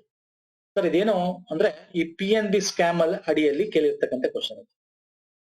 ಏನು ಅಂದ್ರೆ ಸಂದಾಯ ಪಾವತಿ ವಿಧಾನ ಅಂದ್ರೆ ಏನು ಅಂದ್ರೆ ಸಿಂಪಲ್. ಈಗ ನೀವು ಹೊರಗಡೆ ಹೋಗಿರ್ತೀರಾ, ಹೊರಗಡೆ ಏನಾದ್ರು ಹೊರ ದೇಶದಲ್ಲಿ ಏನಾದ್ರು ಖರೀದಿ ಮಾಡ್ಬೇಕು, ಸಾಲ ಬೇಕು, ಆ ದೇಶದಲ್ಲಿ ನಿಮ್ಗೆ ಕೊಡಲ್ಲ. ನೀವು ಅದಕ್ಕೆ ಏನ್ ಮಾಡ್ತೀರಾ ಗೊತ್ತಾ? ಲೆಟರ್ ಆಫ್ ಕ್ರೆಡಿಟ್ ನ ತಗೊಂಡ್ ಬರ್ತೀರಾ. ಭಾರತ ದೇಶದ ಒಂದು ಬ್ಯಾಂಕ್ ಇಂದ ತಗೊಂಡ್ ಬಂದು ಆ ಬ್ಯಾಂಕ್ ಕೊಡ್ತೀರಾ ಆ ದೇಶದಲ್ಲಿ. ಆಗ ಅವ್ರು ನಿಮ್ಗೆ ಸಾಲ ಕೊಡ್ತಾರೆ. ನೀವು ಸಾಲ ತೀರಿಸಲು ಈ ಬ್ಯಾಂಕು ಹೊಣೆ ಆಗುತ್ತೆ. PNB ನಡೆದಿದ್ದ ಅದೇ ರೀತಿ. ಅದನ್ನ ಲೆಟರ್ ಆಫ್ ಕ್ರೆಡಿಟ್ ಅಂತ ಕರಿತೀವಿ. ಅದನ್ನ ಏನಂತ ಕರಿತೀವಿ? ನಿರ್ವಹಣಾ ಪತ್ರ. 4ನೇದು ರೈಟ್ ಆನ್ಸರ್. ಅರ್ಥ ಆಯ್ತಲ್ಲ? ಇತ್ತೀಚಿನ ವರ್ಷಗಳಲ್ಲಿ ಆಂಧ್ರ ಪ್ರದೇಶದ ಕೃಷ್ಣಾ ಮತ್ತು ಗೋದಾವರಿ ನದಿಗಳ ಮುಖಜ ಭೂಮಿಯಲ್ಲಿ ಕಡಲ ಪ್ರದೇಶಗಳಲ್ಲಿ ಕಚ್ಚಾ ತೈಲ ಉತ್ಪಾದನೆ ಯೋಜಿಸಲಾಗಿದೆ. ಈ ಪ್ರಾಂತ್ಯದ ಶಿಲಾಸ್ತರವನ್ನು ಏನೆಂದು ಕರೀತಾರೆ? ಲ್ಯಾಕೋಲಿತ್, ಬಾಥೋಲಿತ್, ರವ್ವಾ, ಸಿಂಕ್ಲೈನ್. ಇದನ್ನ ರವ್ವಾ ರಚನೆ ಅಂತ ಕರಿತೀವಿ, ರವ್ವಾ ಸ್ಟ್ರಕ್ಚರ್ ಅಂತ ಕರಿತೀವಿ. ಲ್ಯಾಕೋಲಿತ್ ಬಾಥೋಲಿತ್ ಇದೆಯಲ್ಲ, ಅದು ನಮ್ಮ ಜ್ವಾಲಾಮುಖಿಯಿಂದ ಆಗ್ತಕ್ಕಂಥ ಇಂಟರ್ನಲ್ ಸ್ಟ್ರಕ್ಚರ್. ಅದು ನಾನು ತೋರಿಸ್ತೇನೆ. ಲ್ಯಾಕೋಲಿತ್, ಬ್ಯಾಥೋಲಿತ್ ಜ್ವಾಲಾಮುಖಿಯಿಂದ ಹೊರಗಡೆ ಬರ್ತಿರ್ತಕ್ಕಂಥ ರಸ, ಅದರದ್ದು ಒಳಗಡೆ ತಂಪಾಗಿ ಆಗ್ತಕ್ಕಂಥ ಸ್ಟ್ರಕ್ಚರ್. ಡೈಕ್ ಅಂತ ಬರುತ್ತೆ, ಸಿಲ್ ಅಂತ ಬರುತ್ತೆ. ಇನ್ನು ಈ ರವ್ವಾ ಅಂತಕ್ಕಂಥದ್ದು ಆ ಒಂದು ಆಂಧ್ರದಲ್ಲಿ ಗೋದಾವರಿ ಕೃಷ್ಣ ನದಿಯ ತೀರದಲ್ಲಿ ಇರ್ತಕ್ಕಂಥ ಒಂದು ರಚನೆ. ಇನ್ನು ಸಿಂಕ್ಲೈನ್ ಅಂತಕ್ಕಂಥದ್ದು ಅದು ಸ್ತರ ಪಲ್ಲಟ ಆಗ್ತಕ್ಕಂಥ ಭೂಮಿಯ ಆಂಟಿಕ್ಲೈನ್, ಸಿಂಕ್ಲೈನ್. ಇದನ್ನ ಸಿಂಕ್ಲೈನ್ ಅಂತ ಕರಿತೀವಿ. ಕೆಳಗಡೆ ಅದು ಧೂಳಲ್ಪಟ್ರೆ, ಮೇಲಿದ್ರೆ ಅಲ್ಲ, ಇದನ್ನ ಸಿಂಕ್ಲೈನ್ ಅಂತ ಕರಿತೀವಿ. ಇದು ಕೆಳಗಡೆ ಹೋದ್ರೆ ಆಂಟಿಕ್ಲೈನ್ ಅಂತ ಕರಿತೀವಿ. ಇದಿಷ್ಟು ತುಂಬಾ ಡೀಟೇಲ್ ಆಗಿ ಬೇಕಾಗಿಲ್ಲ, ಇಲ್ಲಿ ಪ್ರಾಕೃತಿಕ ಭೂಗೋಳ ಎಕ್ಸ್ಪ್ಲೇನ್ ಮಾಡ್ತೀನಿ. ಸೊ ಇದಿಷ್ಟು ಪ್ರಮುಖವಾಗಿರ್ತಕ್ಕಂಥದ್ದು. ನೋಡಿ, KS ರಿಲೇಟೆಡ್ ಸ್ಟಾರ್ಟ್ ಮಾಡ್ತೀವಿ ಕಂಪಲ್ಸರಿ ಕೋರ್ಸ್. ನಮ್ಮ ಯೂಟ್ಯೂಬ್ ಅಲ್ಲಿ ಫೌಂಡೇಶನ್ ಕೋರ್ಸ್ ಪ್ಲೇ ಲಿಸ್ಟ್ ಇದೆ, ಎಲ್ಲಾ ಚಾಪ್ಟರ್ ಗಳದು, ಎಲ್ಲಾ ಸಬ್ಜೆಕ್ಟ್ ಗಳು ನೋಡಿ. ಮತ್ತೆ ಕರೆಂಟ್ ಅಫೇರ್ ಕೂಡ ಮಾಡ್ತಾ ಇದೀವಿ, weekly current affair, monthly current affair, ಮಧ್ಯ ಒಳ್ಳೊಳ್ಳೆ ಇಶ್ಯೂಗಳನ್ನ ಅನಲೈಸ್ ಮಾಡ್ತೀವಿ. ಇದೆಲ್ಲ ನಿಮ್ಗೆ ಹೆಲ್ಪ್ ಆಗುತ್ತೆ. ಮುಂದೆ ಸ್ಟ್ರಾಟಜಿ ಬೇಕು, ಬುಕ್ಸ್ ಗಳು ಬೇಕು ಅಂತ ಏನಾದ್ರು ಇದ್ರೆ IAS ಒಂದು ಪ್ಲೇ ಲಿಸ್ಟ್ ಇದೆ, ಅಲ್ಲಿ ಹೋಗಿ ನೋಡಿ. ಇಲ್ಲ ಬೇಕು ಸರ್ ಮಾಡಿ ಅಂದ್ರೆ ಮಾಡೋಣ. ನನ್ನನ್ನ ಫಾಲೋ ಮಾಡಿ, ಟೆಲಿಗ್ರಾಮ್ ಚಾನಲ್ ಜಾಯ್ನ್ ಆಗಿ. ಓಕೆ, ನೆಕ್ಸ್ಟ್ ವಿಡಿಯೋದಲ್ಲಿ ಪುನಃ ಸಿಗ್ತೀನಿ. ನಮಸ್ಕಾರ, ಧನ್ಯವಾದ.